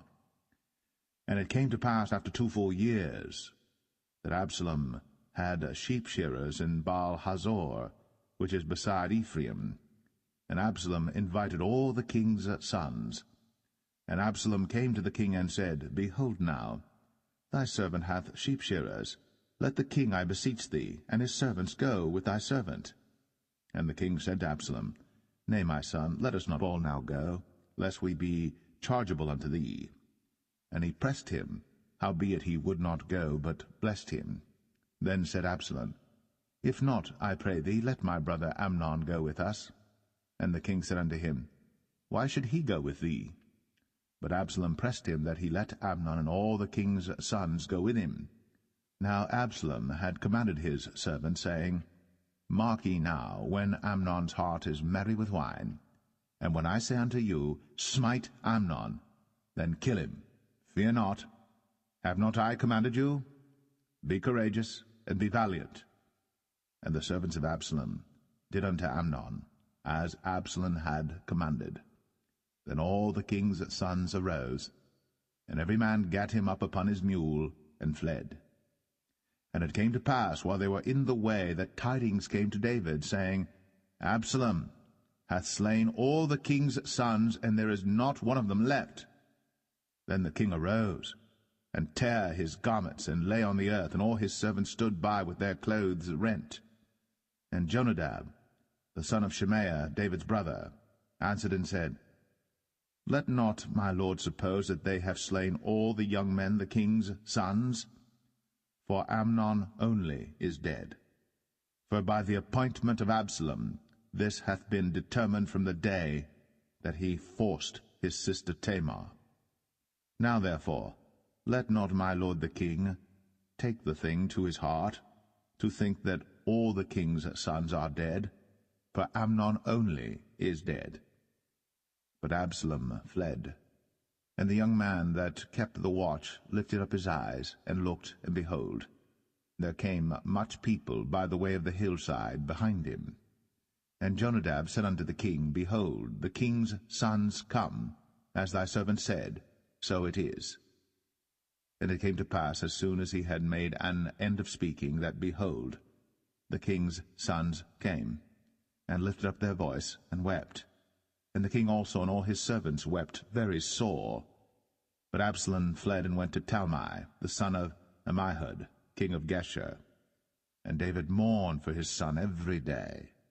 So Absalom fled and went to Geshur, and was there 3 years. And the soul of King David longed to go forth unto Absalom, for he was comforted concerning Amnon, seeing he was dead.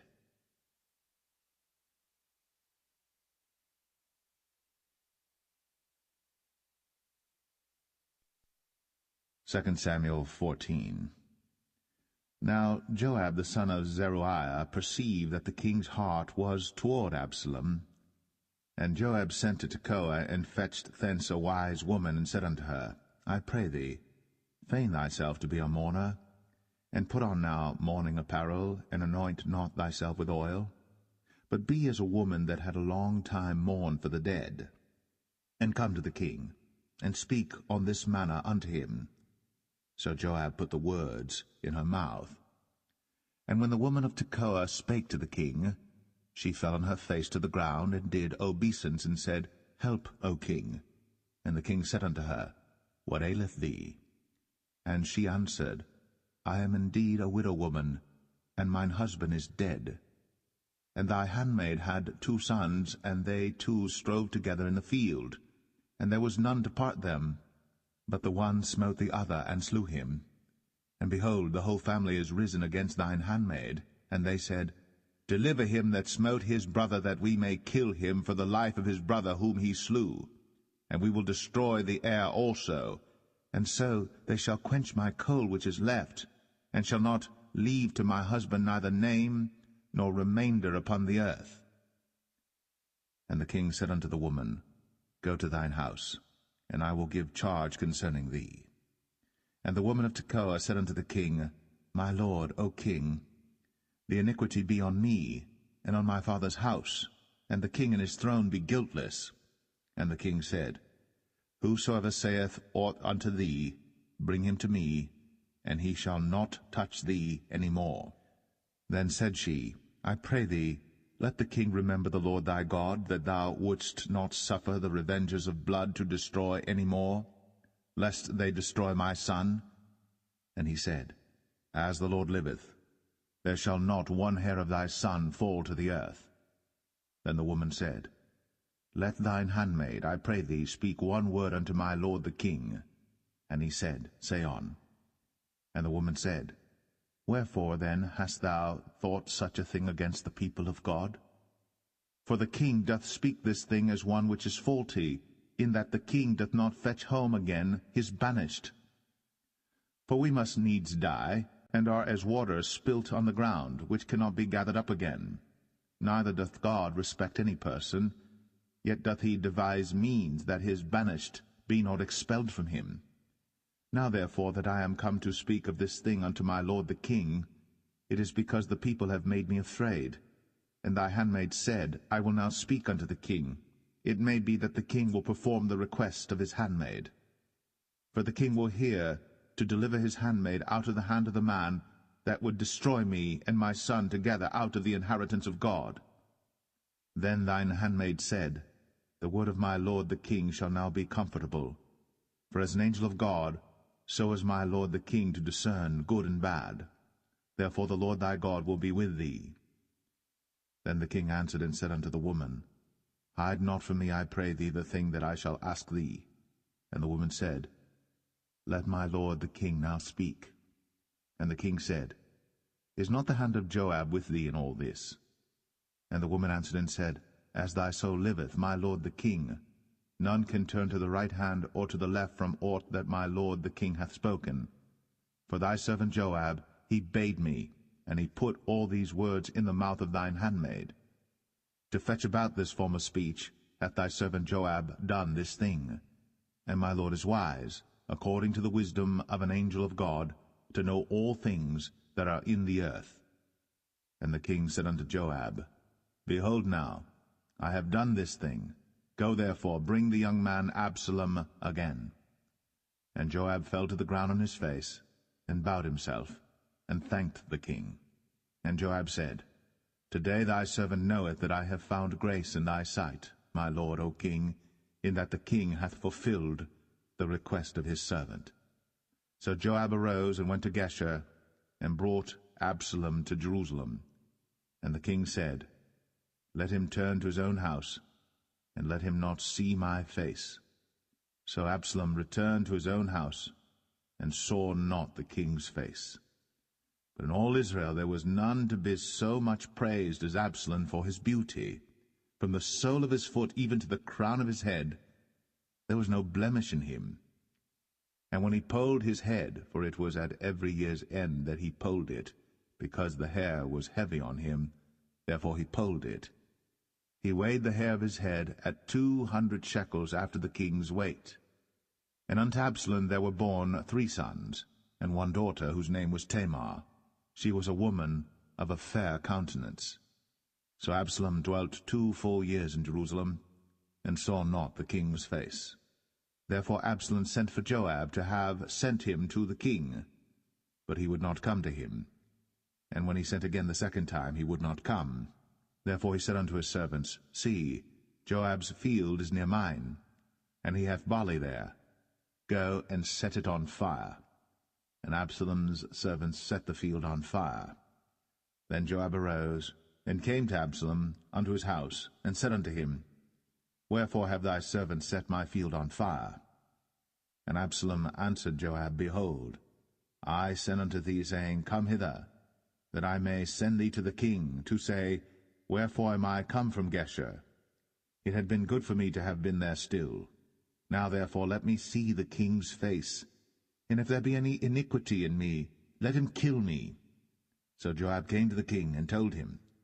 And when he had called for Absalom, he came to the king, and bowed himself on his face to the ground before the king. And the king kissed Absalom.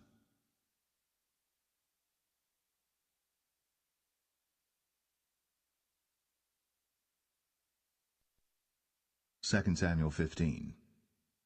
And it came to pass after this, that Absalom prepared him chariots and horses, and 50 men to run before him. And Absalom rose up early, and stood beside the way of the gate. And it was so, that when any man that had a controversy came to the king for judgment, then Absalom called unto him, and said, Of what city art thou? And he said, Thy servant is of one of the tribes of Israel. And Absalom said unto him, See, thy matters are good and right, but there is no man deputed of the king to hear thee. Absalom said moreover, O that I were made judge in the land, that every man which hath any suit or cause might come unto me, and I would do him justice. And it was so, that when any man came nigh to him to do him obeisance, he put forth his hand, and took him, and kissed him. And on this manner did Absalom to all Israel that came to the king for judgment. So Absalom stole the hearts of the men of Israel. And it came to pass after 40 years, that Absalom said unto the king, I pray thee, let me go and pay my vow, which I have vowed unto the Lord in Hebron. For thy servant vowed a vow while I abode at Geshur in Syria, saying, If the Lord shall bring me again indeed to Jerusalem, then I will serve the Lord. And the king said unto him, Go in peace. So he arose, and went to Hebron. But Absalom sent spies throughout all the tribes of Israel, saying, As soon as ye hear the sound of the trumpet, then ye shall say, Absalom reigneth in Hebron. And with Absalom went 200 men out of Jerusalem, that were called, and they went in their simplicity, and they knew not anything. And Absalom sent for Ahithophel the Gilonite, David's counselor, from his city, even from Gilo, while he offered sacrifices. And the conspiracy was strong, for the people increased continually with Absalom. And there came a messenger to David, saying, The hearts of the men of Israel are after Absalom. And David said unto all his servants that were with him at Jerusalem, Arise, and let us flee. For we shall not else escape from Absalom. Make speed to depart, lest he overtake us suddenly, and bring evil upon us, and smite the city with the edge of the sword. And the king's servant said unto the king, Behold, thy servants are ready to do whatsoever my lord the king shall appoint. And the king went forth, and all his household after him. And the king left 10 women which were concubines to keep the house. And the king went forth, and all the people after him, and tarried in a place that was far off. And all his servants passed on beside him, and all the Cherethites, and all the Pelethites, and all the Gittites, 600 men which came after him from Gath, passed on before the king. Then said the king to Ittai the Gittite, Wherefore goest thou also with us? Return to thy place, and abide with the king, for thou art a stranger, and also an exile. Whereas thou camest but yesterday, should I this day make thee go up and down with us? Seeing I go whither I may, return thou, and take back thy brethren. Mercy and truth be with thee. And Ittai answered the king, and said, As the Lord liveth, and as my lord the king liveth, surely in what place my lord the king shall be, whether in death or life, even there also will thy servant be. And David said to Ittai, Go and pass over. And Ittai the Gittite passed over, and all his men, and all the little ones that were with him. And all the country wept with a loud voice. And all the people passed over. The king also himself passed over the brook Kidron. And all the people passed over toward the way of the wilderness. And lo, Zadok also, and all the Levites were with him, bearing the ark of the covenant of God. And they set down the ark of God, and Abiathar went up, until all the people had done passing out of the city. And the king said unto Zadok, Carry back the ark of God into the city. If I shall find favor in the eyes of the Lord, he will bring me again, and show me both it and his habitation. But if he thus say, I have no delight in thee, behold, here am I. Let him do to me as seemeth good unto him. The king said also unto Zadok the priest, Art not thou a seer? Return into the city in peace, and your 2 sons with you, Ahimaaz thy son, and Jonathan the son of Abiathar. See, I will tarry in the plain of the wilderness, until there come word from you to certify me. Zadok therefore And Abiathar carried the ark of God again to Jerusalem, and they tarried there. And David went up by the ascent of Mount Olivet, and wept as he went up, and had his head covered, and he went barefoot, and all the people that was with him covered every man his head, and they went up, weeping as they went up. And one told David, saying, Ahithophel is among the conspirators with Absalom. And David said, O Lord, I pray thee, turn the counsel of Ahithophel into foolishness. And it came to pass that when David was come to the top of the mount, where he worshipped God, behold, Hushai the Archite came to meet him with his coat rent, and earth upon his head. Unto whom David said, If thou passest on with me, then thou shalt be a burden unto me. But if thou return to the city, and say unto Absalom, I will be thy servant, O king, as I have been thy father's servant hitherto, so will I now also be thy servant. Then mayest thou for me defeat the counsel of Ahithophel. And hast thou not there with thee Zadok and Abiathar the priests? Therefore it shall be that what thing soever thou shalt hear out of the king's house, thou shalt tell it to Zadok and Abiathar the priests. Behold, they have there with them their 2 sons, Ahimaaz Zadok's son, and Jonathan Abiathar's son. And by them ye shall send unto me everything that ye can hear. So Hushai, David's friend, came into the city, and Absalom came into Jerusalem.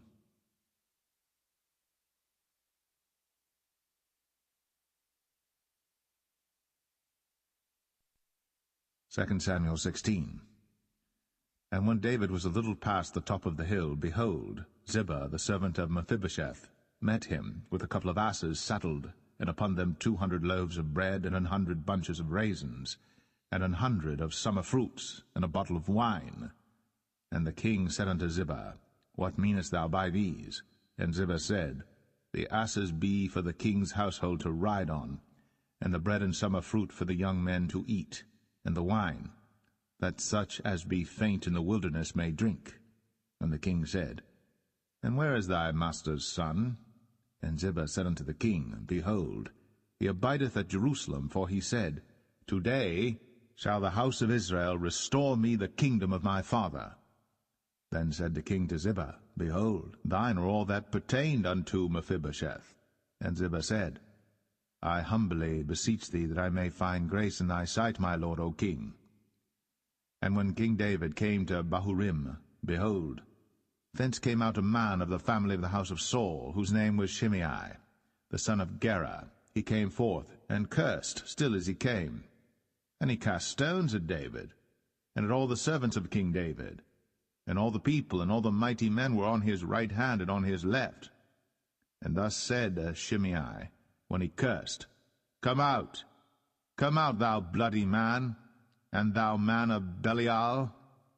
The Lord hath returned upon thee all the blood of the house of Saul, in whose stead thou hast reigned. And the Lord hath delivered the kingdom into the hand of Absalom thy son, and behold, thou art taken in thy mischief, because thou art a bloody man.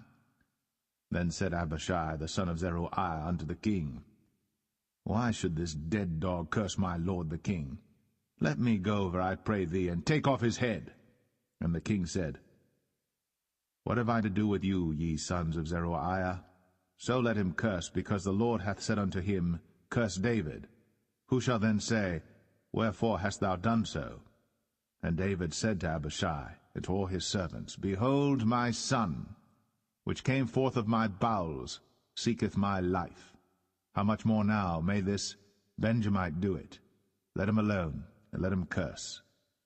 For the Lord hath bidden him. It may be that the Lord will look on mine affliction, and that the Lord will requite me good for his cursing this day. And as David and his men went by the way, Shimei went along on the hill's side over against him, and cursed as he went, and threw stones at him, and cast dust. And the king and all the people that were with him came weary, and refreshed themselves there. And Absalom and all the people, the men of Israel, came to Jerusalem, and Ahithophel with him. And it came to pass, when Hushai the Archite David's friend, was come unto Absalom, that Hushai said unto Absalom, God save the king! God save the king! And Absalom said to Hushai, Is this thy kindness to thy friend? Why wentest thou not with thy friend? And Hushai said unto Absalom, Nay, but whom the Lord and this people and all the men of Israel choose, his will I be, and with him will I abide. And again, whom should I serve? Should I not serve in the presence of his son? As I have served in thy father's presence, so will I be in thy presence. Then said Absalom to Ahithophel, Give counsel among you what we shall do. And Ahithophel said unto Absalom, Go in unto thy father's concubines, which he hath left to keep the house. And all Israel shall hear that thou art abhorred of thy father. Then shall the hands of all that are with thee be strong. So they spread Absalom a tent upon the top of the house. And Absalom went in unto his father's concubines in the sight of all Israel. And the counsel of Ahithophel, which he counselled in those days, was as if a man had inquired at the oracle of God. So was all the counsel of Ahithophel, both with David and with Absalom.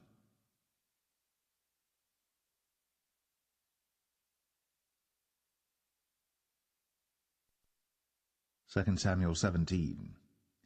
Moreover Ahithophel said unto Absalom, Let me now choose out 12,000 men, and I will arise and pursue after David this night. And I will come upon him while he is weary and weak-handed, and will make him afraid, and all the people that are with him shall flee, and I will smite the king only. And I will bring back all the people unto thee. The man whom thou seekest is as if all returned, so all the people shall be in peace. And the saying pleased Absalom well, and all the elders of Israel. Then said Absalom, Call now Hushai the Archite also, and let us hear likewise what he saith. And when Hushai was come to Absalom, Absalom spake unto him, saying, Ahithophel hath spoken after this manner. Shall we do after his saying? If not, speak thou. And Hushai said unto Absalom, The counsel that Ahithophel hath given is not good at this time. For, said Hushai, Thou knowest thy father and his men, that they be mighty men, and they be chafed in their minds, as a bear robbed of her whelps in the field. And thy father is a man of war, and will not lodge with the people. Behold, he is hid now in some pit, or in some other place, and it will come to pass, when some of them be overthrown at the first, that whosoever heareth it will say, There is a slaughter among the people that follow Absalom. And he also that is valiant, whose heart is as the heart of a lion, shall utterly melt. For all Israel knoweth that thy father is a mighty man, and they which be with him are valiant men. Therefore I counsel that all Israel be generally gathered unto thee, from Dan even to Beersheba, as the sand that is by the sea for multitude, and that thou go to battle in thine own person. So shall we come upon him in some place where he shall be found, and we will light upon him as the dew falleth on the ground, and of him, and of all the men that are with him, there shall not be left so much as one. Moreover, if he be gotten into a city, then shall all Israel bring ropes to that city, and we will draw it into the river, until there be not one small stone found there. And Absalom and all the men of Israel said, The counsel of Hushai the Archite is better than the counsel of Ahithophel. For the Lord had appointed to defeat the good counsel of Ahithophel, to the intent that the Lord might bring evil upon Absalom.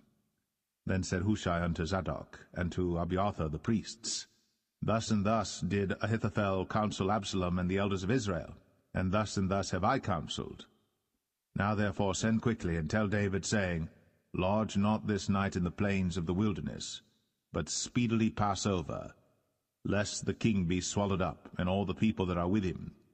Now Jonathan and Ahimaaz stayed by En-Rogel, for they might not be seen to come into the city. And a wench went and told them, and they went and told King David. Nevertheless a lad saw them and told Absalom. But they went both of them away quickly, and came to a man's house in Bahurim, which had a well in his court.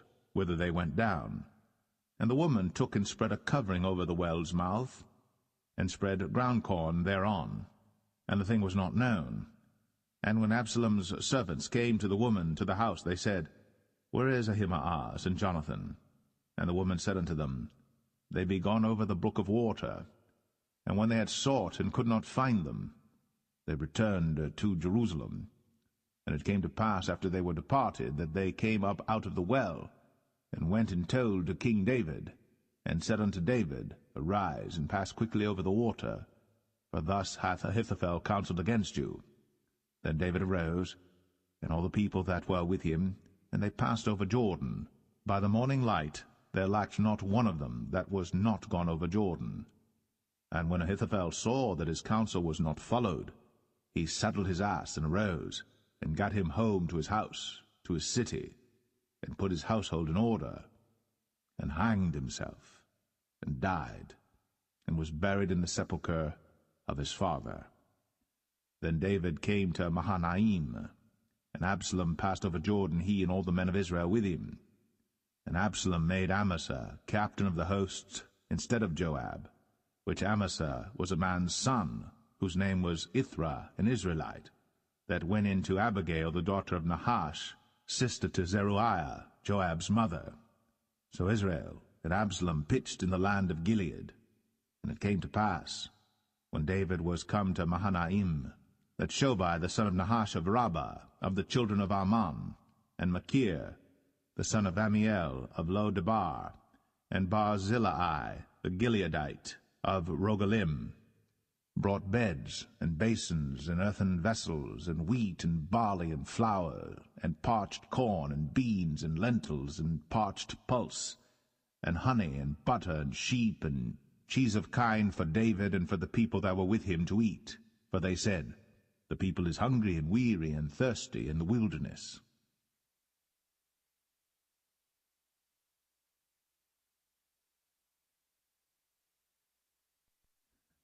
2 Samuel 18.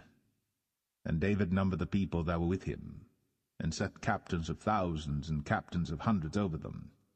And David sent forth a third part of the people under the hand of Joab, and a third part under the hand of Abishai the son of Zeruiah, Joab's brother, and a third part under the hand of Ittai the Gittite. And the king said unto the people, I will surely go forth with you myself also. But the people answered, Thou shalt not go forth, for if we flee away, they will not care for us, neither, if half of us die, will they care for us. But now thou art worth 10,000 of us. Therefore now it is better that thou succor us out of the city. And the king said unto them, What seemeth you best, I will do. And the king stood by the gate side, and all the people came out by hundreds and by thousands. And the king commanded Joab and Abishai and Ittai, saying, Deal gently for my sake with the young man, even with Absalom. And all the people heard when the king gave all the captains charge concerning Absalom.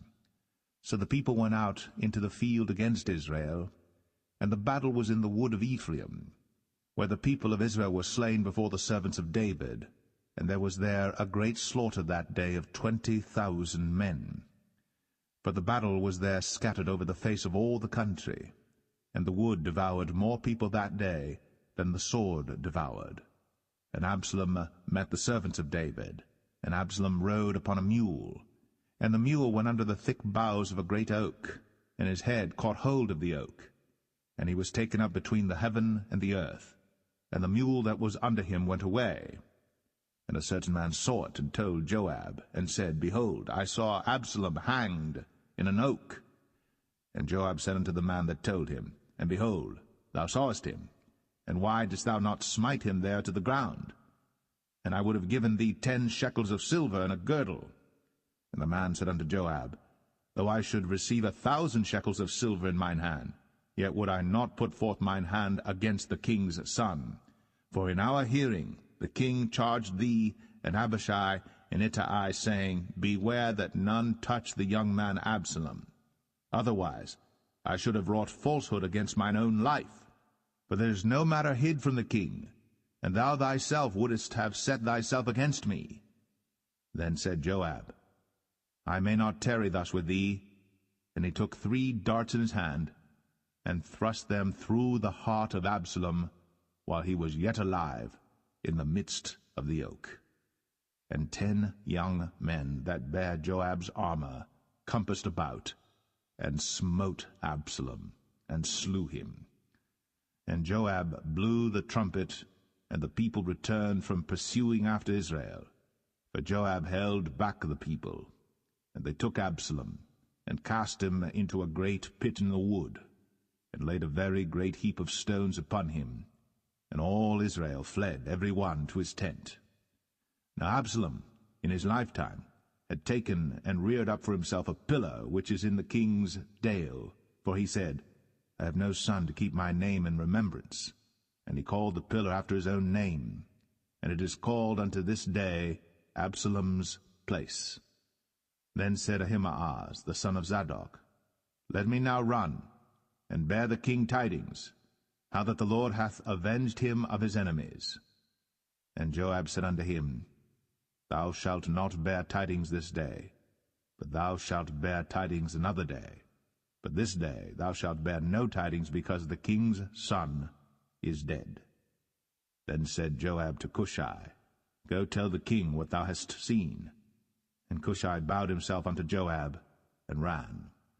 Then said Ahimaaz, the son of Zadok, yet again to Joab, But howsoever let me, I pray thee, also run after Cushai. And Joab said, Wherefore wilt thou run, my son, seeing that thou hast no tidings ready? But howsoever said he, Let me run. And he said unto him, Run. Then Ahimaaz ran by the way of the plain, and overran Cushai. And David sat between the 2 gates, and the watchman went up to the roof over the gate unto the wall, and lifted up his eyes, and looked, and behold, a man running alone. And the watchman cried, and told the king. And the king said, If he be alone, there is tidings in his mouth. And he came apace, and drew near. And the watchman saw another man running. And the watchman called unto the porter, and said, Behold, another man running alone. And the king said, He also bringeth tidings. And the watchman said, Methinketh the running of the foremost is like the running of Ahimaaz the son of Zadok. And the king said, He is a good man, and cometh with good tidings. And Ahimaaz called, and said unto the king, All is well. And he fell down to the earth upon his face before the king, and said, Blessed be the Lord thy God, which hath delivered up the men that lifted up their hand against my lord the king. And the king said, Is the young man Absalom safe? And Ahimaaz answered, When Joab sent the king's servant, and me thy servant, I saw a great tumult, but I knew not what it was. And the king said unto him, Turn aside, and stand here. And he turned aside, and stood still. And behold, Cushai came. And Cushai said, Tidings, my lord the king. For the Lord hath avenged thee this day of all them that rose up against thee. And the king said unto Cushai, Is the young man Absalom safe? And Cushai answered, The enemies of my lord the king, and all that rise against thee to do thee hurt, be as that young man is. And the king was much moved, and went up to the chamber over the gate, and wept. And as he went, thus he said, O my son Absalom, my son Absalom, would God I had died for thee, O Absalom, my son, my son.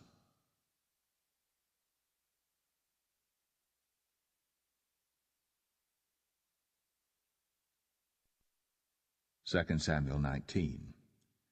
And it was told Joab, Behold, the king weepeth and mourneth for Absalom. And the victory that day was turned into mourning unto all the people, for the people heard say that day how the king was grieved for his son. And the people gat them by stealth that day into the city, as people being ashamed steal away when they flee in battle. But the king covered his face. And the king cried with a loud voice, O my son Absalom, O Absalom, my son, my son. And Joab came into the house to the king, and said, Thou hast shamed this day the faces of all thy servants, which this day have saved thy life and the lives of thy sons and of thy daughters, and the lives of thy wives and the lives of thy concubines, in that thou lovest thine enemies and hatest thy friends. For thou hast declared this day that thou regardest neither princes nor servants. For this day I perceive that if Absalom had lived, and all we had died this day, then it had pleased thee well. Now therefore arise, go forth, and speak comfortably unto thy servants. For I swear by the Lord, if thou go not forth, there will not tarry one with thee this night. And that will be worse unto thee than all the evil that befell thee from thy youth until now. Then the king arose and sat in the gate. And they told unto all the people, saying, Behold, the king doth sit in the gate. And all the people came before the king, for Israel had fled every man to his tent. And all the people were at strife throughout all the tribes of Israel, saying, The king saved us out of the hand of our enemies, and he delivered us out of the hand of the Philistines, and now he is fled out of the land for Absalom. And Absalom, whom we anointed over us, is dead in battle. Now therefore why speak ye not a word of bringing the king back? And King David sent to Zadok and to Abiathar the priests, saying, Speak unto the elders of Judah, saying, Why are ye the last to bring the king back to his house, seeing the speech of all Israel is come to the king, even to his house? Ye are my brethren, ye are my bones and my flesh, wherefore then are ye the last to bring back the king? And say ye to Amasa, Art thou not of my bone and of my flesh? God do so to me, and more also, if thou be not captain of the host before me continually in the room of Joab. And he bowed the heart of all the men of Judah, even as the heart of one man, so that they sent this word unto the king, Return thou, and all thy servants. So the king returned, and came to Jordan, and Judah came to Gilgal, to go to meet the king, to conduct the king over Jordan.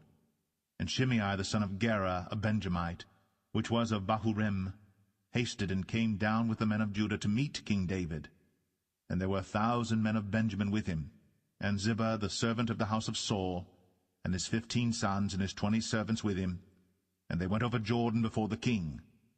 And there went over a ferry boat to carry over the king's household, and to do what he thought good. And Shimei the son of Gera fell down before the king, as he was come over Jordan, and said unto the king, Let not my lord impute iniquity unto me, neither do thou remember that which thy servant did perversely the day that my lord the king went out of Jerusalem, that the king should take it to his heart. For thy servant doth know that I have sinned. Therefore, behold, I am come the first this day of all the house of Joseph, to go down to meet my lord the king. But Abishai the son of Zeruiah answered and said, Shall not Shimei be put to death for this, because he cursed the Lord's anointed? And David said, What have I to do with you, ye sons of Zeruiah, that ye should this day be adversaries unto me? Shall there any man be put to death this day in Israel? For do not I know that I am this day king over Israel?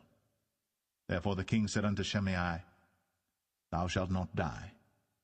And the king sware unto him. And Mephibosheth, the son of Saul, came down to meet the king, and had neither dressed his feet, nor trimmed his beard, nor washed his clothes, from the day the king departed until the day he came again in peace. And it came to pass, when he was come to Jerusalem to meet the king, that the king said unto him, Wherefore wentest not thou with me, Mephibosheth? And he answered, My lord, O king, my servant deceived me. For thy servant said, I will saddle me an ass, that I may ride thereon, and go to the king, because thy servant is lame. And he hath slandered thy servant unto my lord the king.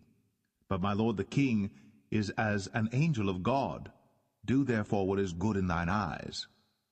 For all of my father's house were but dead men before my lord the king. Yet didst thou set thy servant among them that did eat at thine own table? What right therefore have I yet to cry any more unto the king?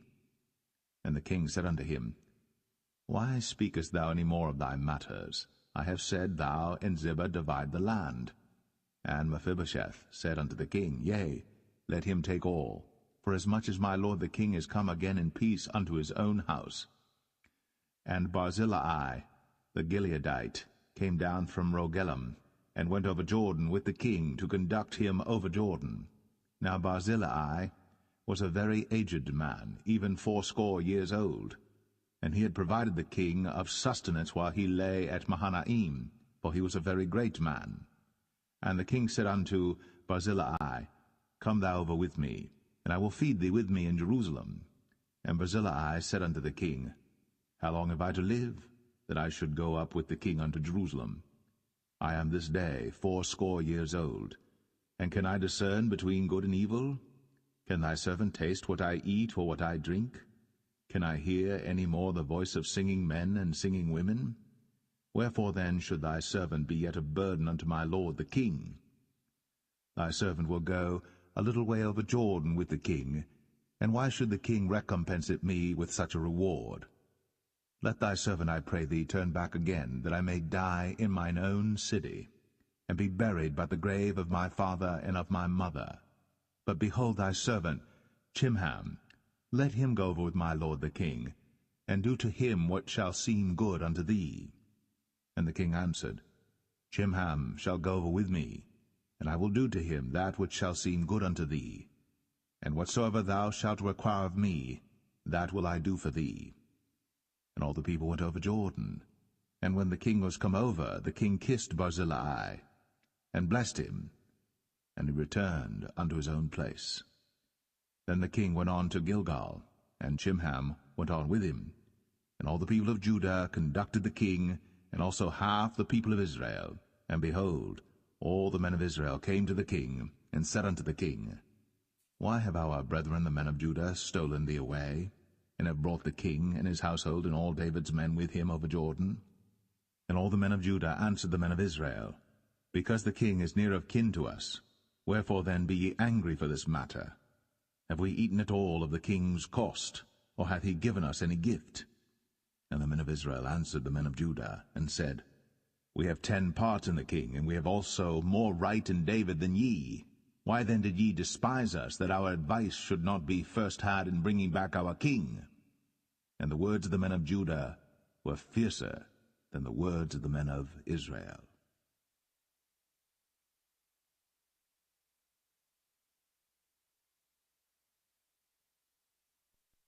Second Samuel 20.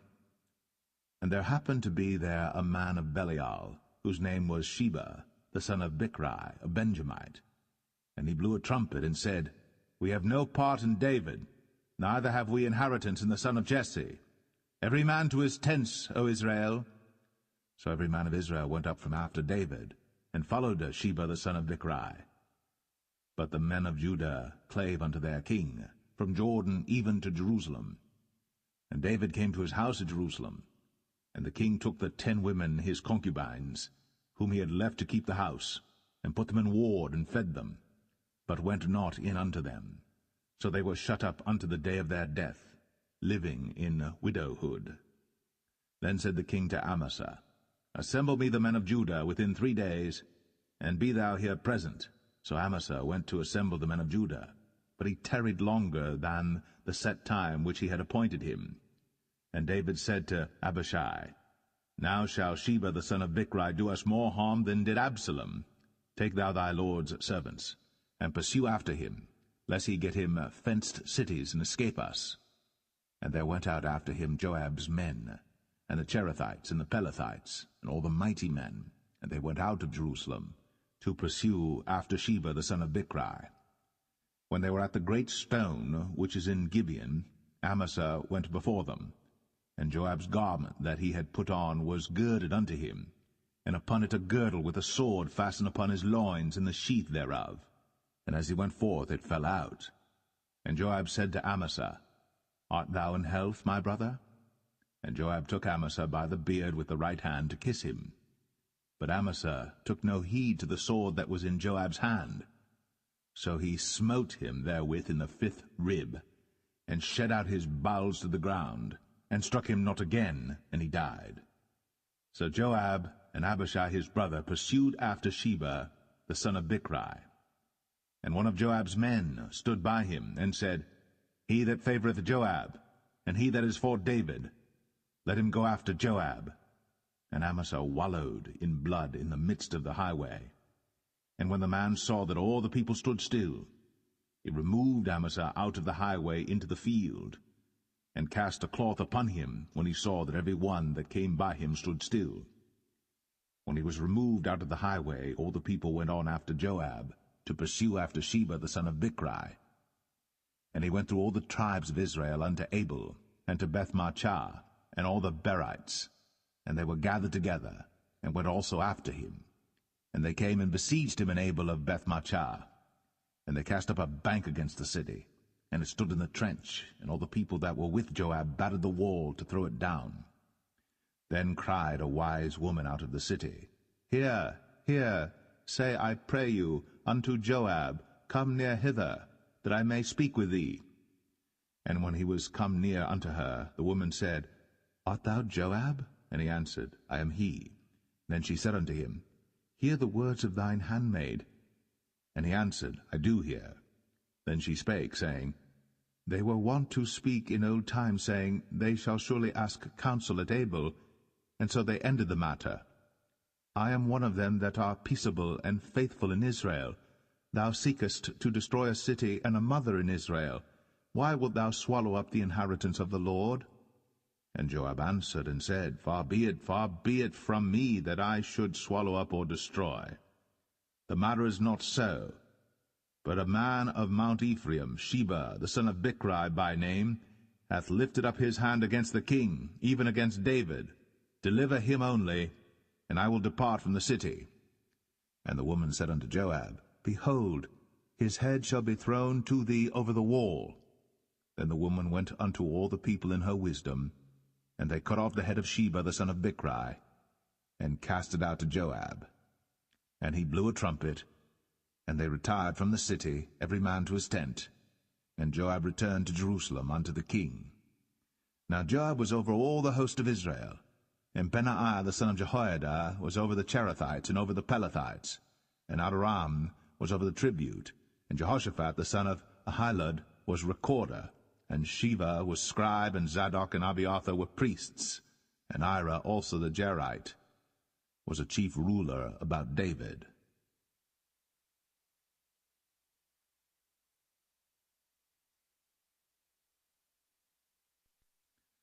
Second Samuel 21.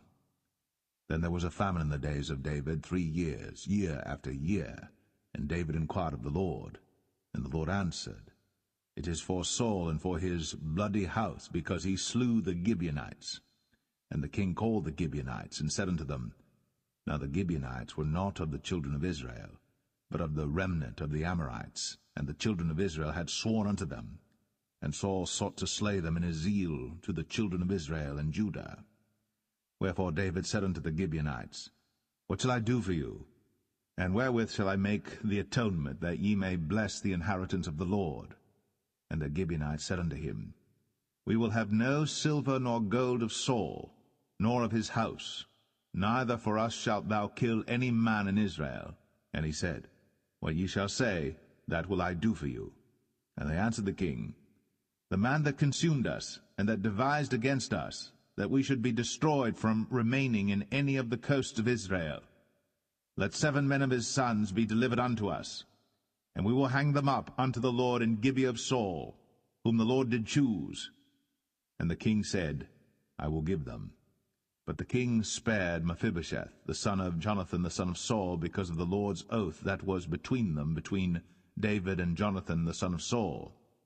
But the king took the 2 sons of Rizpah, the daughter of Aiah, whom she bare unto Saul, Armoni and Mephibosheth, and the 5 sons of Michal the daughter of Saul, whom she brought up for Adriel the son of Barzillai the Maholathite. And he delivered them into the hands of the Gibeonites, and they hanged them in the hill before the Lord. And they fell all 7 together, and were put to death in the days of harvest, in the first days, in the beginning of barley harvest. And Rizpah the daughter of Aiah took sackcloth, and spread it for her upon the rock, from the beginning of harvest until water dropped upon them out of heaven, and suffered neither the birds of the air to rest on them by day, nor the beast of the field by night. And it was told David what Rizpah the daughter of Aiah, the concubine of Saul, had done. And David went and took the bones of Saul, and the bones of Jonathan his son, from the men of Jabesh-Gilead, which had stolen them from the street of Bethshan, where the Philistines had hanged them, when the Philistines had slain Saul in Gilboa. And he brought up from thence the bones of Saul, and the bones of Jonathan his son, and they gathered the bones of them that were hanged. And the bones of Saul and Jonathan his son buried they in the country of Benjamin in Zelah, in the sepulchre of Kish his father, and they performed all that the king commanded, and after that God was entreated for the land. Moreover, the Philistines had yet war again with Israel, and David went down, and his servants with him, and fought against the Philistines, and David waxed faint. And Ishbi-Benob, which was of the sons of the giant, the weight of whose spear weighed 300 shekels of brass in weight, he being girded with a new sword, thought to have slain David. But Abishai the son of Zeruiah succored him, and smote the Philistine, and killed him. Then the men of David sware unto him, saying, Thou shalt go no more out with us to battle, that thou quench not the light of Israel. And it came to pass after this, that there was again a battle with the Philistines at Gob. Then Sibbechai the Hushathite slew Saph, which was of the sons of the giant. And there was again a battle in Gob with the Philistines, where Elhanan the son of Jareh-Oragim, a Bethlehemite, slew the brother of Goliath the Gittite, the staff of whose spear was like a weaver's beam. And there was yet a battle in Gath, where was a man of great stature, that had on every hand 6 fingers, and on every foot 6 toes, 24 in number, and he also was born to the giant. And when he defied Israel, Jonathan the son of Shemaiah, the brother of David, slew him. These 4 were born to the giant in Gath, and fell by the hand of David, and by the hand of his servants.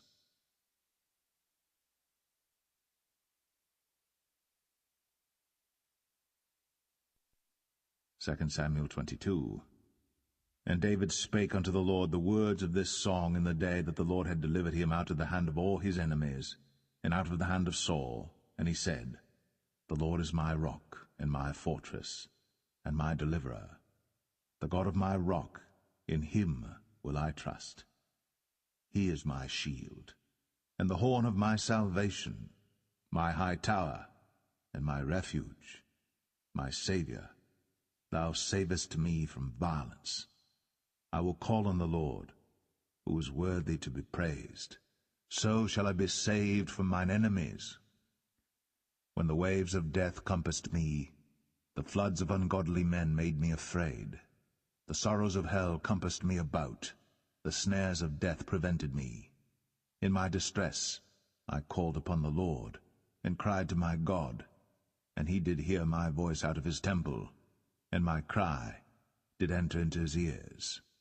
Then the earth shook and trembled, the foundations of heaven moved and shook, because he was wroth. There went up a smoke out of his nostrils, and fire out of his mouth devoured. Coals were kindled by it. He bowed the heavens also, and came down, and darkness was under his feet. And he rode upon a cherub, and did fly, and he was seen upon the wings of the wind. And he made darkness pavilions round about him, dark waters, and thick clouds of the skies. Through the brightness before him were coals of fire kindled. The Lord thundered from heaven, and the Most High uttered his voice, and he sent out arrows and scattered them, lightning and discomfited them. And the channels of the sea appeared, the foundations of the world were discovered, at the rebuking of the Lord, at the blast of the breath of his nostrils. He sent from above, he took me, he drew me out of many waters. He delivered me from my strong enemy, and from them that hated me, for they were too strong for me. They prevented me in the day of my calamity. But the Lord was my stay. He brought me forth also into a large place. He delivered me because he delighted in me. The Lord rewarded me according to my righteousness, according to the cleanness of my hands hath he recompensed me. For I have kept the ways of the Lord, and have not wickedly departed from my God. For all his judgments were before me, and as for his statutes, I did not depart from them. I was also upright before him, and have kept myself from mine iniquity. Therefore the Lord hath recompensed me according to my righteousness, according to my cleanness in his eyesight. With the merciful thou wilt show thyself merciful, and with the upright man thou wilt show thyself upright. With the pure thou wilt show thyself pure, and with the froward thou wilt show thyself unsavoury, and the afflicted people thou wilt save. But thine eyes are upon the haughty, that thou mayest bring them down. For thou art my lamp, O Lord, and the Lord will lighten my darkness. For by thee I have run through a troop, by my God have I leaped over a wall. As for God, his way is perfect. The word of the Lord is tried. He is a buckler to all them that trust in him. For who is God save the Lord? And who is a rock save our God? God is my strength and power, and he maketh my way perfect. He maketh my feet like hinds' feet, and setteth me upon my high places. He teacheth my hands to war, so that a bow of steel is broken by mine arms. Thou hast also given me the shield of thy salvation, and thy gentleness hath made me great. Thou hast enlarged my steps under me, so that my feet did not slip. I have pursued mine enemies, and destroyed them, and turned not again until I had consumed them. And I have consumed them and wounded them, that they could not arise. Yea, they are fallen under my feet. For thou hast girded me with strength to battle. Them that rose up against me hast thou subdued under me. Thou hast also given me the necks of mine enemies, that I might destroy them that hate me. They looked, but there was none to save, even unto the Lord. But he answered them not. Then did I beat them as small as the dust of the earth. I did stamp them as the mire of the street, and did spread them abroad. Thou also hast delivered me from the strivings of my people. Thou hast kept me to be head of the heathen. A people which I knew not shall serve me. Strangers shall submit themselves unto me. As soon as they hear, they shall be obedient unto me. Strangers shall fade away, and they shall be afraid out of their close places. The Lord liveth, and blessed be my rock, and exalted be the God of the rock of my salvation. It is God that avengeth me, and that bringeth down the people unto me, and that bringeth me forth from mine enemies. Thou also hast lifted me up on high above them that rose up against me. Thou hast delivered me from the violent man. Therefore I will give thanks unto thee, O Lord, among the heathen, and I will sing praises unto thy name. He is the tower of salvation for his king, and showeth mercy to his anointed, unto David, and to his seed for evermore.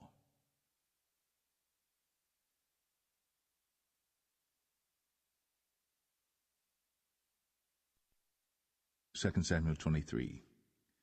Now these be the last words of David.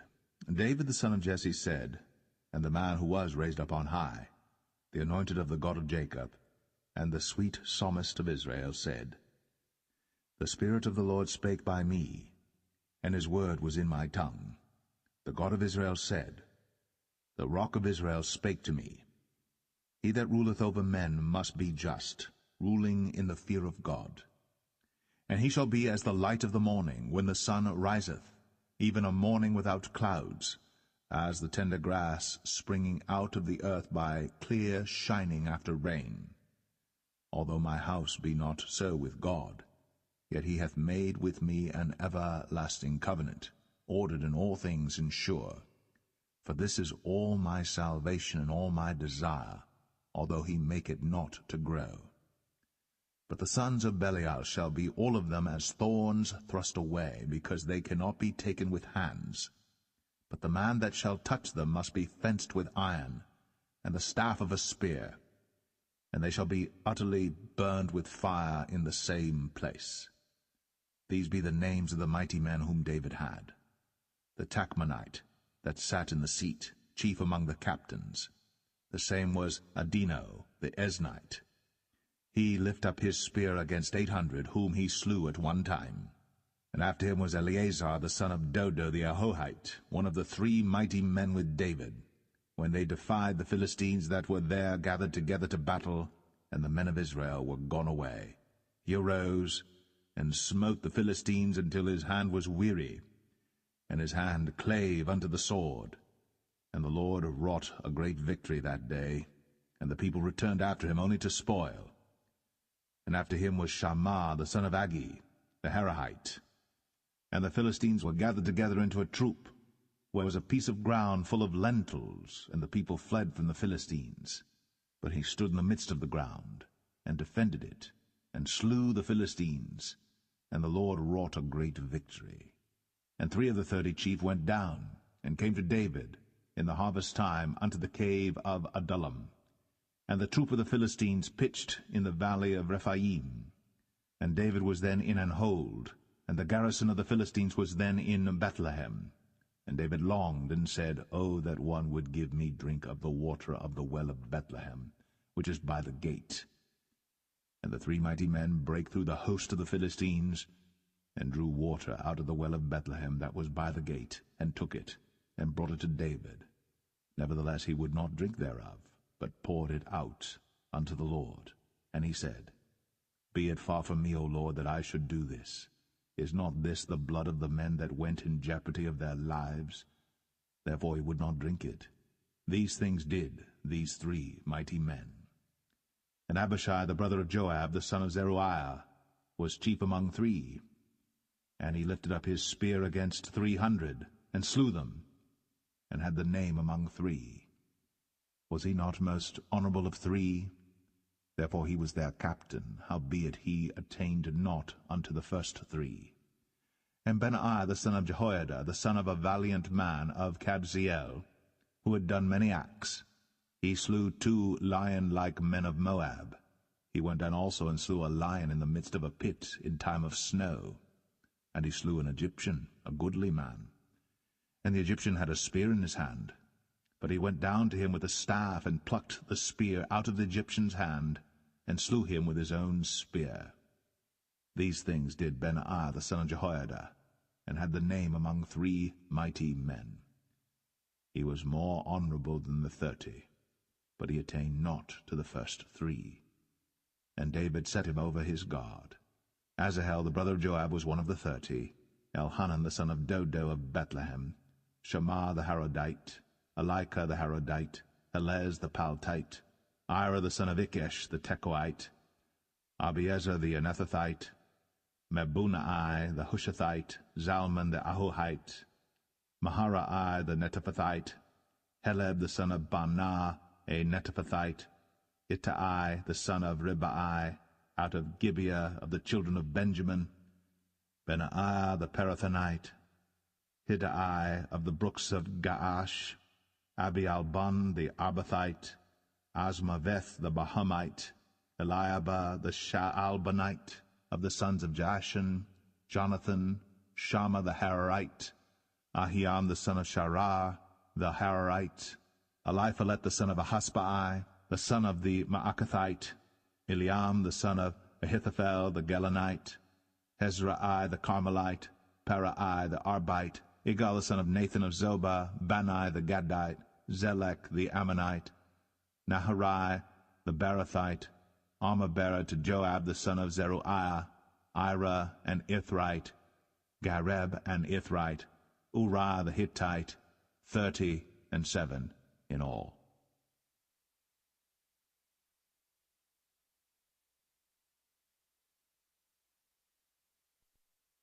Second Samuel 24.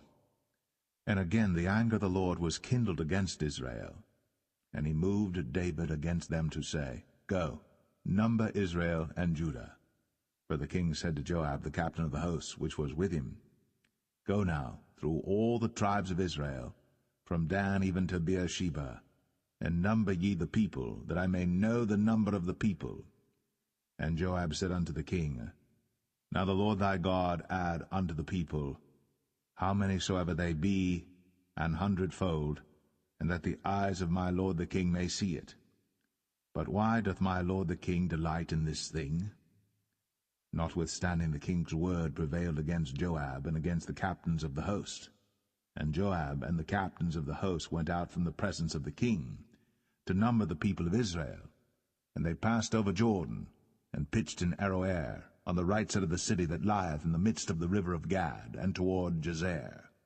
Then they came to Gilead, and to the land of Tatim Hoshai, and they came to Dan Jaan, and about to Zidon, and came to the stronghold of Tyre, and to all the cities of the Hivites and of the Canaanites. And they went out to the south of Judah, even to Beersheba. So when they had gone through all the land, they came to Jerusalem at the end of 9 months and 20 days. And Joab gave up the sum of the number of the people unto the king. And there were in Israel 800,000 valiant men that drew the sword, and the men of Judah were 500,000 men.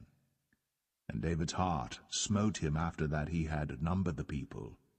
And David said unto the Lord, I have sinned greatly in that I have done. And now, I beseech thee, O Lord, take away the iniquity of thy servant, for I have done very foolishly. For when David was up in the morning, the word of the Lord came unto the prophet Gad, David's seer, saying, Go and say unto David, Thus saith the Lord, I offer thee 3 things. Choose thee one of them, that I may do it unto thee. So Gad came to David and told him, and said unto him, Shall 7 years of famine come unto thee in thy land? Or wilt thou flee 3 months before thine enemies, while they pursue thee? Or that there be 3 days' pestilence in thy land? Now advise, and see what answer I shall return to him that sent me. And David said unto Gad, I am in a great strait. Let us fall now into the hand of the Lord, for his mercies are great, and let me not fall into the hand of man. So the Lord sent a pestilence upon Israel, from the morning even to the time appointed. And there died of the people from Dan even to Beersheba 70,000 men. And when the angel stretched out his hand upon Jerusalem to destroy it, the Lord repented him of the evil, and said to the angel that destroyed the people, It is enough. Stay now thine hand. And the angel of the Lord was by the threshing place of Araunah the Jebusite. And David spake unto the Lord when he saw the angel that smote the people, and said, Lo, I have sinned, and I have done wickedly. But these sheep, what have they done? Let thine hand, I pray thee, be against me, and against my father's house. And Gad came that day to David, and said unto him, Go up, rear an altar unto the Lord in the threshing floor of Araunah the Jebusite. And David, according to the saying of Gad, went up as the Lord commanded. And Araunah looked, and saw the king and his servants coming on toward him. And Araunah went out, and bowed himself before the king on his face upon the ground. And Araunah said, Wherefore is my lord the king come to his servant? And David said, To buy the threshing floor of thee, to build an altar unto the Lord, that the plague may be stayed from the people. And Araunah said unto David, Let my lord the king take and offer up what seemeth good unto him. Behold, here be oxen for burnt sacrifice, and threshing instruments, and other instruments of the oxen for wood. All these things did Araunah as a king give unto the king. And Araunah said unto the king, The Lord thy God accept thee. And the king said unto Araunah, Nay, but I will surely buy it of thee at a price. Neither will I offer burnt offerings unto the Lord my God of that which doth cost me nothing. So David bought the threshing floor and the oxen for 50 shekels of silver. And David built there an altar unto the Lord, and offered burnt offerings and peace offerings. So the Lord was entreated for the land, and the plague was stayed from Israel.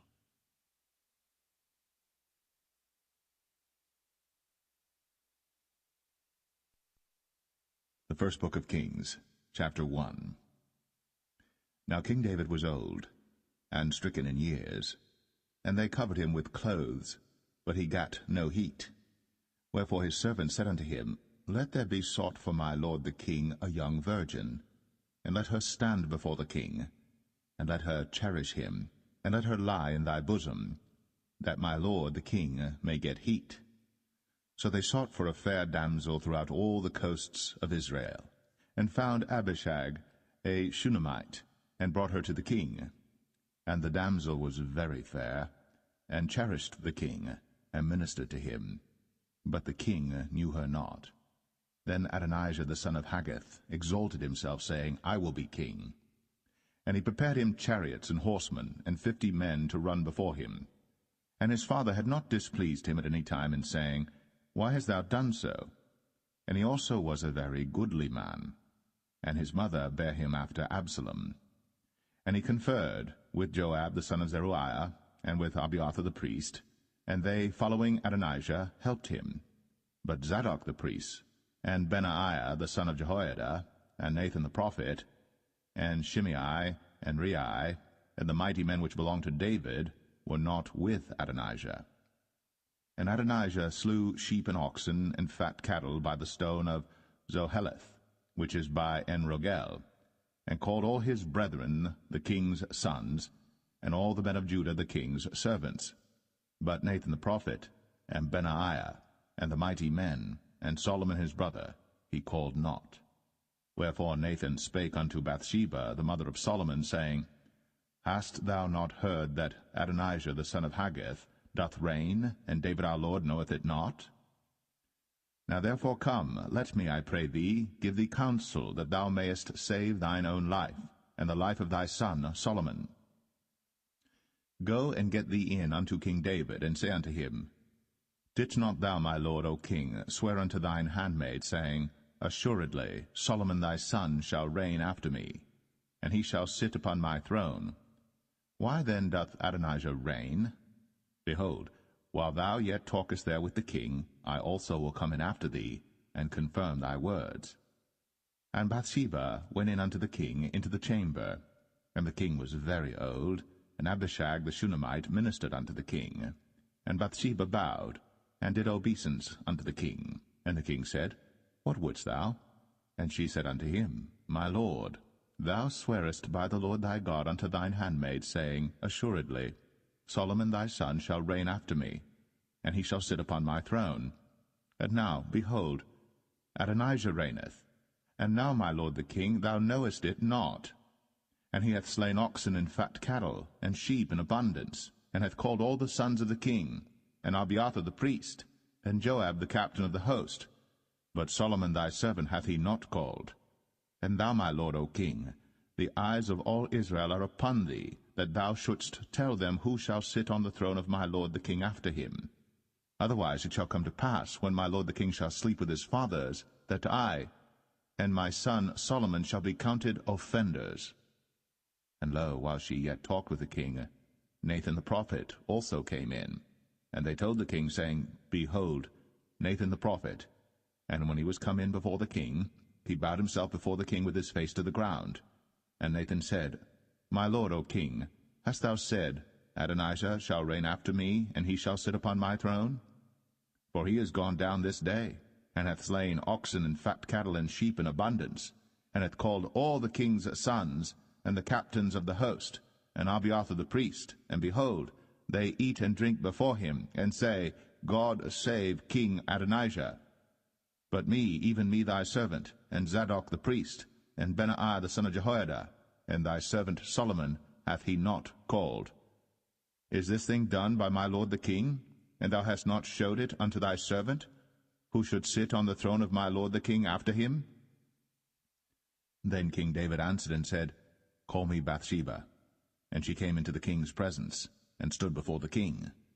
And the king sware, and said, As the Lord liveth, that hath redeemed my soul out of all distress, even as I swear unto thee by the Lord God of Israel, saying, Assuredly Solomon thy son shall reign after me, and he shall sit upon my throne in my stead, even so will I certainly do this day.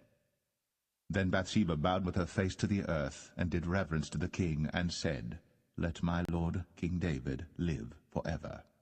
And King David said, Call me Zadok the priest, and Nathan the prophet, and Benaiah the son of Jehoiada. And they came before the king. The king also said unto them, Take with you the servants of your lord, and cause Solomon my son to ride upon mine own mule, and bring him down to Gihon. And let Zadok the priest and Nathan the prophet anoint him there king over Israel.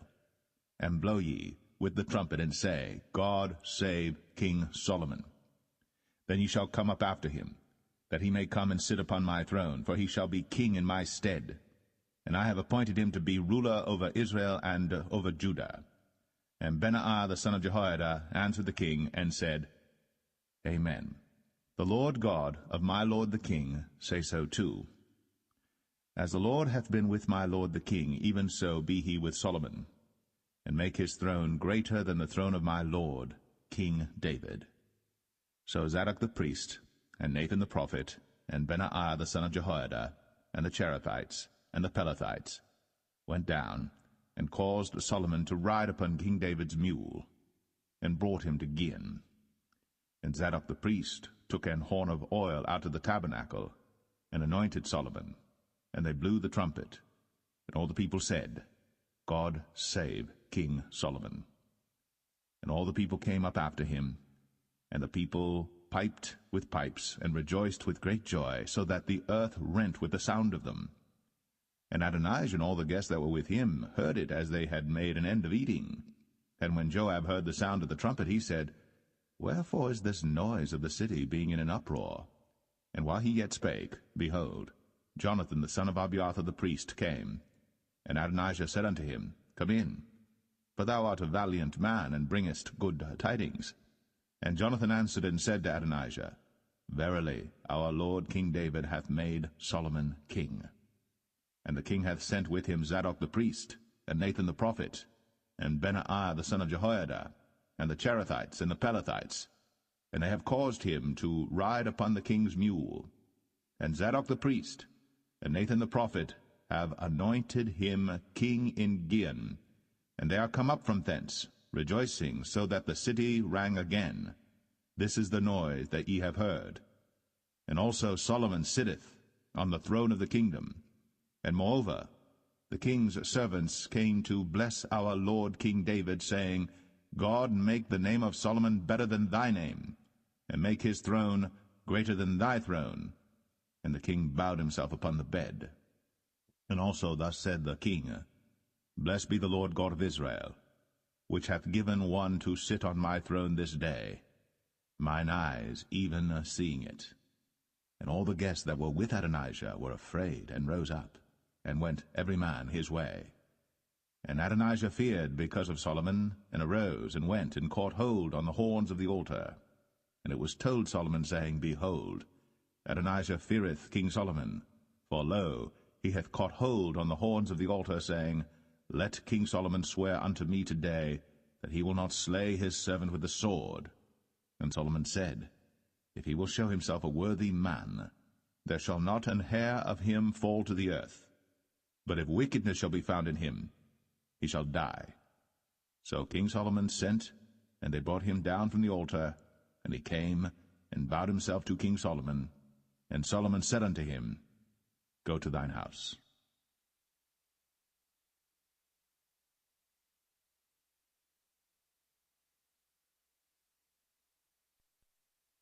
1 Kings 2. Now the days of David drew nigh, that he should die. And he charged Solomon his son, saying, I go the way of all the earth. Be thou strong therefore, and show thyself a man, and keep the charge of the Lord thy God, to walk in his ways, to keep his statutes, and his commandments, and his judgments, and his testimonies, as it is written in the law of Moses, that thou mayest prosper in all that thou doest, and whithersoever thou turnest thyself, that the Lord may continue his word which he spake concerning me, saying, If thy children take heed to their way, to walk before me in truth with all their heart and with all their soul, there shall not fail thee, said he, a man on the throne of Israel. Moreover, thou knowest also what Joab the son of Zeruiah did to me, and what he did to the 2 captains of the host of Israel, unto Abner the son of Ner, and unto Amasa the son of Jether, whom he slew, and shed the blood of war in peace, and put the blood of war upon his girdle that was about his loins, and in his shoes that were on his feet. Do therefore according to thy wisdom, and let not his hoar head go down to the grave in peace. But show kindness unto the sons of Barzillai the Gileadite, and let them be of those that eat at thy table. For so they came to me when I fled because of Absalom thy brother. And behold, thou hast with thee Shimei the son of Gera, a Benjamite of Bahurim, which cursed me with a grievous curse in the day when I went to Mahanaim. But he came down to meet me at Jordan, and I swear to him by the Lord, saying, I will not put thee to death with the sword. Now therefore hold him not guiltless, for thou art a wise man, and knowest what thou oughtest to do unto him. But his hoar head bring thou down to the grave with blood. So David slept with his fathers, and was buried in the city of David. And the days that David reigned over Israel were 40 years.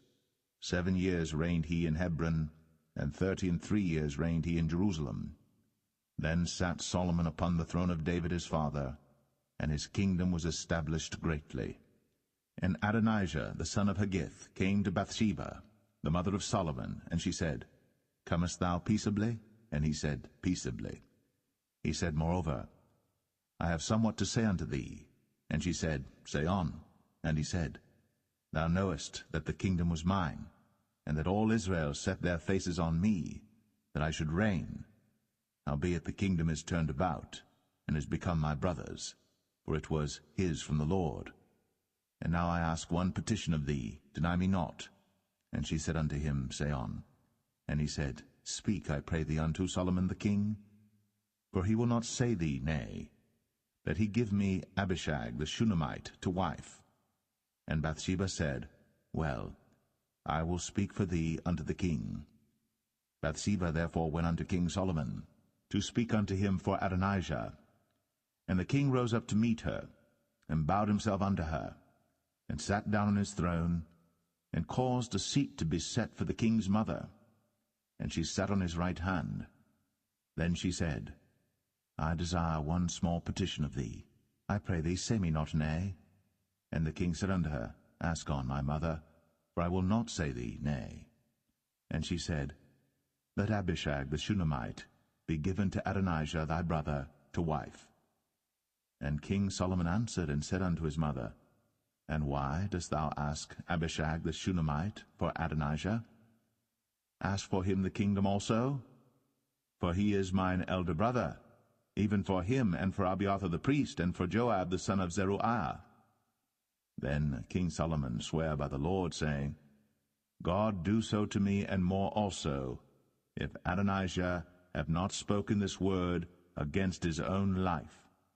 Now therefore, as the Lord liveth, which hath established me, and set me on the throne of David my father, and who hath made me an house, as he promised, Adonijah shall be put to death this day. And King Solomon sent by the hand of Benaiah the son of Jehoiada, and he fell upon him, that he died. And unto Abiathar the priest said the king, Get thee to Anathoth, unto thine own fields, for thou art worthy of death.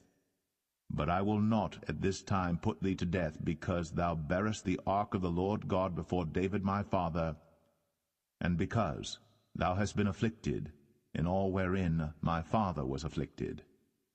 So Solomon thrust out Abiathar from being priest unto the Lord, that he might fulfill the word of the Lord, which he spake concerning the house of Eli in Shiloh.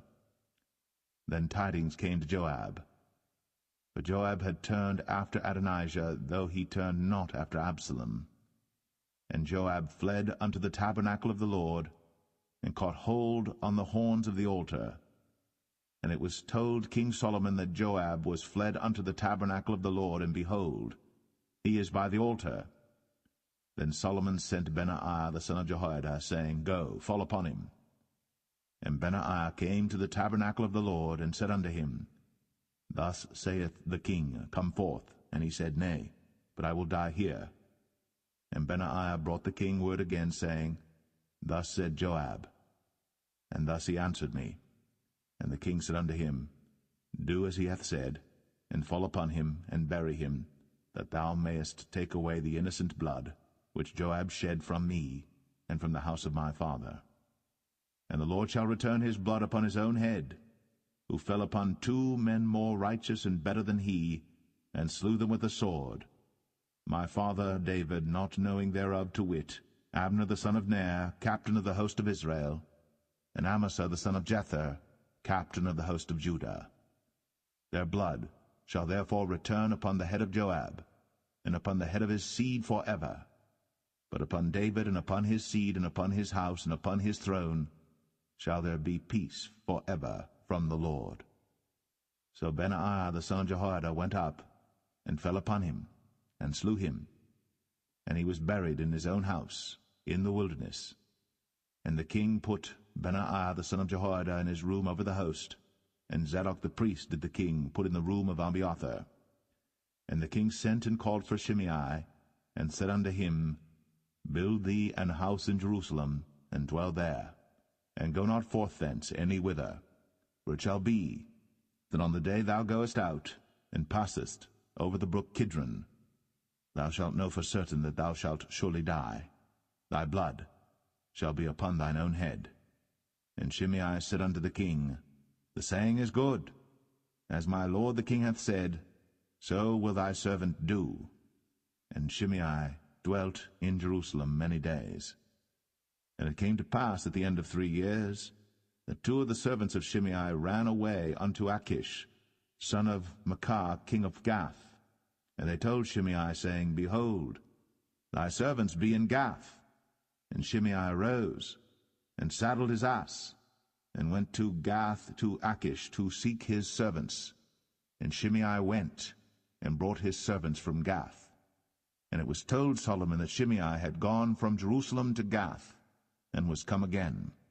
And the king sent and called for Shimei, and said unto him, Did I not make thee to swear by the Lord, and protested unto thee, saying, Know for a certain, on the day thou goest out, and walkest abroad any whither, that thou shalt surely die? And thou saidst unto me, The word that I have heard is good.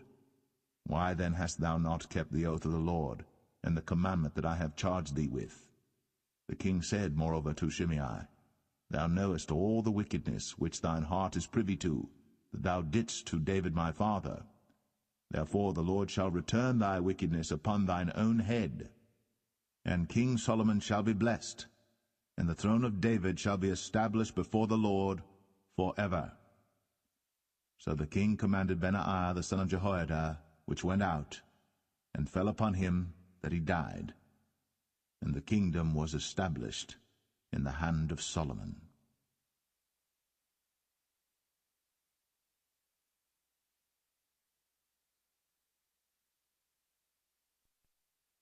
1 Kings 3. And Solomon made affinity with Pharaoh king of Egypt, and took Pharaoh's daughter, and brought her into the city of David, until he had made an end of building his own house, and the house of the Lord, and the wall of Jerusalem round about. Only the people sacrificed in high places, because there was no house built unto the name of the Lord, until those days. And Solomon loved the Lord, walking in the statutes of David his father. Only he sacrificed and burnt incense in high places. And the king went to Gibeon to sacrifice there, for that was the great high place. 1,000 burnt offerings did Solomon offer upon that altar. In Gibeon the Lord appeared to Solomon in a dream by night, and God said, Ask what I shall give thee. And Solomon said, Thou hast shown unto thy servant David my father great mercy, according as he walked before thee in truth, and in righteousness, and in uprightness of heart with thee. And thou hast kept for him this great kindness, that thou hast given him a son, to sit on his throne, as it is this day. And now, O Lord my God, thou hast made thy servant king instead of David my father, and I am but a little child. I know not how to go out or come in. And thy servant is in the midst of thy people, which thou hast chosen, a great people, that cannot be numbered nor counted for multitude. Give therefore thy servant an understanding heart to judge thy people, that I may discern between good and bad. For who is able to judge this, thy so great a people? And the speech pleased the Lord, that Solomon had asked this thing. And God said unto him, Because thou hast asked this thing, and hast not asked for thyself long life, neither hast asked riches for thyself, nor hast asked the life of thine enemies, but hast asked for thyself understanding, to discern judgment. Behold, I have done according to thy words. Lo, I have given thee a wise and an understanding heart, so that there was none like thee before thee, neither after thee shall any arise like unto thee. And I have also given thee that which thou hast not asked, both riches and honour, so that there shall not be any among the kings like unto thee all thy days. And if thou wilt walk in my ways, to keep my statutes and my commandments, as thy father David did walk, then I will lengthen thy days. And Solomon awoke, and behold, it was a dream. And he came to Jerusalem, and stood before the ark of the covenant of the Lord, and offered up burnt offerings, and offered peace offerings, and made a feast to all his servants. Then came there 2 women that were harlots unto the king, and stood before him. And the one woman said, O my lord, I and this woman dwell in one house, and I was delivered of a child with her in the house. And it came to pass, the 3rd day after that I was delivered, that this woman was delivered also, and we were together. There was no stranger with us in the house, save we 2 in the house. And this woman's child died in the night, because she overlaid it. And she arose at midnight, and took my son from beside me while thine handmaid slept, and laid it in her bosom, and laid her dead child in my bosom. And when I rose in the morning to give my child suck, behold, it was dead. But when I had considered it in the morning, behold, it was not my son which I did bear. And the other woman said, Nay, but the living is my son, and the dead is thy son. And this said, No, but the dead is thy son, and the living is my son. Thus they spake before the king. Then said the king, The one saith, This is my son that liveth, and thy son is the dead. And the other saith, Nay, but thy son is the dead, and my son is the living. And the king said, Bring me a sword. And they brought a sword before the king. And the king said, Divide the living child in 2, and give half to the one, and half to the other. Then spake the woman, whose the living child was, unto the king, for her bowels yearned upon her son. And she said, O my lord, give her the living child, and in no wise slay it. But the other said, Let it be neither mine nor thine, but divide it. Then the king answered and said, Give her the living child, and in no wise slay it. She is the mother thereof. And all Israel heard of the judgment which the king had judged. And they feared the king, for they saw that the wisdom of God was in him, to do judgment.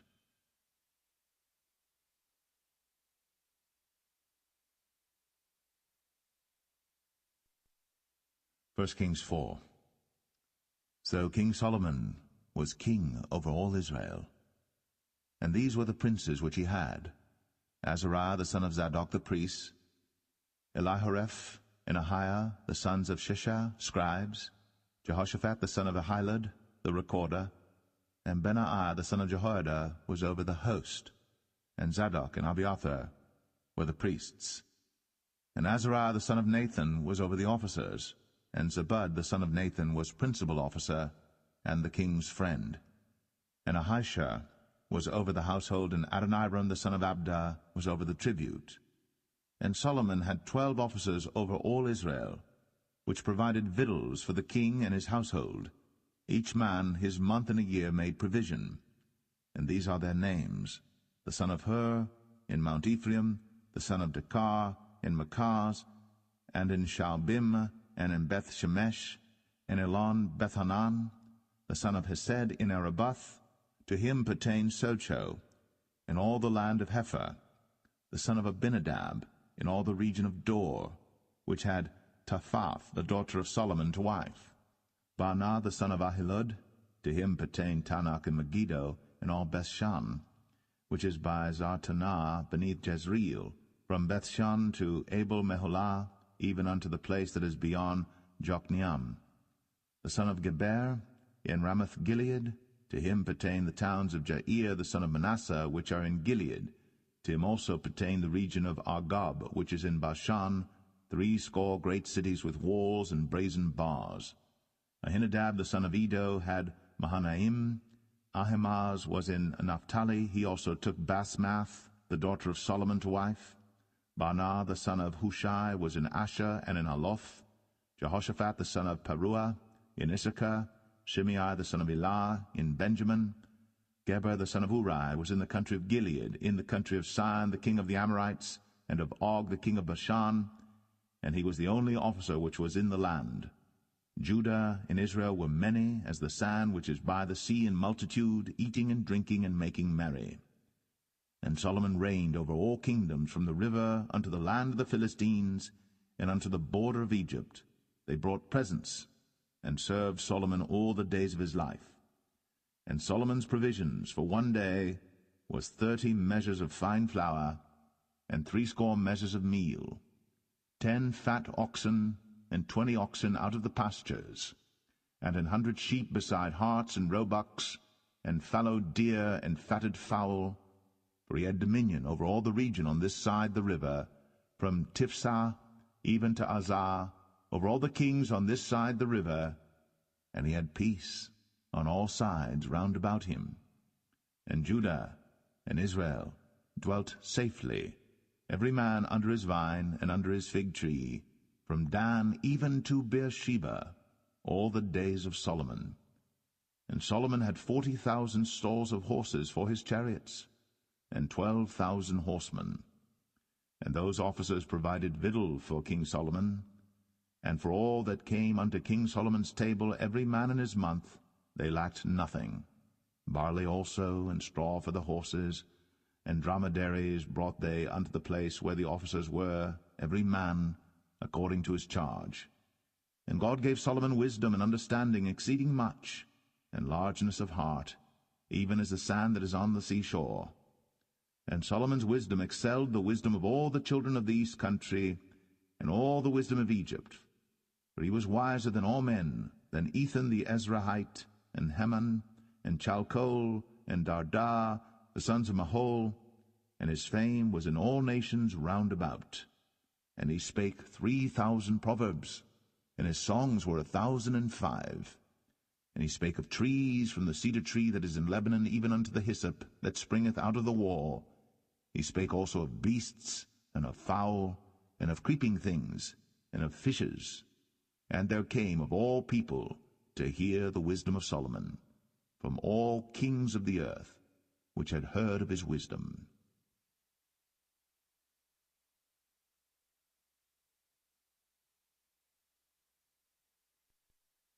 1 Kings 5. And Hiram king of Tyre sent his servants unto Solomon, for he had heard that they had anointed him king in the room of his father, for Hiram was ever a lover of David. And Solomon sent to Hiram, saying, Thou knowest how that David my father could not build an house unto the name of the Lord his God for the wars which were about him on every side, until the Lord put them under the soles of his feet. But now the Lord my God hath given me rest on every side, so that there is neither adversary nor evil occurrent. And behold, I purpose to build an house unto the name of the Lord my God, as the Lord spake unto David my father, saying, Thy son, whom I will set upon thy throne in thy room, he shall build an house unto my name.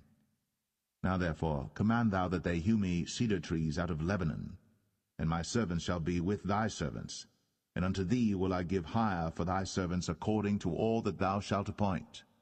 For thou knowest that there is not among us any that can skill to hew timber like unto the Sidonians. And it came to pass, when Hiram heard the words of Solomon, that he rejoiced greatly, and said, Blessed be the Lord this day, which hath given unto David a wise son over this great people. And Hiram sent to Solomon, saying, I have considered the things which thou sentest to me for, and I will do all thy desire concerning timber of cedar, and concerning timber of fir. My servants shall bring them down from Lebanon unto the sea, and I will convey them by sea in floats unto the place that thou shalt appoint me, and will cause them to be discharged there. And thou shalt receive them, and thou shalt accomplish my desire in giving food for my household. So Hiram gave Solomon cedar trees and fir trees, according to all his desire. And Solomon gave Hiram 20,000 measures of wheat for food to his household, and 20 measures of pure oil. Thus gave Solomon to Hiram year by year. And the Lord gave Solomon wisdom, as he promised him. And there was peace between Hiram and Solomon, and they two made a league together. And King Solomon raised a levy out of all Israel, and the levy was 30,000 men. And he sent them to Lebanon, 10,000 a month by courses. A month they were in Lebanon, and 2 months at home, and Adoniram was over the levy. And Solomon had 70,000 that bare burdens, and 80,000 hewers in the mountains, beside the chief of Solomon's officers which were over the work, 3,300 which ruled over the people that wrought in the work. And the king commanded, and they brought great stones, costly stones, and hewed stones, to lay the foundation of the house. And Solomon's builders and Hiram's builders did hew them, and the stone squarers, so they prepared timber and stones to build the house.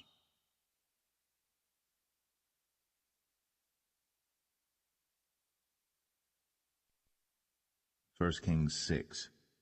And it came to pass in the 480th year, after the children of Israel were come out of the land of Egypt, in the 4th year of Solomon's reign over Israel, in the month Ziph, which is the 2nd month, that he began to build the house of the Lord.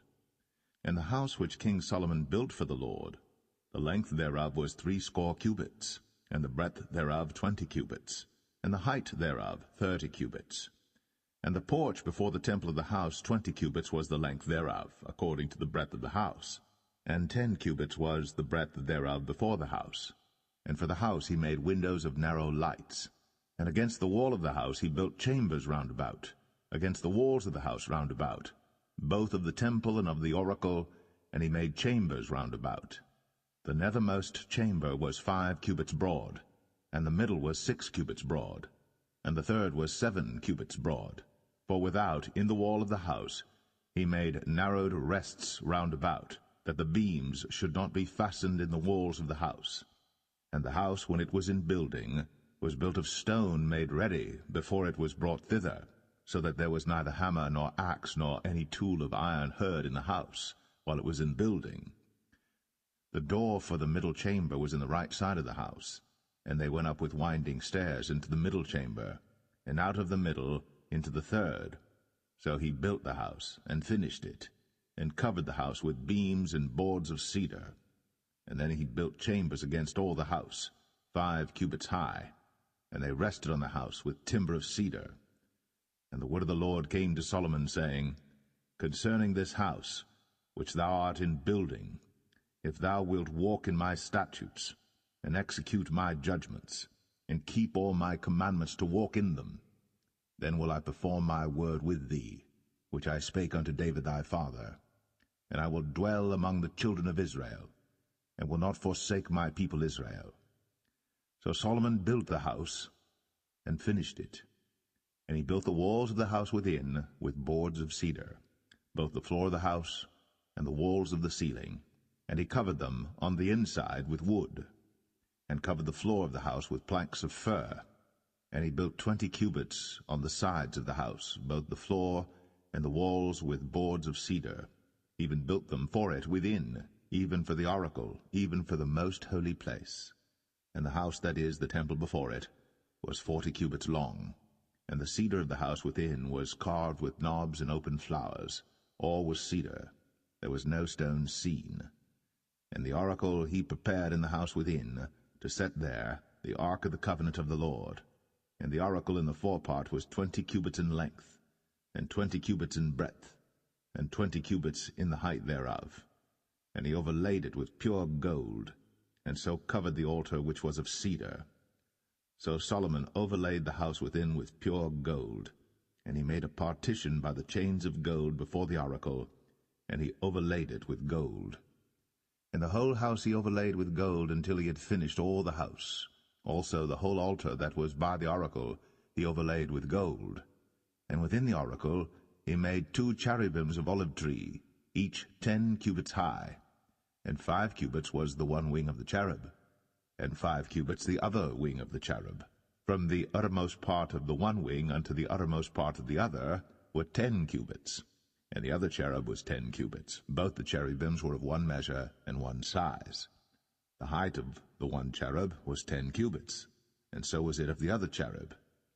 And he set the cherubims within the inner house, and they stretched forth the wings of the cherubims, so that the wing of the one touched the one wall, and the wing of the other cherub touched the other wall, and their wings touched one another in the midst of the house.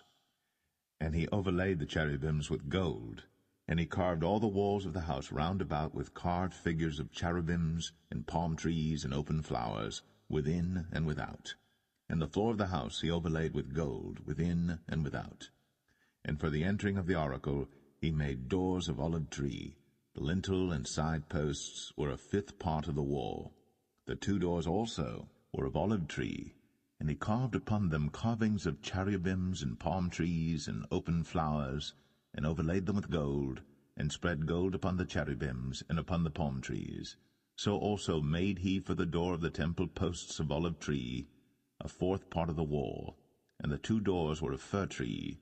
The 2 leaves of the one door were folding, and the 2 leaves of the other door were folding. And he carved thereon cherubims and palm trees and open flowers, and covered them with gold, fitted upon the carved work. And he built the inner court with 3 rows of hewed stone, and a row of cedar beams. In the 4th year was the foundation of the house of the Lord laid, in the month Ziph. And in the 11th year, in the month Bul, which is the 8th month, was the house finished throughout all the parts thereof. And according to all the fashion of it, so was he 7 years in building it.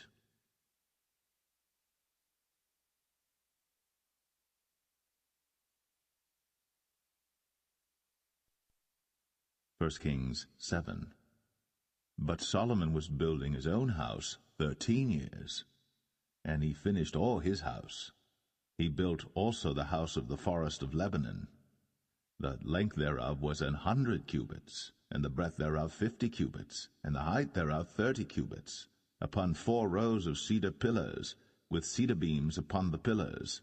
And it was covered with cedar above, upon the beams, that lay on 45 pillars, 15 in a row. And there were windows in 3 rows, and light was against light in 3 ranks. And all the doors and posts were square, with the windows, and light was against light in 3 ranks. And he made a porch of pillars. The length thereof was 50 cubits, and the breadth thereof 30 cubits, and the porch was before them. And the other pillars and the thick beam were before them. Then he made a porch for the throne where he might judge, even the porch of judgment, and it was covered with cedar from one side of the floor to the other. And his house where he dwelt had another court within the porch, which was of the like work. Solomon made also an house for Pharaoh's daughter, whom he had taken to wife, like unto this porch. All these were of costly stones, according to the measures of hewed stones, sawed with saws within and without, even from the foundation unto the coping, and so on the outside toward the great court. And the foundation was of costly stones, even great stones, stones of 10 cubits, and stones of 8 cubits, and above were costly stones after the measures of hewed stones and cedars. And the great court round about was with 3 rows of hewed stones, and a row of cedar beams, both for the inner court of the house of the Lord, and for the porch of the house. And King Solomon sent and fetched Hiram out of Tyre. He was a widow's son of the tribe of Naphtali, and his father was a man of Tyre, a worker in brass, and he was filled with wisdom and understanding and cunning, to work all works in brass. And he came to King Solomon, and wrought all his work. For he cast 2 pillars of brass of 18 cubits high apiece, and a line of 12 cubits did compass either of them about. And he made 2 chapiters of molten brass, to set upon the tops of the pillars. The height of the one chapiter was 5 cubits, and the height of the other chapiter was 5 cubits, and nets of checker work, and wreaths of chain work, for the chapiters which were upon the top of the pillars, 7 for the one chapiter, and 7 for the other chapiter. And he made the pillars, and 2 rows round about upon the one network, to cover the chapiters that were upon the top, with pomegranates. And so did he for the other chapiter. And the chapiters that were upon the top of the pillars were of lily work in the porch 4 cubits. And the chapiters upon the 2 pillars had pomegranates also above, over against the belly which was by the network. And the pomegranates were 200 in rows round about upon the other chapiter. And he set up the pillars in the porch of the temple. And he set up the right pillar, and called the name thereof Jachin. And he set up the left pillar, and called the name thereof Boaz. And upon the top of the pillars was lily work. So was the work of the pillars finished. And he made a molten sea, 10 cubits from the one brim to the other. It was round all about, and his height was 5 cubits. And a line of 30 cubits did compass it round about. And under the brim of it round about there were knobs compassing it, 10 in a cubit, compassing the sea round about. The knobs were cast in 2 rows when it was cast. It stood upon 12 oxen, 3 looking toward the north, and 3 looking toward the west, and 3 looking toward the south, and 3 looking toward the east. And the sea was set above upon them, and all their hinder parts were inward. And it was an handbreadth thick, and the brim thereof was wrought like the brim of a cup, with flowers of lilies. It contained 2,000 baths. And he made 10 bases of brass. 4 cubits was the length of one base, and 4 cubits the breadth thereof, and 3 cubits the height of it. And the work of the bases was on this manner. They had borders, and the borders were between the ledges. And on the borders that were between the ledges were lions, oxen, and cherubims. And upon the ledges there was a base above, and beneath the lions and oxen were certain additions made of thin work. And every base had 4 brazen wheels, and plates of brass, and the 4 corners thereof had undersetters. Under the laver were undersetters molten, at the side of every addition. And the mouth of it within the chapiter, and above was a cubit, but the mouth thereof was round after the work of the base, a cubit and an half. And also upon the mouth of it were gravings with their borders 4 square, not round. And under the borders were 4 wheels, and the axle trees of the wheels were joined to the base. And the height of a wheel was a cubit and a half a cubit. And the work of the wheels was like the work of a chariot wheel. Their axle trees and their naves and their felloes and their spokes were all molten. And there were 4 undersetters to the 4 corners of one base, and the undersetters were of the very base itself. And in the top of the base was there a round compass of half a cubit high, and on the top of the base the ledges thereof, and the borders thereof were of the same. For on the plates of the ledges thereof, and on the borders thereof, he graved cherubims, lions, and palm trees, according to the proportion of every one, and additions round about. After this manner he made the 10 bases. All of them had 1 casting, 1 measure, and 1 size. Then made he 10 lavers of brass. 1 laver contained 40 baths, and every laver was 4 cubits. And upon every one of the 10 bases 1 laver. And he put 5 bases on the right side of the house, and 5 on the left side of the house. And he set the sea on the right side of the house eastward over against the south. And Hiram made the lavers, and the shovels, and the basins. So Hiram made an end of doing all the work that he made King Solomon for the house of the Lord. The 2 pillars and the 2 bowls of the chapiters that were on the top of the 2 pillars, and the 2 networks to cover the 2 bowls of the chapiters, which were upon the top of the pillars, and 400 pomegranates for the 2 networks, even 2 rows of pomegranates for 1 network, to cover the 2 bowls of the chapiters that were upon the pillars, and the 10 bases, and 10 lavers on the bases, and 1 sea, and 12 oxen under the sea, and the pots, and the shovels, and the basins, and all these vessels which Hiram made to King Solomon for the house of the Lord were of bright brass. In the plain of Jordan did the king cast them, in the clay ground between Succoth and Zarthan. And Solomon left all the vessels unweighed, because they were exceeding many. neither was the weight of the brass found out. And Solomon made all the vessels that pertained unto the house of the Lord, the altar of gold, and the table of gold whereupon the showbread was, and the candlesticks of pure gold, 5 on the right side and 5 on the left, before the oracle, with the flowers and the lamps and the tongs of gold, and the bowls and the snuffers and the basins and the spoons and the censers of pure gold, and the hinges of gold, both for the doors of the inner house, the most holy place, and for the doors of the house, to wit, of the temple. So was ended all the work that King Solomon made for the house of the Lord. And Solomon brought in the things which David his father had dedicated, even the silver, and the gold, and the vessels, did he put among the treasures of the house of the Lord.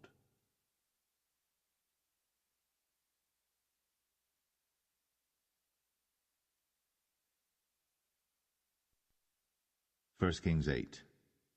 Then Solomon assembled the elders of Israel, and all the heads of the tribes, the chief of the fathers of the children of Israel, unto King Solomon in Jerusalem, that they might bring up the ark of the covenant of the Lord out of the city of David, which is Zion. And all the men of Israel assembled themselves unto King Solomon at the feast in the month Ethanim, which is the 7th month. And all the elders of Israel came, and the priests took up the ark, and they brought up the ark of the Lord, and the tabernacle of the congregation, and all the holy vessels that were in the tabernacle, even those did the priests and the Levites bring up. And King Solomon and all the congregation of Israel that were assembled unto him were with him before the ark, sacrificing sheep and oxen that could not be told nor numbered for multitude. And the priests brought in the ark of the covenant of the Lord unto his place, into the oracle of the house, to the most holy place, even under the wings of the cherubims. For the cherubims spread forth their 2 wings over the place of the ark, and the cherubims covered the ark and the staves thereof above.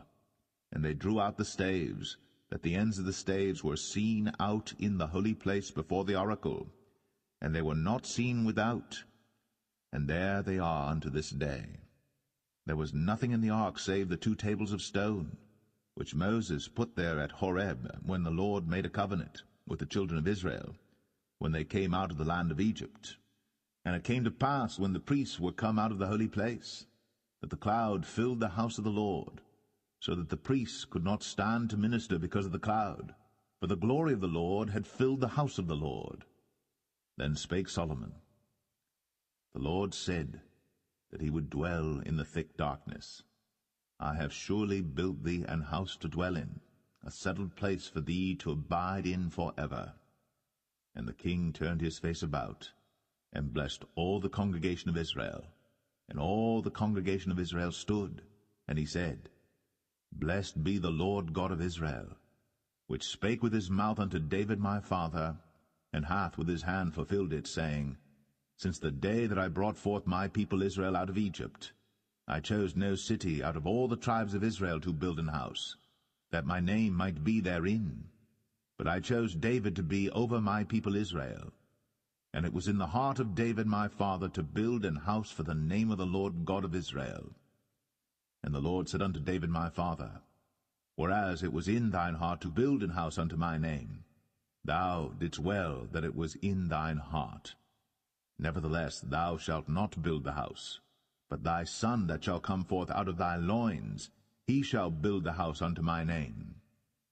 And the Lord hath performed his word that he spake, and I am risen up in the room of David my father, and sit on the throne of Israel, as the Lord promised, and have built an house for the name of the Lord God of Israel. And I have set there a place for the ark, wherein is the covenant of the Lord, which he made with our fathers when he brought them out of the land of Egypt. And Solomon stood before the altar of the Lord in the presence of all the congregation of Israel, and spread forth his hands toward heaven, and he said, Lord God of Israel, there is no God like thee, in heaven above, or on earth beneath, who keepest covenant and mercy with thy servants that walk before thee with all their heart, who hast kept with thy servant David my father, that thou promised him, thou spakest also with thy mouth, and hast fulfilled it with thine hand, as it is this day. Therefore now, Lord God of Israel, keep with thy servant David my father, that thou promised him, saying, There shall not fail thee a man in my sight to sit on the throne of Israel, so that thy children take heed to their way, that they walk before me as thou hast walked before me. And now, O God of Israel, let thy word, I pray thee, be verified, which thou spakest unto thy servant David my father. But will God indeed dwell on the earth? Behold, the heaven, and heaven of heavens cannot contain thee. How much less this house that I have builded? Yet have thou respect unto the prayer of thy servant, and to his supplication, O Lord my God, to hearken unto the cry and to the prayer which thy servant prayeth before thee today, that thine eyes may be open toward this house night and day, even toward the place of which thou hast said, My name shall be there, that thou mayest hearken unto the prayer which thy servant shall make toward this place. And hearken thou to the supplication of thy servant, and of thy people Israel, when they shall pray toward this place. And hear thou in heaven thy dwelling place, and when thou hearest, forgive.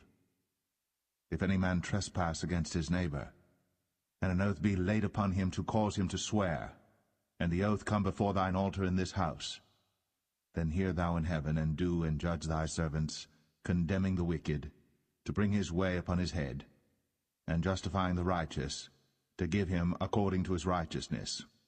When thy people Israel be smitten down before the enemy, because they have sinned against thee, and shall turn again to thee, and confess thy name, and pray, and make supplication unto thee in this house, then hear thou in heaven, and forgive the sin of thy people Israel, and bring them again unto the land which thou gavest unto their fathers.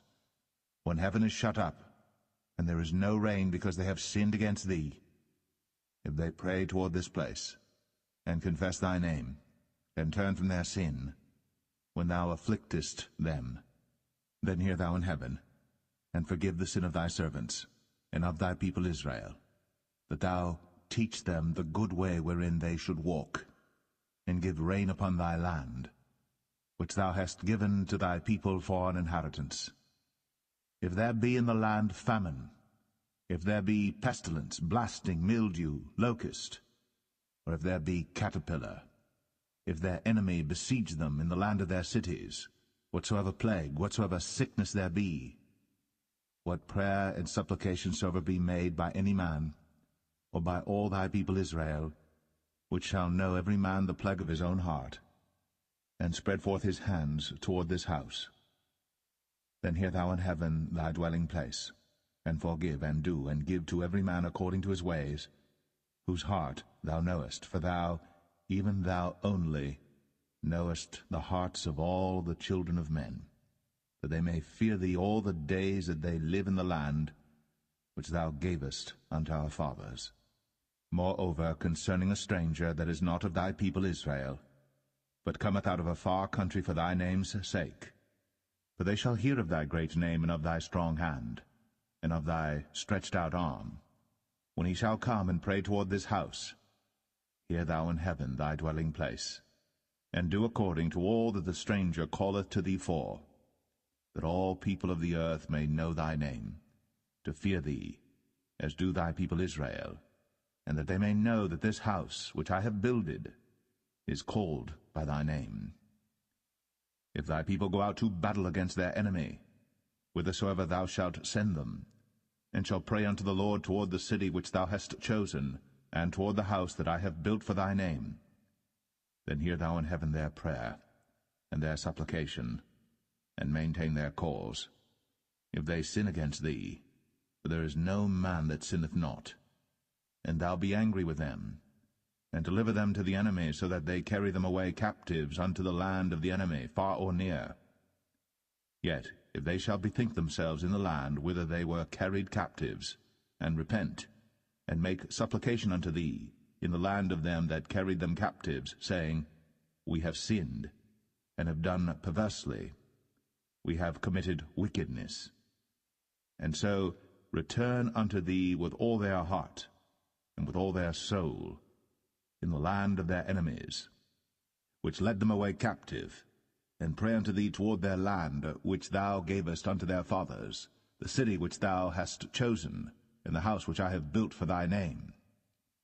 Then hear thou their prayer, and their supplication in heaven thy dwelling place, and maintain their cause, and forgive thy people that have sinned against thee, and all their transgressions wherein they have transgressed against thee, and give them compassion before them who carry them captive, that they may have compassion on them. For they be thy people, and thine inheritance, which thou broughtest forth out of Egypt, from the midst of the furnace of iron, that thine eyes may be open unto the supplication of thy servant, and unto the supplication of thy people Israel, to hearken unto them in all that they call for unto thee. For thou didst separate them from among all the people of the earth to be thine inheritance, as thou spakest by the hand of Moses thy servant, when thou broughtest our fathers out of Egypt, O Lord God. And it was so that when Solomon had made an end of praying all this prayer and supplication unto the Lord, he arose from before the altar of the Lord, from kneeling on his knees with his hands spread up to heaven. And he stood, and blessed all the congregation of Israel with a loud voice, saying, Blessed be the Lord, that hath given rest unto his people Israel, according to all that he promised. There hath not failed one word of all his good promise, which he promised by the hand of Moses his servant. The Lord our God be with us, as he was with our fathers. Let him not leave us, nor forsake us, that he may incline our hearts unto him, to walk in all his ways, and to keep his commandments and his statutes and his judgments, which he commanded our fathers.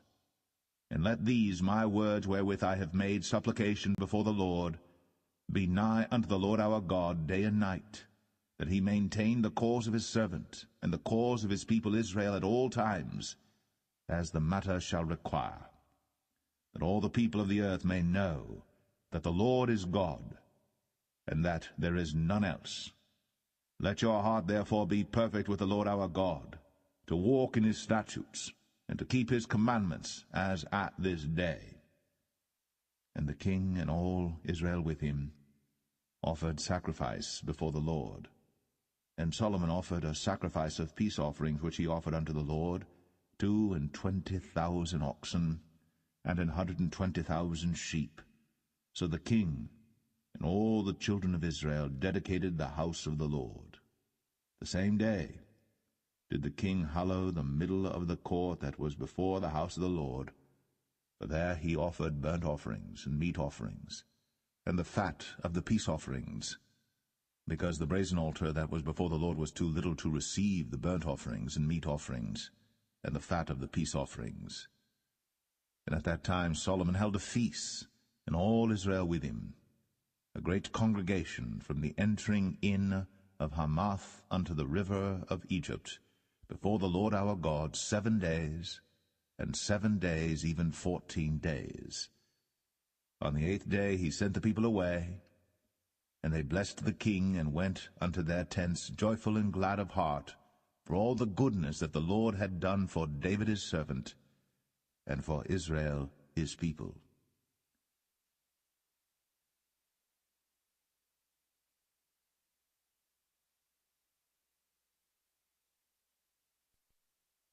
First Kings 9.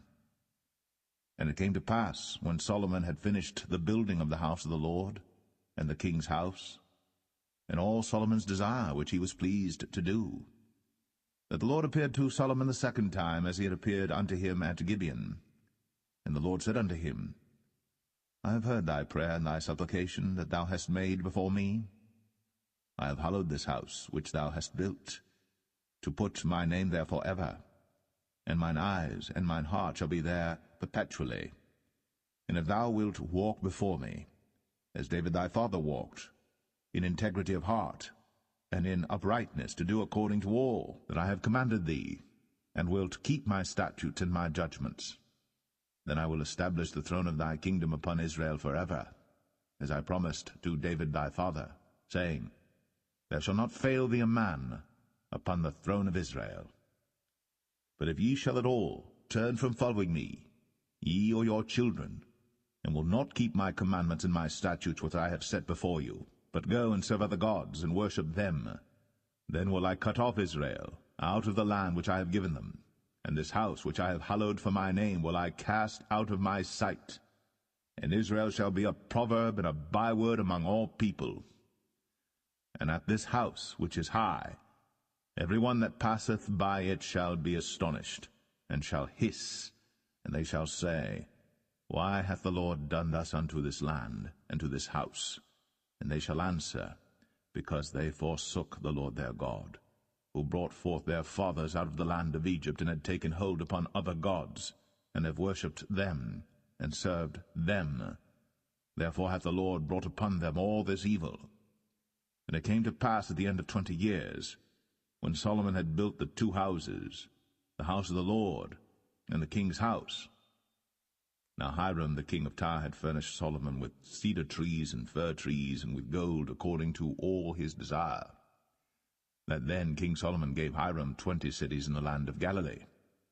And Hiram came out from Tyre to see the cities which Solomon had given him, and they pleased him not. And he said, What cities are these which thou hast given me, my brother? And he called them the land of Cabul unto this day.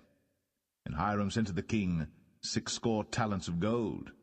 And this is the reason of the levy which King Solomon raised, for to build the house of the Lord and his own house, and Millo, and the wall of Jerusalem, and Hazor, and Megiddo, and Gezer. For Pharaoh king of Egypt had gone up and taken Gezer, and burnt it with fire, and slain the Canaanites that dwelt in the city, and given it for a present unto his daughter Solomon's wife. And Solomon built Gezer, and Beth-horon, the nether, and Baalath, and Tadmor in the wilderness in the land, and all the cities of store that Solomon had, and cities for his chariots, and cities for his horsemen, and that which Solomon desired to build in Jerusalem, and in Lebanon, and in all the land of his dominion.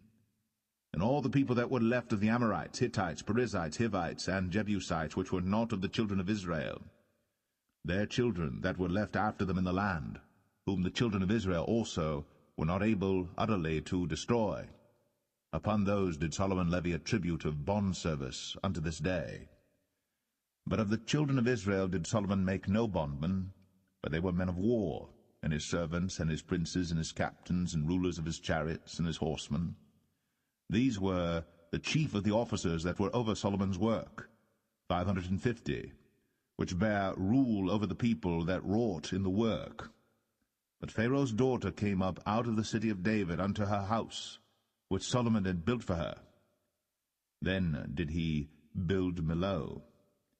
And 3 times in a year did Solomon offer burnt offerings and peace offerings upon the altar which he built unto the Lord. And he burnt incense upon the altar that was before the Lord. So he finished the house.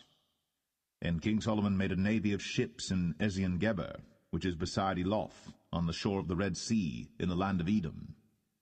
And Hiram sent in the navy his servants, shipmen that had knowledge of the sea, with the servants of Solomon. And they came to Ophir, and fetched from thence gold 420 talents, and brought it to King Solomon.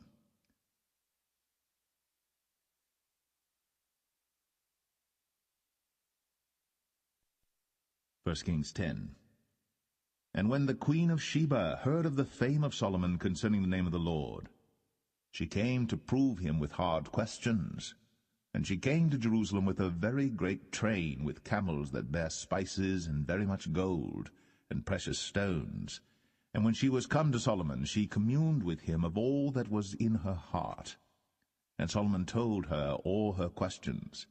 There was not anything hid from the king which he told her not. And when the queen of Sheba had seen all Solomon's wisdom, and the house that he had built, and the meat of his table, and the sitting of his servants, and the attendance of his ministers, and their apparel, and his cupbearers, and his ascent by which he went up unto the house of the Lord, there was no more spirit in her. And she said to the king, It was a true report that I heard in mine own land of thy acts and of thy wisdom. Howbeit, I believed not the word until I came. And mine eyes had seen it, and behold, the half was not told me. Thy wisdom and prosperity exceedeth the fame which I heard. Happy are thy men, happy are these thy servants, which stand continually before thee, and that hear thy wisdom. Blessed be the Lord thy God, which delighteth in thee, to set thee on the throne of Israel, because the Lord loved Israel for ever. Therefore made he thee king, to do judgment and justice. And she gave the king 120 talents of gold, very great store, and precious stones. There came no more such abundance of spices as these which the queen of Sheba gave to King Solomon. And the navy also of Hiram that brought gold from Ophir, brought in from Ophir great plenty of almug trees and precious stones. And the king made of the almug trees pillars for the house of the Lord, and for the king's house, harps also, and psalteries for singers. There came no such almug trees, nor were seen unto this day. And King Solomon gave unto the queen of Sheba all her desire, whatsoever she asked, beside that which Solomon gave her of his royal bounty. So she turned, and went to her own country, she and her servants. Now the weight of gold that came to Solomon in 1 year was 666 talents of gold. Beside that he had of the merchantmen, and of the traffic of the spice merchants, and of all the kings of Arabia, and of the governors of the country. And King Solomon made 200 targets of beaten gold. 600 shekels of gold went to 1 target. And he made 300 shields of beaten gold. 3 pound of gold went to 1 shield, and the king put them in the house of the forest of Lebanon. Moreover, the king made a great throne of ivory, and overlaid it with the best gold. The throne had 6 steps, and the top of the throne was round behind, and there were stays on either side on the place of the seat, and 2 lions stood beside the stays, and 12 lions stood there on the one side, and on the other upon the 6 steps. There was not the like made in any kingdom. And all King Solomon's drinking vessels were of gold, and all the vessels of the house of the forest of Lebanon were of pure gold. None were of silver. It was nothing accounted of in the days of Solomon. For the king had at sea a navy of Tarshish, with the navy of Hiram. Once in 3 years came the navy of Tarshish, bringing gold and silver, ivory, and apes and peacocks. So King Solomon exceeded all the kings of the earth for riches and for wisdom. And all the earth sought to Solomon, to hear his wisdom, which God had put in his heart. And they brought every man his present, vessels of silver, and vessels of gold, and garments, and armor, and spices, horses, and mules, a rate year by year. And Solomon gathered together chariots and horsemen, and he had 1,400 chariots, and 12,000 horsemen, whom he bestowed in the cities for chariots, and with the king at Jerusalem. And the king made silver to be in Jerusalem as stones, and cedars made he to be as the sycamore trees that are in the vale for abundance. And Solomon had horses brought out of Egypt, and linen yarn. The king's merchants received the linen yarn at a price. And a chariot came up and went out of Egypt for 600 shekels of silver, and an horse for 150. And so for all the kings of the Hittites, and for the kings of Syria, did they bring them out by their means.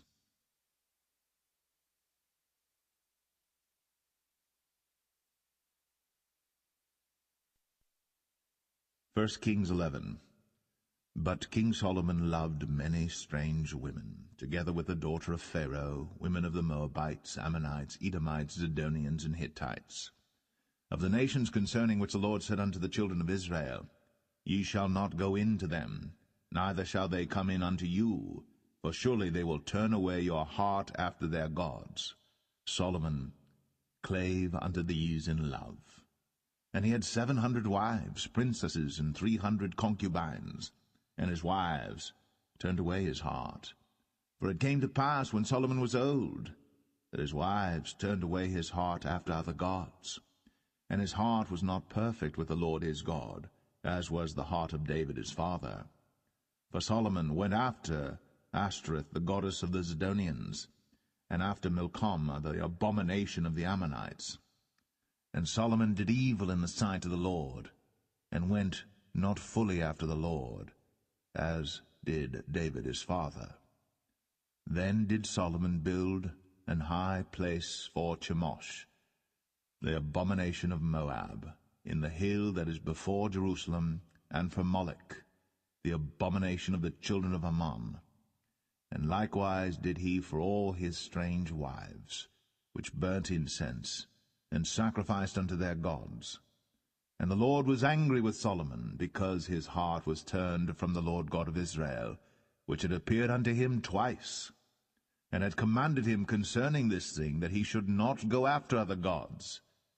But he kept not that which the Lord commanded.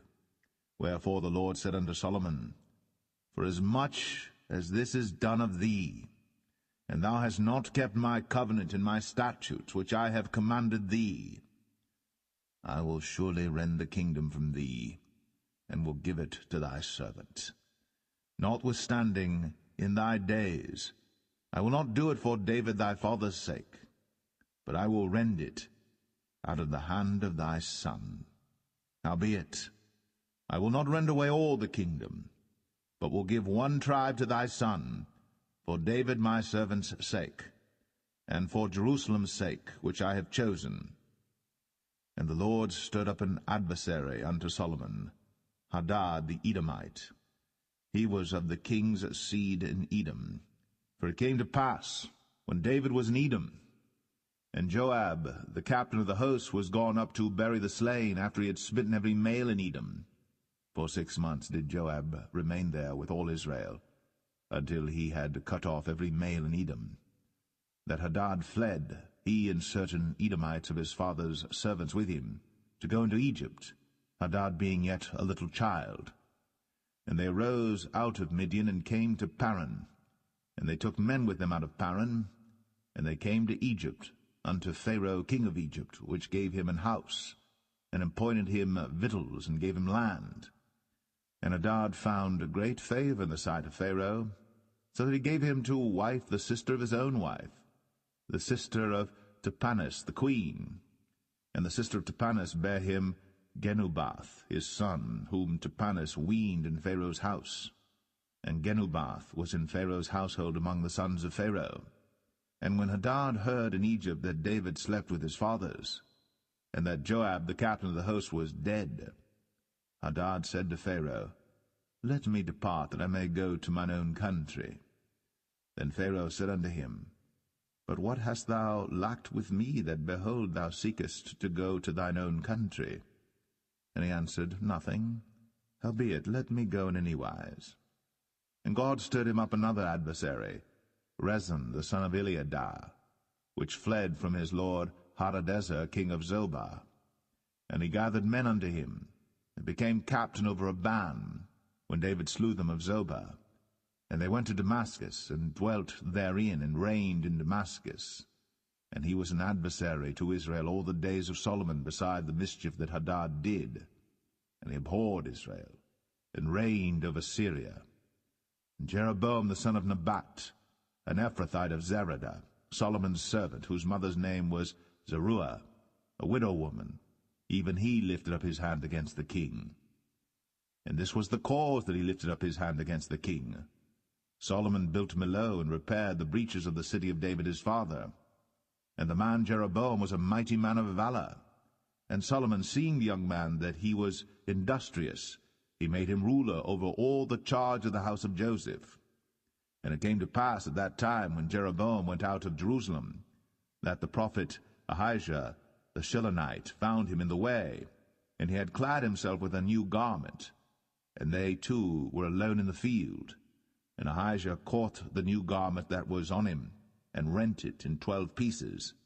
And he said to Jeroboam, Take thee 10 pieces, for thus saith the Lord, the God of Israel, Behold, I will rend the kingdom out of the hand of Solomon, and will give 10 tribes to thee. But he shall have 1 tribe for my servant David's sake, and for Jerusalem's sake, the city which I have chosen out of all the tribes of Israel, because that they have forsaken me, and have worshipped Ashtoreth, the goddess of the Zidonians, Chemosh, the god of the Moabites, and Milcom, the god of the children of Ammon, and have not walked in my ways, to do that which is right in mine eyes, and to keep my statutes and my judgments, as did David his father. Howbeit, I will not take the whole kingdom out of his hand, but I will make him prince all the days of his life for David my servant's sake, whom I chose, because he kept my commandments and my statutes.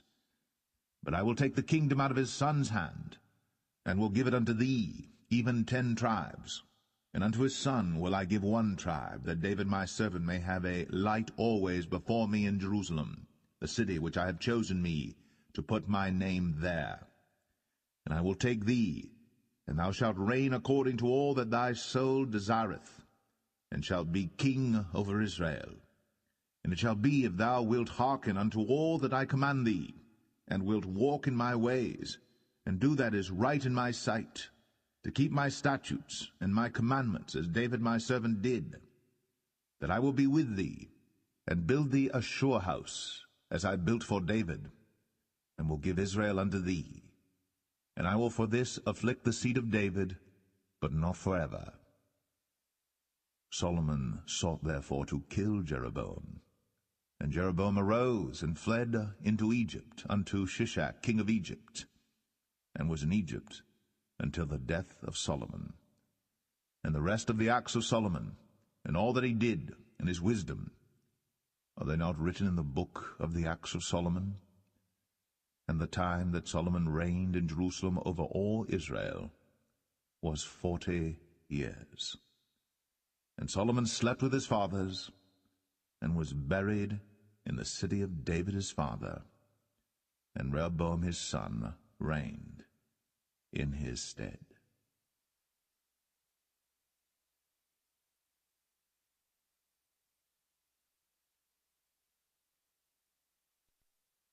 First Kings 12.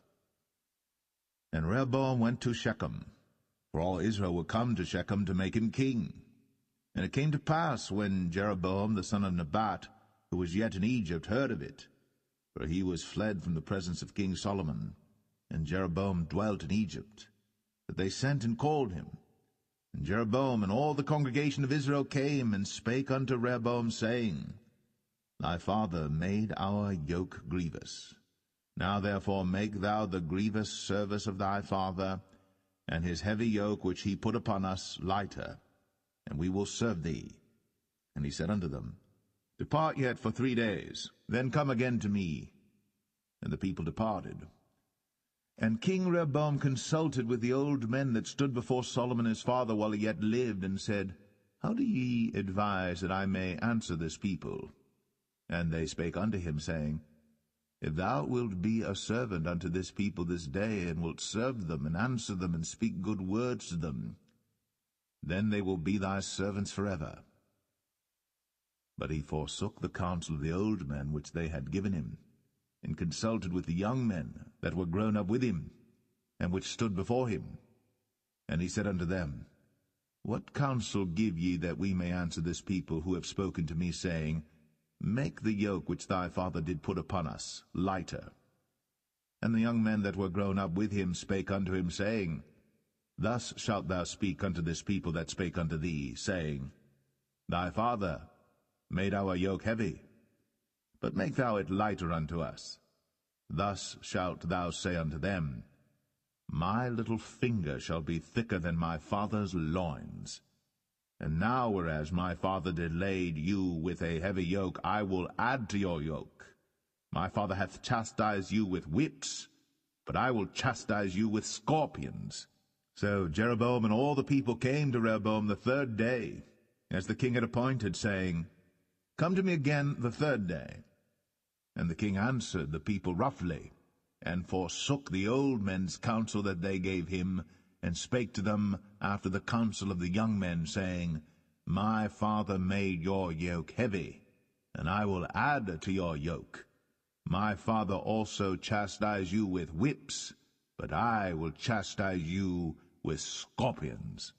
Wherefore the king hearkened not unto the people, for the cause was from the Lord, that he might perform his saying, which the Lord spake by Ahijah the Shilonite unto Jeroboam the son of Nebat. So when all Israel saw that the king hearkened not unto them, the people answered the king, saying, What portion have we in David? Neither have we inheritance in the son of Jesse. To your tents, O Israel. Now see to thine own house, David. So Israel departed unto their tents. But as for the children of Israel which dwelt in the cities of Judah, Rehoboam reigned over them. Then King Rehoboam sent Adoram, who was over the tribute, and all Israel stoned him with stones that he died. Therefore King Rehoboam made speed to get him up to his chariot, to flee to Jerusalem. So Israel rebelled against the house of David unto this day. And it came to pass, when all Israel heard that Jeroboam was come again, that they sent and called him unto the congregation, and made him king over all Israel. There was none that followed the house of David, but the tribe of Judah only. And when Rehoboam was come to Jerusalem, he assembled all the house of Judah with the tribe of Benjamin, 180,000 chosen men which were warriors, to fight against the house of Israel, to bring the kingdom again to Rehoboam the son of Solomon.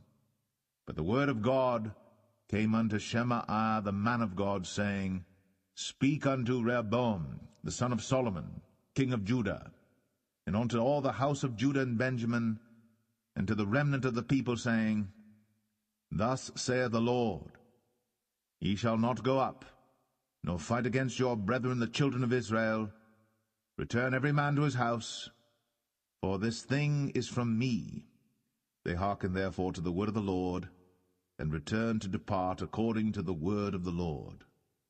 Then Jeroboam built Shechem in Mount Ephraim, and dwelt therein, and went out from thence, and built Penuel. And Jeroboam said in his heart, Now shall the kingdom return to the house of David. If this people go up to do sacrifice in the house of the Lord at Jerusalem, then shall the heart of this people turn again unto their Lord, even unto Rehoboam king of Judah, and they shall kill me, and go again to Rehoboam king of Judah. Whereupon the king took counsel, and made 2 calves of gold, and said unto them, It is too much for you to go up to Jerusalem. Behold thy gods, O Israel, which brought thee up out of the land of Egypt. And he set the one in Bethel, and the other put he in Dan. And this thing became a sin. For the people went to worship before the one, even unto Dan. And he made an house of high places, and made priests of the lowest of the people, which were not of the sons of Levi. And Jeroboam ordained a feast in the 8th month, on the 15th day of the month, like unto the feast that is in Judah. And he offered upon the altar. So did he in Bethel, sacrificing unto the calves that he had made. And he placed in Bethel the priests of the high places which he had made. So he offered upon the altar which he had made in Bethel the 15th day of the 8th month, even in the month which he had devised of his own heart, and ordained a feast unto the children of Israel. And he offered upon the altar, and burnt incense.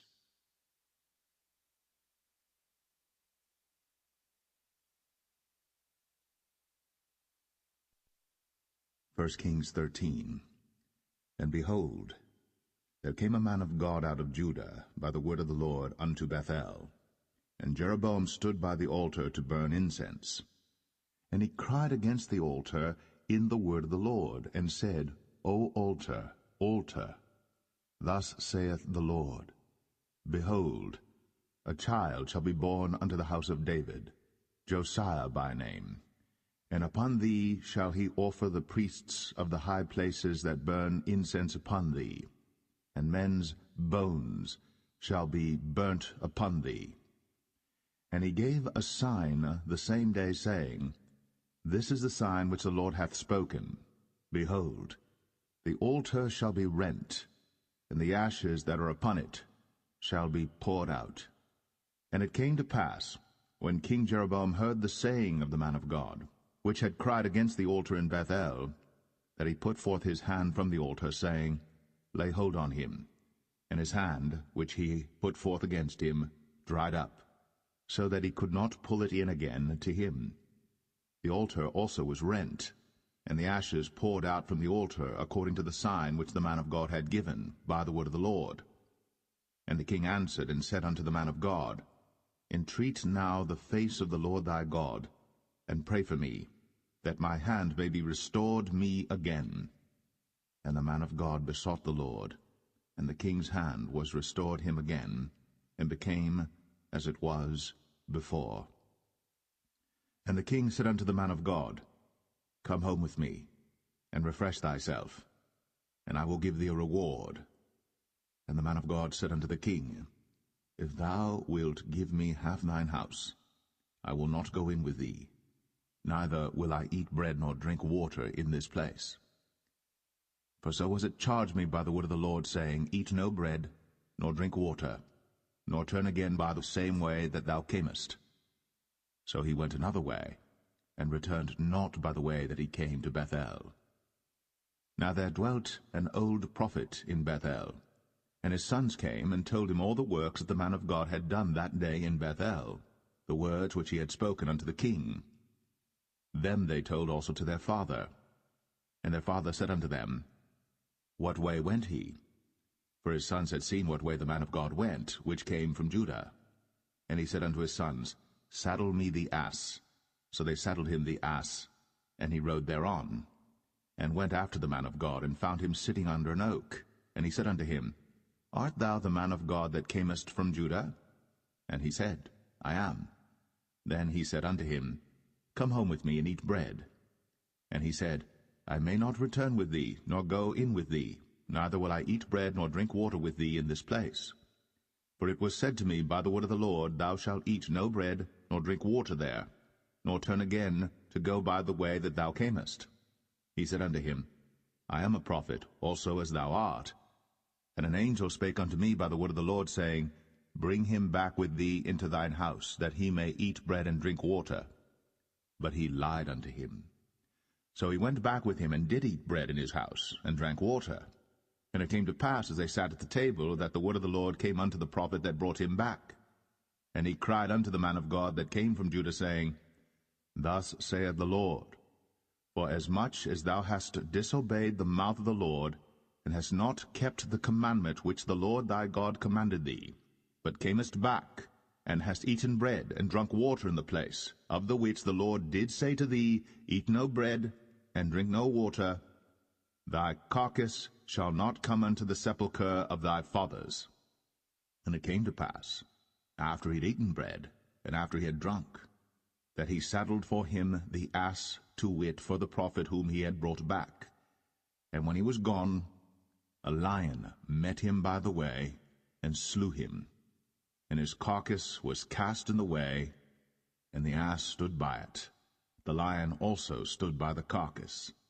And behold, men passed by, and saw the carcass cast in the way, and the lion standing by the carcass, and then told it in the city where the old prophet dwelt, obedient unto the word of the Lord. Therefore the Lord hath delivered him unto the lion, which hath torn him and slain him according to the word of the Lord, which he spake unto him. And he spake to his son, saying, Saddle me the ass. And they saddled him, and he went and found his carcass cast in the way, and the ass and the lion standing by the carcass. The lion had not eaten the carcass, nor torn the ass. And the prophet took up the carcass of the man of God, and laid it upon the ass, and brought it back. And the old prophet came to the city to mourn and to bury him. And he laid his carcass in his own grave. And they mourned over him, saying, Alas, my brother! And it came to pass, after he had buried him, that he spake to his son, saying, When I am dead, then bury me in the sepulchre wherein the man of God is buried. Lay my bones beside his bones.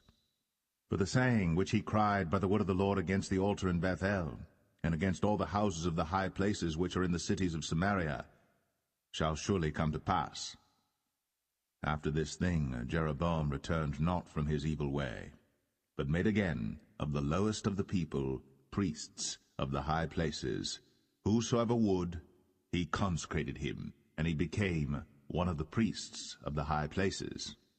And this thing became sin unto the house of Jeroboam, even to cut it off, and to destroy it from off the face of the earth.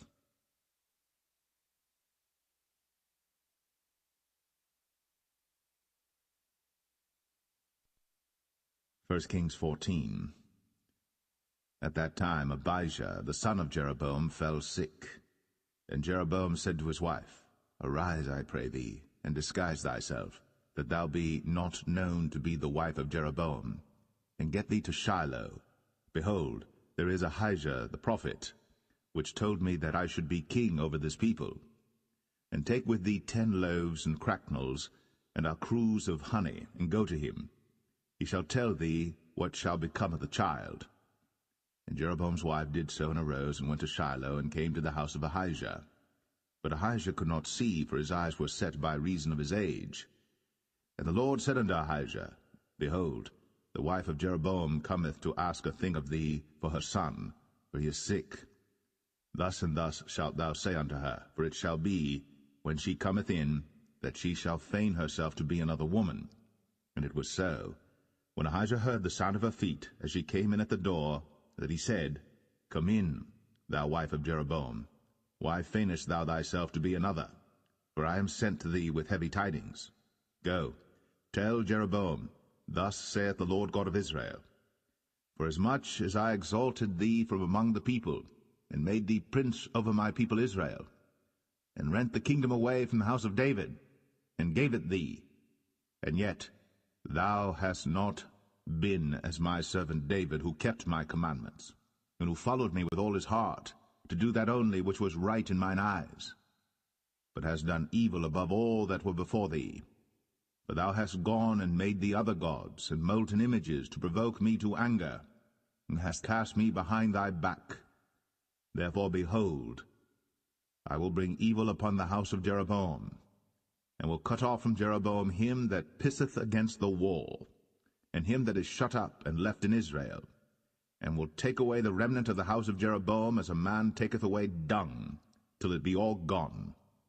Him that dieth of Jeroboam in the city shall the dogs eat, and him that dieth in the field shall the fowls of the air eat. For the Lord hath spoken it. Arise thou therefore, get thee to thine own house, and when thy feet enter into the city, the child shall die. And all Israel shall mourn for him, and bury him. For he only of Jeroboam shall come to the grave, because in him there is found some good thing toward the Lord God of Israel in the house of Jeroboam. Moreover, the Lord shall raise him up a king over Israel, who shall cut off the house of Jeroboam that day. But what? Even now. For the Lord shall smite Israel, as a reed is shaken in the water, and he shall root up Israel out of this good land, which he gave to their fathers, and shall scatter them beyond the river, because they have made their groves, provoking the Lord to anger. And he shall give Israel up, because of the sins of Jeroboam, who did sin, and who made Israel to sin. And Jeroboam's wife arose and departed, and came to Tirzah. And when she came to the threshold of the door, the child died, and they buried him. And all Israel mourned for him according to the word of the Lord, which he spake by the hand of his servant Ahijah the prophet. And the rest of the acts of Jeroboam, how he warred and how he reigned, behold, they are written in the book of the Chronicles of the kings of Israel. And the days which Jeroboam reigned were 22 years, and he slept with his fathers, and Nadab his son reigned in his stead. And Rehoboam the son of Solomon reigned in Judah. Rehoboam was 41 years old when he began to reign, and he reigned 17 years in Jerusalem, the city which the Lord did choose out of all the tribes of Israel, to put his name there. And his mother's name was Naamah, an Ammonitess. And Judah did evil in the sight of the Lord, and they provoked him to jealousy with their sins which they had committed, above all that their fathers had done. For they also built them high places and images and groves on every high hill, and under every green tree. And there were also Sodomites in the land, and they did according to all the abominations of the nations which the Lord cast out before the children of Israel. And it came to pass in the 5th year of King Rehoboam, that Shishak king of Egypt came up against Jerusalem. And he took away the treasures of the house of the Lord, and the treasures of the king's house, even took away all, and he took away all the shields of gold which Solomon had made. And King Rehoboam made in their stead brazen shields, and committed them unto the hands of the chief of the guard which kept the door of the king's house. And it was so, when the king went into the house of the Lord, that the guard bare them and brought them back into the guard chamber. Now the rest of the acts of Rehoboam, and all that he did, are they not written in the book of the chronicles of the kings of Judah? And there was war between Rehoboam and Jeroboam all their days. And Rehoboam slept with his fathers, and was buried with his fathers in the city of David. And his mother's name was Naamah, an Ammonitess. And Abijam, his son, reigned in his stead.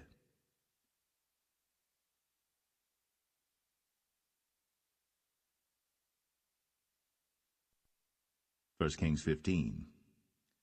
Now in the 18th year of King Jeroboam, the son of Nebat, reigned Abijam over Judah.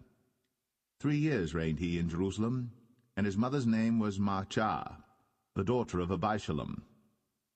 And he walked in all the sins of his father which he had done before him, and his heart was not perfect with the Lord his God, as the heart of David his father. Nevertheless, for David's sake did the Lord his God give him a lamp in Jerusalem to set up his son after him, and to establish Jerusalem, because David did that which was right in the eyes of the Lord, and turned not aside from anything that he commanded him all the days of his life, save only in the matter of Uriah the Hittite. And there was war between Rehoboam and Jeroboam all the days of his life. Now the rest of the acts of Abijam, and all that he did, are they not written in the book of the chronicles of the kings of Judah? And there was war between Abijam and Jeroboam. And Abijam slept with his fathers, and they buried him in the city of David, and Asa, his son, reigned in his stead. And in the 20th year of Jeroboam, king of Israel, reigned Asa over Judah. And 41 years reigned he in Jerusalem, and his mother's name was Maachah, the daughter of Abishalom. And Asa did that which was right in the eyes of the Lord, as did David his father.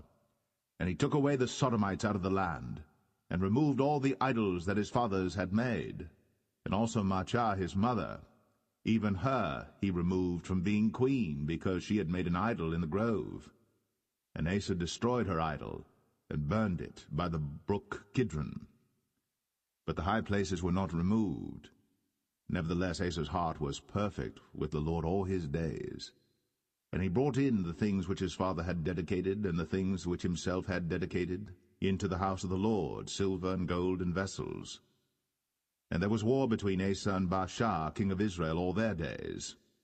And Baasha, king of Israel, went up against Judah, and built Ramah, that he might not suffer any to go out or come in to Asa, king of Judah.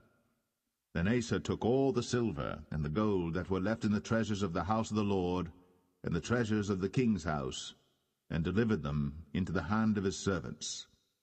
And King Asa sent them to Ben-Hadad, the son of Tabrimon, the son of Hezion, king of Syria, that dwelt at Damascus, saying, There is a league between me and thee, and between my father and thy father. Behold, I have sent unto thee a present of silver and gold.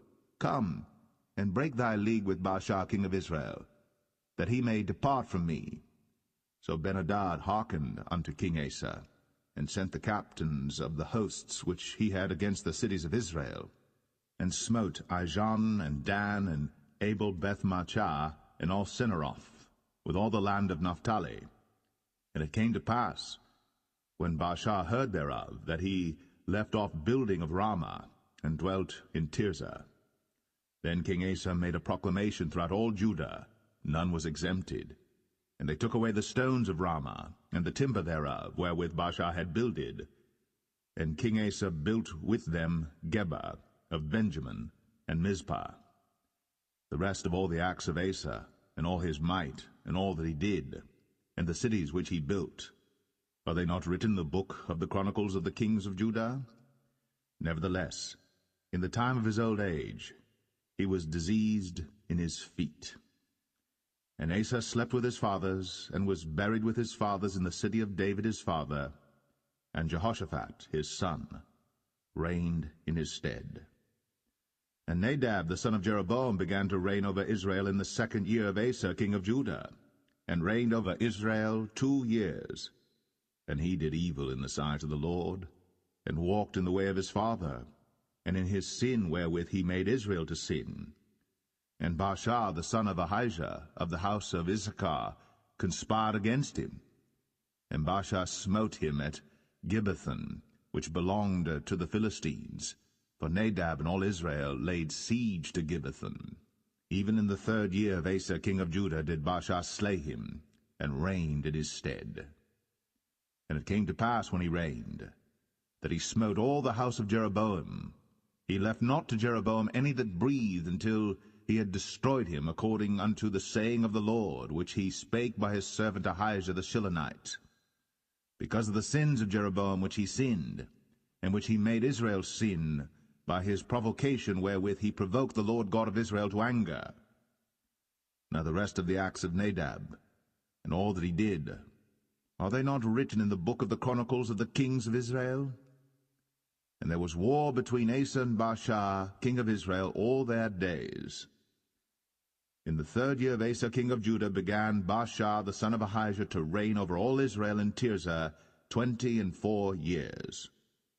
And he did evil in the sight of the Lord, and walked in the way of Jeroboam, and in his sin wherewith he made Israel to sin.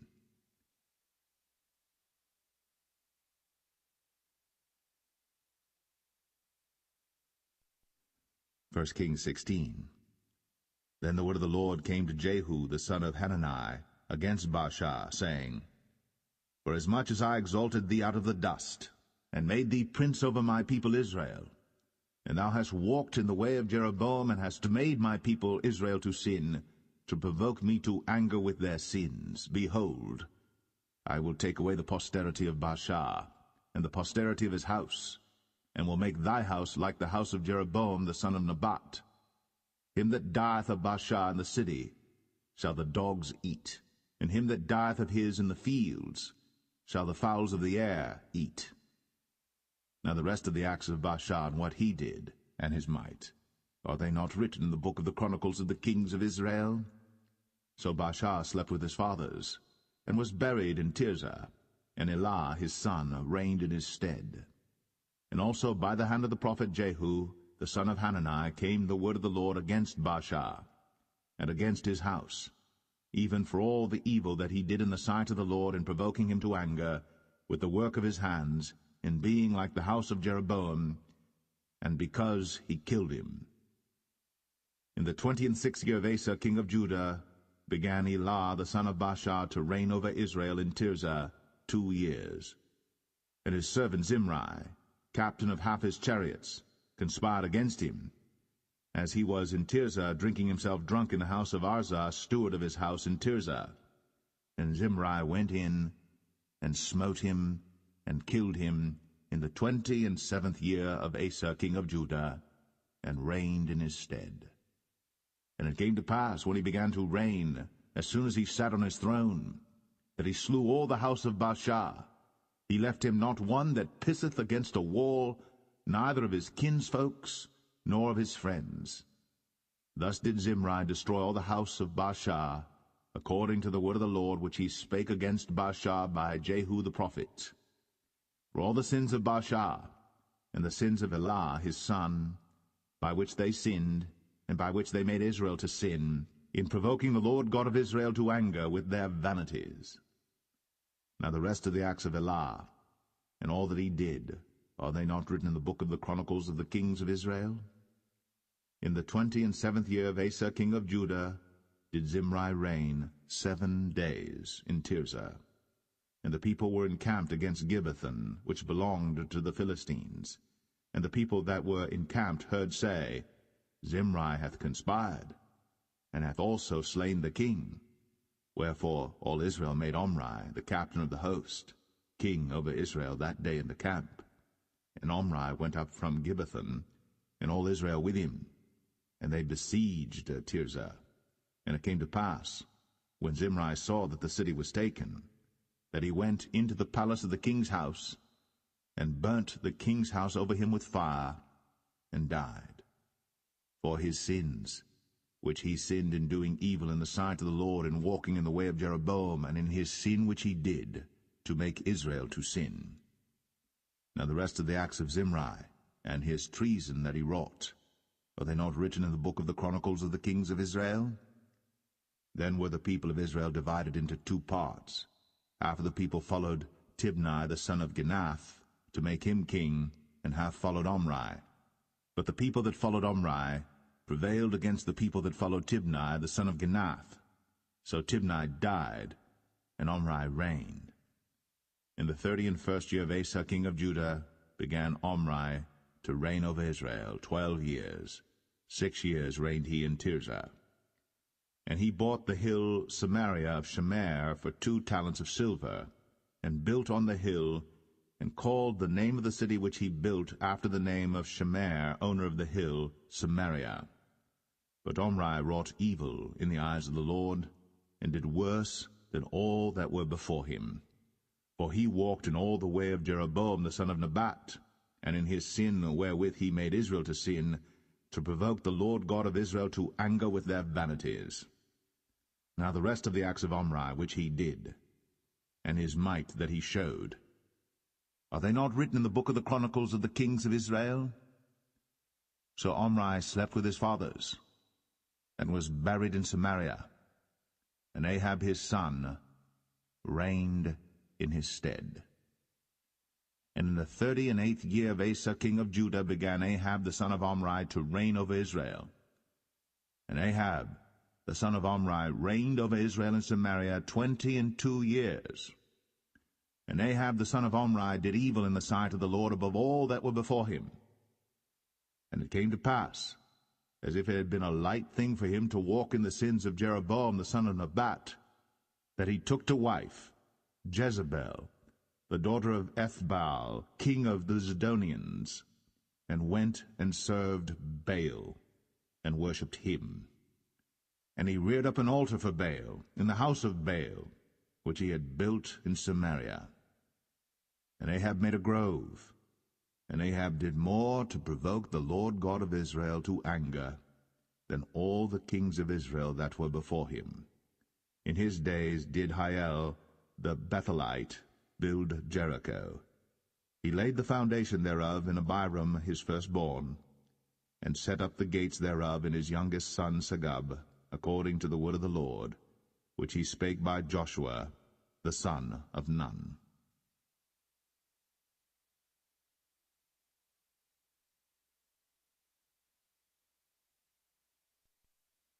1 Kings 17. And Elijah the Tishbite, who was of the inhabitants of Gilead, said unto Ahab, As the Lord God of Israel liveth, before whom I stand, there shall not be dew nor rain these years, but according to my word. And the word of the Lord came unto him, saying, Get thee hence, and turn thee eastward, and hide thyself by the brook Cherith, that is before Jordan. And it shall be that thou shalt drink of the brook, and I have commanded the ravens to feed thee there. So he went and did according unto the word of the Lord, for he went and dwelt by the brook Cherith, that is before Jordan. And the ravens brought him bread and flesh in the morning, and bread and flesh in the evening, and he drank of the brook. And it came to pass after a while that the brook dried up, because there had been no rain in the land. And the word of the Lord came unto him, saying, Arise, get thee to Zarephath, which belongeth to Zidon, and dwell there. Behold, I have commanded a widow woman there to sustain thee. So he arose and went to Zarephath. And when he came to the gate of the city, behold, the widow woman was there gathering of sticks. And he called to her, and said, Fetch me, I pray thee, a little water in a vessel, that I may drink.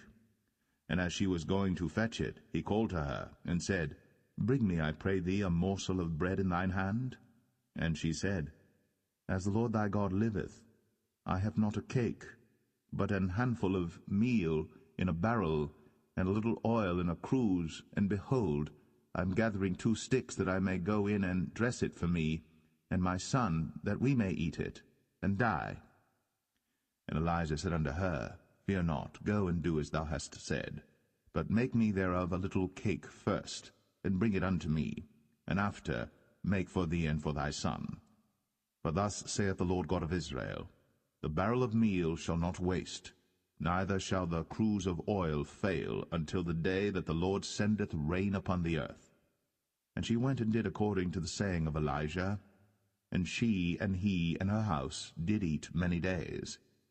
And the barrel of meal wasted not, neither did the cruse of oil fail, according to the word of the Lord which he spake by Elijah. And it came to pass after these things that the son of the woman, the mistress of the house, fell sick, and his sickness was so sore that there was no breath left in him.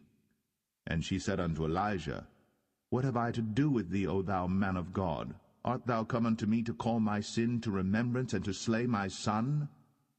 And he said unto her, Give me thy son. And he took him out of her bosom, and carried him up into a loft, where he abode, and laid him upon his own bed. And he cried unto the Lord, and said, O Lord my God, hast thou also brought evil upon the widow with whom I sojourn, by slaying her son? And he stretched himself upon the child 3 times, and cried unto the Lord, and said, O Lord my God, I pray thee, let this child's soul come into him again. And the Lord heard the voice of Elijah, and the soul of the child came into him again, and he revived. And Elijah took the child, and brought him down out of the chamber into the house, and delivered him unto his mother. And Elijah said, See, thy son liveth. And the woman said to Elijah, Now by this I know that thou art a man of God, and that the word of the Lord in thy mouth is truth.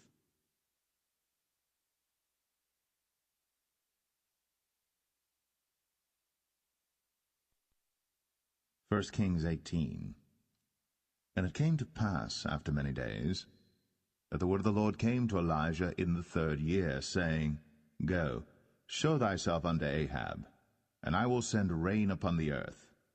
And Elijah went to show himself unto Ahab. And there was a sore famine in Samaria. And Ahab called Obadiah, which was the governor of his house. Now Obadiah feared the Lord greatly. For it was so, when Jezebel cut off the prophets of the Lord, that Obadiah took 100 prophets, and hid them by 50 in a cave, and fed them with bread and water. And Ahab said unto Obadiah, Go into the land, unto all fountains of water, and unto all brooks. Peradventure we may find grass to save the horses and mules alive, that we lose not all the beasts. So they divided the land between them to pass throughout it. Ahab went one way by himself, and Obadiah went another way by himself. And as Obadiah was in the way, behold, Elijah met him, and he knew him, and fell on his face, and said, Art thou that my lord Elijah? And he answered him, I am. Go tell thy lord, Behold, Elijah is here. And he said, What have I sinned that thou wouldst deliver thy servant into the hand of Ahab, to slay me? As the Lord thy God liveth, there is no nation or kingdom whither my lord hath not sent to seek thee. And when they said, He is not there, he took an oath of the kingdom and nation that they found thee not. And now thou sayest, Go tell thy lord, Behold, Elijah is here. And it shall come to pass, as soon as I am gone from thee, that the Spirit of the Lord shall carry thee whither I know not. And so when I come and tell Ahab, and he cannot find thee, he shall slay me.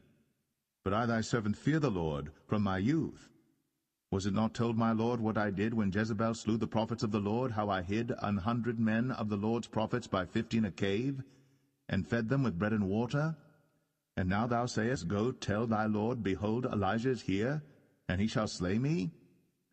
And Elijah said, As the Lord of hosts liveth, before whom I stand, I will surely show myself unto him today. So Obadiah went to meet Ahab, and told him. And Ahab went to meet Elijah. And it came to pass, when Ahab saw Elijah, that Ahab said unto him, Art thou he that troubleth Israel? And he answered, I have not troubled Israel, but thou and thy father's house, in that ye have forsaken the commandments of the Lord, and thou hast followed Baalim. Now therefore send and gather to me all Israel unto Mount Carmel. and the prophets of Baal 450, and the prophets of the groves 400, which eat at Jezebel's table. So Ahab sent unto all the children of Israel, and gathered the prophets together unto Mount Carmel. And Elijah came unto all the people, and said, How long halt ye between two opinions? If the Lord be God, follow him, but if Baal, then follow him. And the people answered him not a word. Then said Elijah unto the people, I, even I only, remain a prophet of the Lord, but Baal's prophets are 450 men. Let them therefore give us 2 bullocks, and let them choose 1 bullock from themselves, and cut it in pieces, and lay it on wood, and put no fire under. And I will dress the other bullock, and lay it on wood, and put no fire under. And call ye on the name of your gods, and I will call on the name of the Lord. And the God that answereth by fire, let him be God. And all the people answered and said, It is well spoken. And Elijah said unto the prophets of Baal, Choose you 1 bullock for yourselves, and dress it first, for ye are many, and call on the name of your gods, but put no fire under. And they took the bullock which was given them, and they dressed it, and called on the name of Baal from morning even until noon, saying, O Baal, hear us! But there was no voice, nor any that answered. And they leaped upon the altar which was made. And it came to pass at noon that Elijah mocked them, and said, Cry aloud, for he is a god. Either he is talking, or he is pursuing, or he is in a journey, or peradventure he sleepeth, and must be awaked.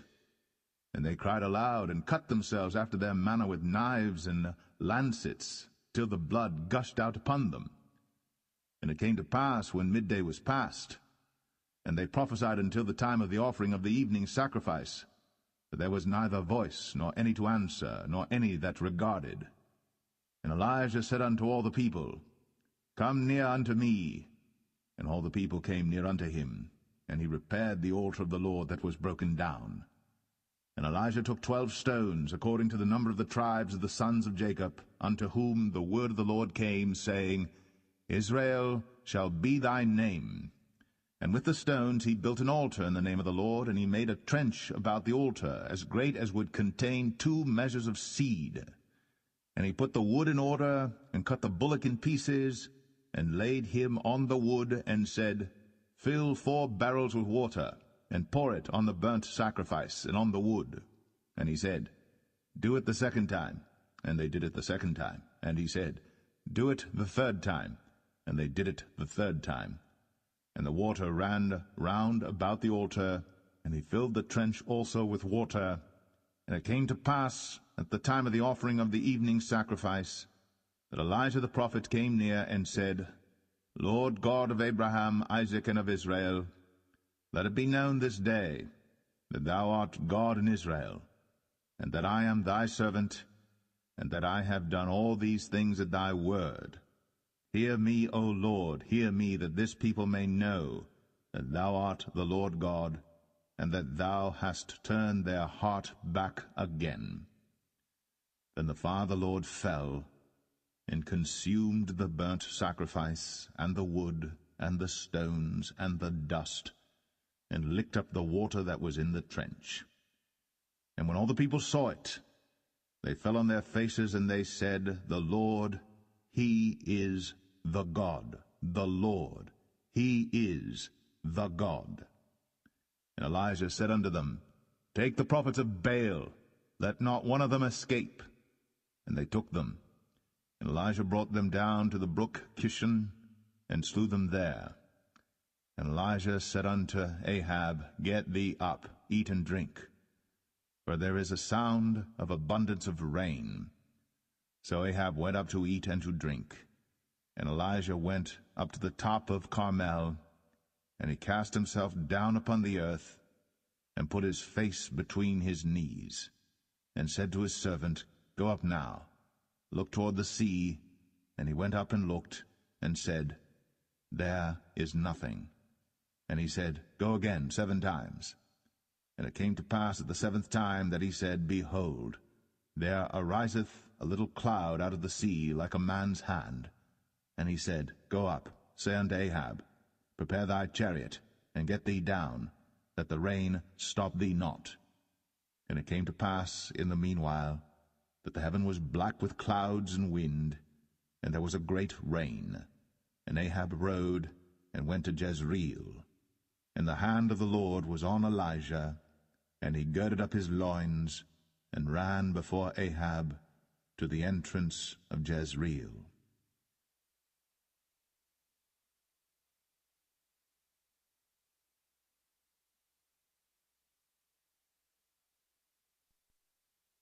First Kings 19. And Ahab told Jezebel all that Elijah had done, and withal how he had slain all the prophets with the sword. Then Jezebel sent a messenger unto Elijah, saying, So let the gods do to me, and more also, if I make not thy life as the life of one of them by tomorrow about this time. And when he saw that, he arose, and went for his life, and came to Beersheba, which belongeth to Judah, and left his servant there. But he himself went a day's journey into the wilderness, and came and sat down under a juniper tree. And he requested for himself that he might die, and said, It is enough. Now, O Lord, take away my life, for I am not better than my fathers. And as he lay and slept under a juniper tree, behold, then an angel touched him, and said unto him, Arise and eat. And he looked, and behold, there was a cake baked on the coals, and a cruse of water at his head. And he did eat and drink, and laid him down again. And the angel of the Lord came again the second time, and touched him, and said, Arise and eat, because the journey is too great for thee. And he arose, and did eat and drink, and went in the strength of that meat 40 days, and 40 nights, unto Horeb the mount of God. And he came thither unto a cave, and lodged there. And behold, the word of the Lord came to him, and he said unto him, What doest thou here, Elijah? And he said, I have been very jealous for the Lord God of hosts, for the children of Israel have forsaken thy covenant, thrown down thine altars, and slain thy prophets with the sword, and I, even I only am left, and they seek my life to take it away. And he said, Go forth, and stand upon the mount before the Lord. And behold, the Lord passed by, and a great and strong wind rent the mountains, and brake in pieces the rocks before the Lord. But the Lord was not in the wind. And after the wind, an earthquake.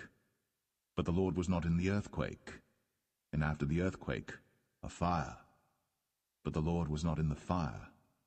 And after the fire, a still small voice. And it was so, when Elijah heard it, that he wrapped his face in his mantle, and went out, and stood in the entering in of the cave.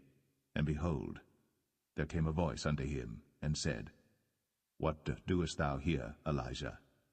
And he said, I have been very jealous for the Lord God of hosts, because the children of Israel have forsaken thy covenant, thrown down thine altars, and slain thy prophets with the sword, and I, even I only, am left. And they seek my life, to take it away.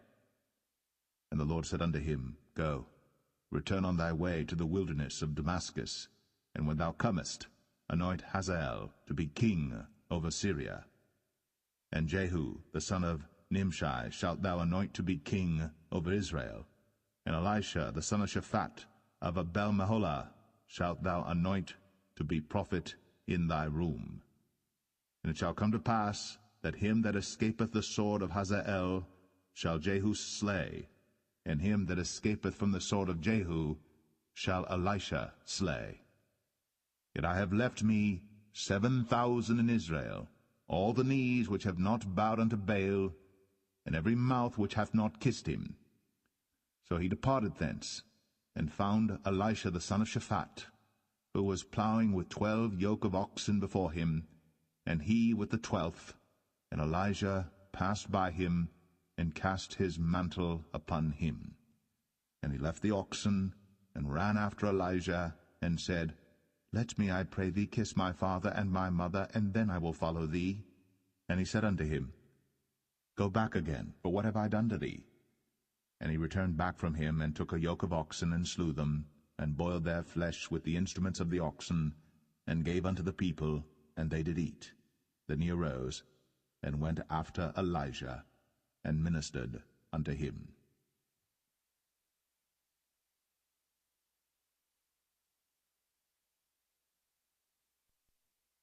1 Kings 20. And Ben-Hadad the king of Syria gathered all his host together, and there were 32 kings with him, and horses and chariots, and he went up and besieged Samaria, and warred against it. And he sent messengers to Ahab king of Israel into the city, and said unto him, Thus saith Ben-Hadad, Thy silver and thy gold is mine, thy wives also and thy children, even the goodliest, are mine. And the king of Israel answered and said, My lord, O king, according to thy saying, I am thine, and all that I have. And the messengers came again and said, Thus speaketh Ben-Hadad, saying, Although I have sent unto thee, saying, Thou shalt deliver me thy silver and thy gold and thy wives and thy children, yet I will send my servants unto thee tomorrow about this time, and they shall search thine house and the houses of thy servants. And it shall be that whatsoever is pleasant in thine eyes, they shall put it in their hand, and take it away.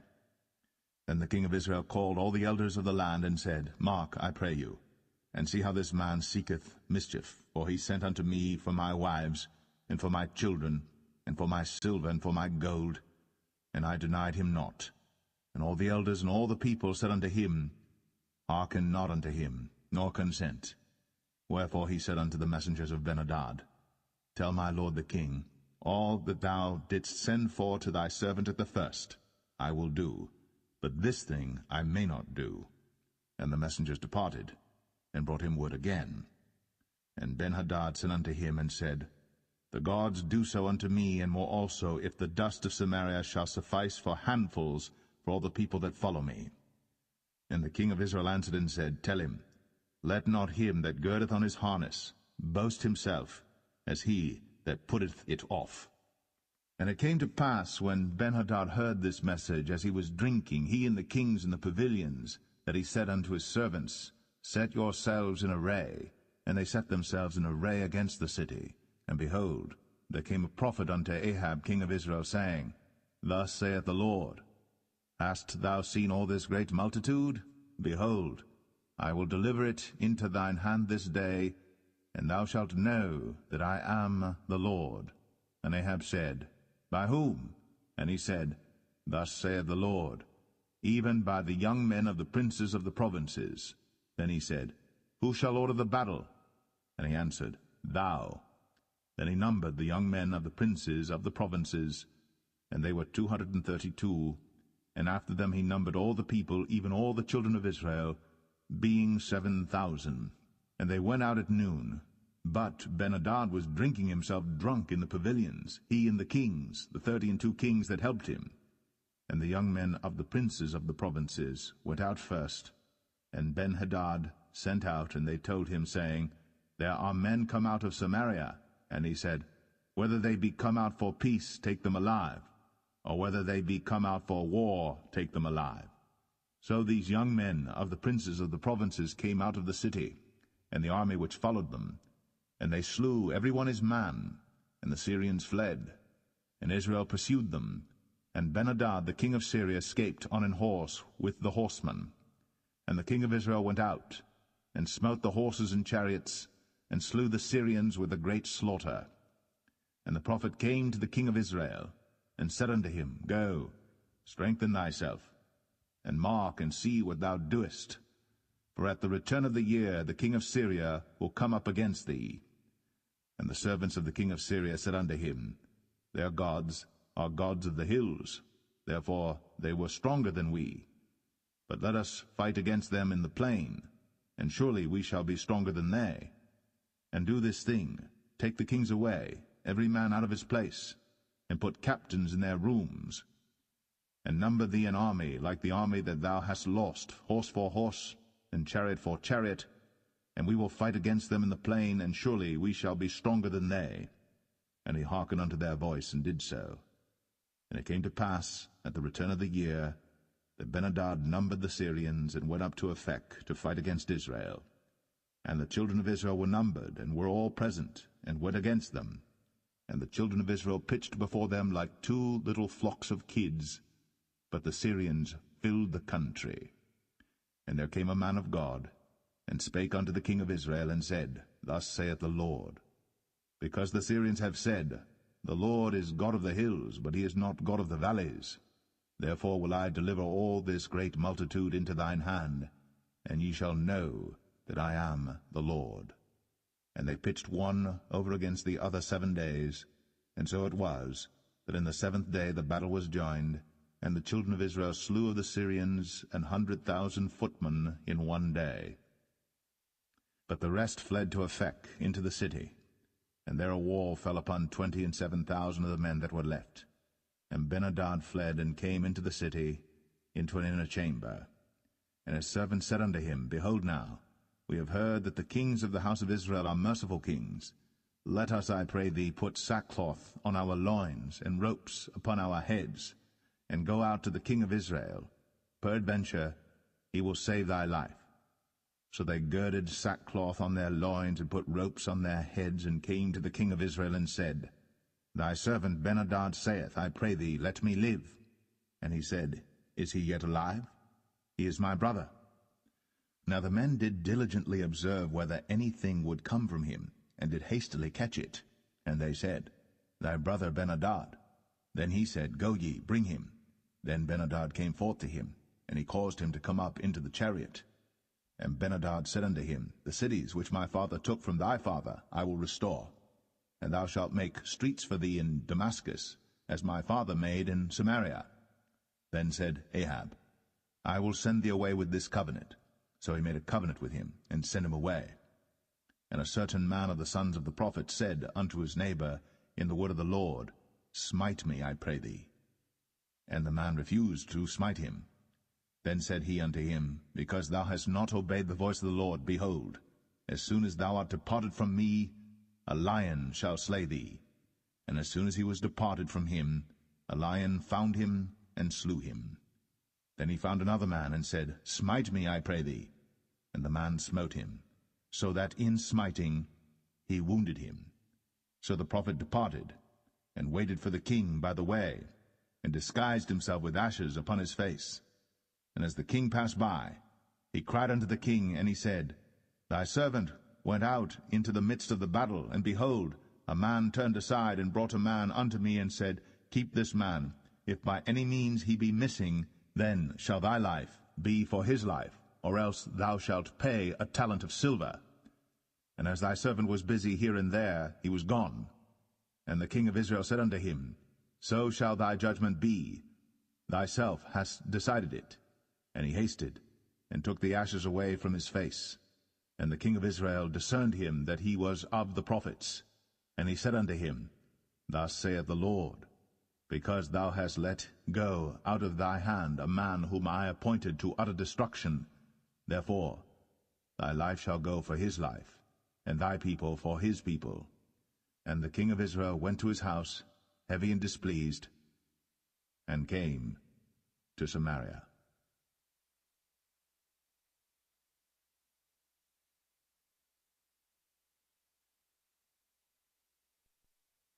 1 Kings 21. And it came to pass after these things that Naboth the Jezreelite had a vineyard which was in Jezreel, hard by the palace of Ahab king of Samaria.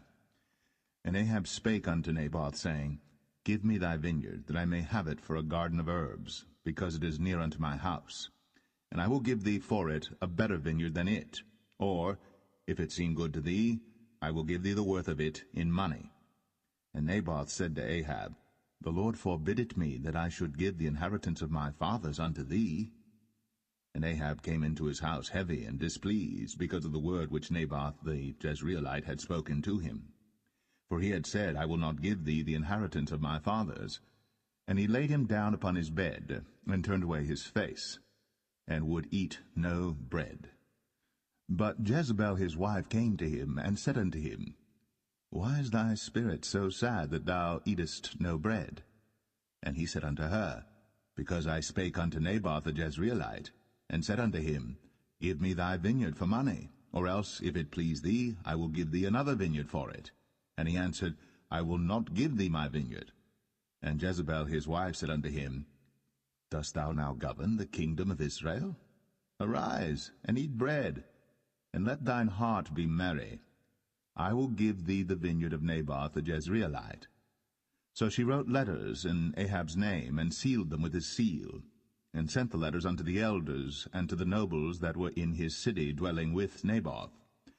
And she wrote in the letters, saying, Proclaim a fast, and set Naboth on high among the people, and set 2 men, sons of Belial, before him, to bear witness against him, saying, Thou didst blaspheme God and the king, and then carry him out, and stone him, that he may die.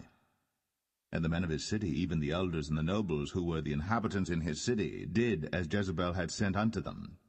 And as it was written in the letters which she had sent unto them, they proclaimed a fast, and set Naboth on high among the people. And there came in 2 men, children of Belial, and sat before him. And the men of Belial witnessed against him, even against Naboth, in the presence of the people, saying, Naboth did blaspheme God and the king. Then they carried him forth out of the city, and stoned him with stones, that he died. Then they sent to Jezebel, saying, Naboth is stoned, and is dead. And it came to pass, when Jezebel heard that Naboth was stoned, and was dead, that Jezebel said to Ahab, Arise, take possession of the vineyard of Naboth the Jezreelite, which he refused to give thee for money. For Naboth is not alive, but dead. And it came to pass, when Ahab heard that Naboth was dead, that Ahab rose up to go down to the vineyard of Naboth the Jezreelite, to take possession of it. And the word of the Lord came to Elijah the Tishbite, saying, Arise, go down to meet Ahab king of Israel, which is in Samaria. Behold, he is in the vineyard of Naboth, whither he is gone down to possess it. And thou shalt speak unto him, saying, Thus saith the Lord, Hast thou killed and also taken possession?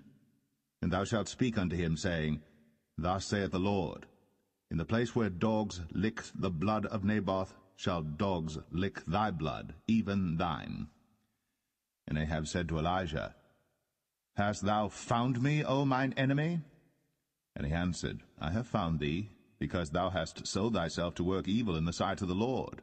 Behold, I will bring evil upon thee, and will take away thy posterity, and will cut off from Ahab him that pisseth against the wall, and him that is shut up and left in Israel, and will make thine house like the house of Jeroboam the son of Nebat, and like the house of Baasha the son of Ahijah, for the provocation wherewith thou hast provoked me to anger, and made Israel to sin. And of Jezebel also spake the Lord, saying, The dogs shall eat Jezebel by the wall of Jezreel. Him that dieth of Ahab in the city the dogs shall eat, and him that dieth in the field shall the fowls of the air eat. But there was none like unto Ahab, which did sell himself to work wickedness in the sight of the Lord, whom Jezebel his wife stirred up. And he did very abominably in following idols, according to all things as did the Amorites, whom the Lord cast out before the children of Israel. And it came to pass, when Ahab heard those words, that he rent his clothes, and put sackcloth upon his flesh, and fasted, and lay in sackcloth, and went softly. And the word of the Lord came to Elijah the Tishbite, saying, Seest thou how Ahab humbleth himself before me? Because he humbleth himself before me, I will not bring the evil in his days, but in his son's days will I bring the evil upon his house.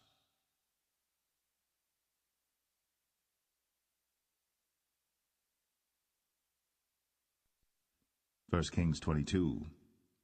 And they continued 3 years without war between Syria and Israel. And it came to pass in the 3rd year that Jehoshaphat the king of Judah came down to the king of Israel. And the king of Israel said unto his servants, Know ye that Ramoth in Gilead is ours, and we be still, and take it not out of the hand of the king of Syria? And he said unto Jehoshaphat, Wilt thou go with me to battle to Ramoth Gilead?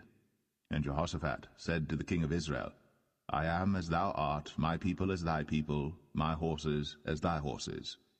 And Jehoshaphat said unto the king of Israel, Inquire, pray thee, at the word of the Lord today. Then the king of Israel gathered the prophets together, about 400 men, and said unto them, Shall I go against Ramoth Gilead to battle, or shall I forbear? And they said, Go up, for the Lord shall deliver it into the hand of the king. And Jehoshaphat said, Is there not here a prophet of the Lord besides, that we might inquire of him?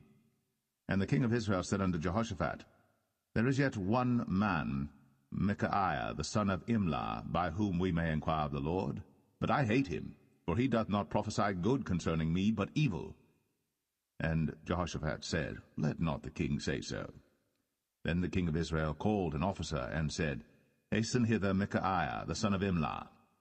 And the king of Israel and Jehoshaphat the king of Judah sat each on his throne, having put on their robes in a void place in the entrance of the gate of Samaria. And all the prophets prophesied before them. And Zedekiah the son of Chenaanah made him horns of iron, and he said, Thus saith the Lord, With these shalt thou push the Syrians until thou have consumed them.